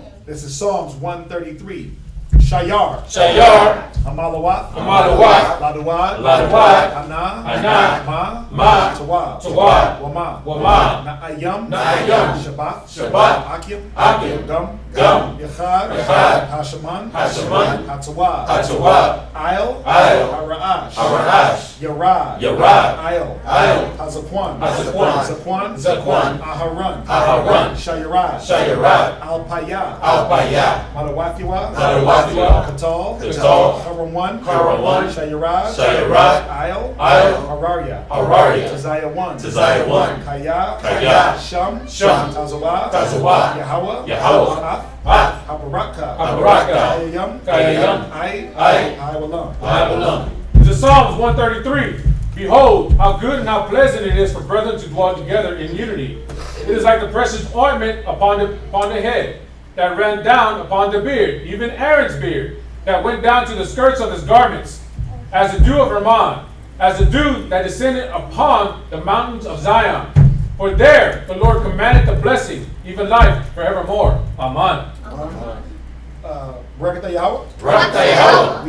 We ask that you heal. you heal Laparab. Laparab, Shemayala. Shemayala, Cassandra. Cassandra, Angela. Lewis, We ask that you remove from them. all sickness. sickness, Heal their bodies. Strengthen them. Strengthen their minds. Strengthen their spirits.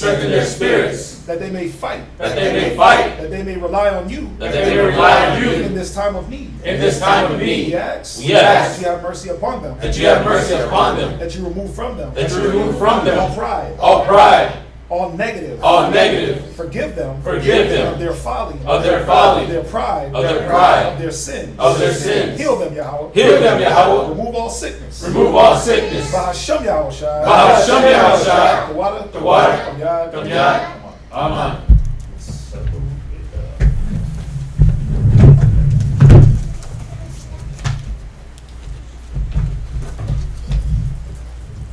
Rona is real, y'all. Take care of yourselves.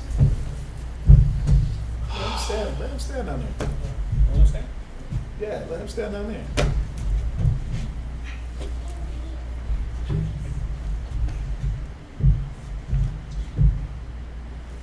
Call it.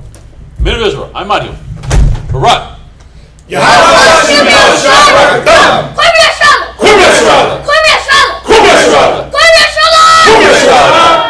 your Matai, let's turn and face the sisters.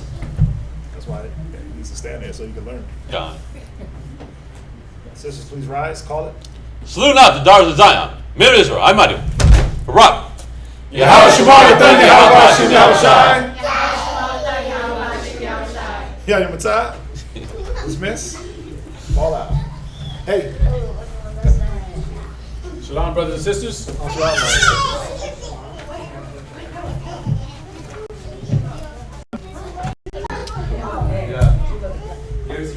Max, go sit down.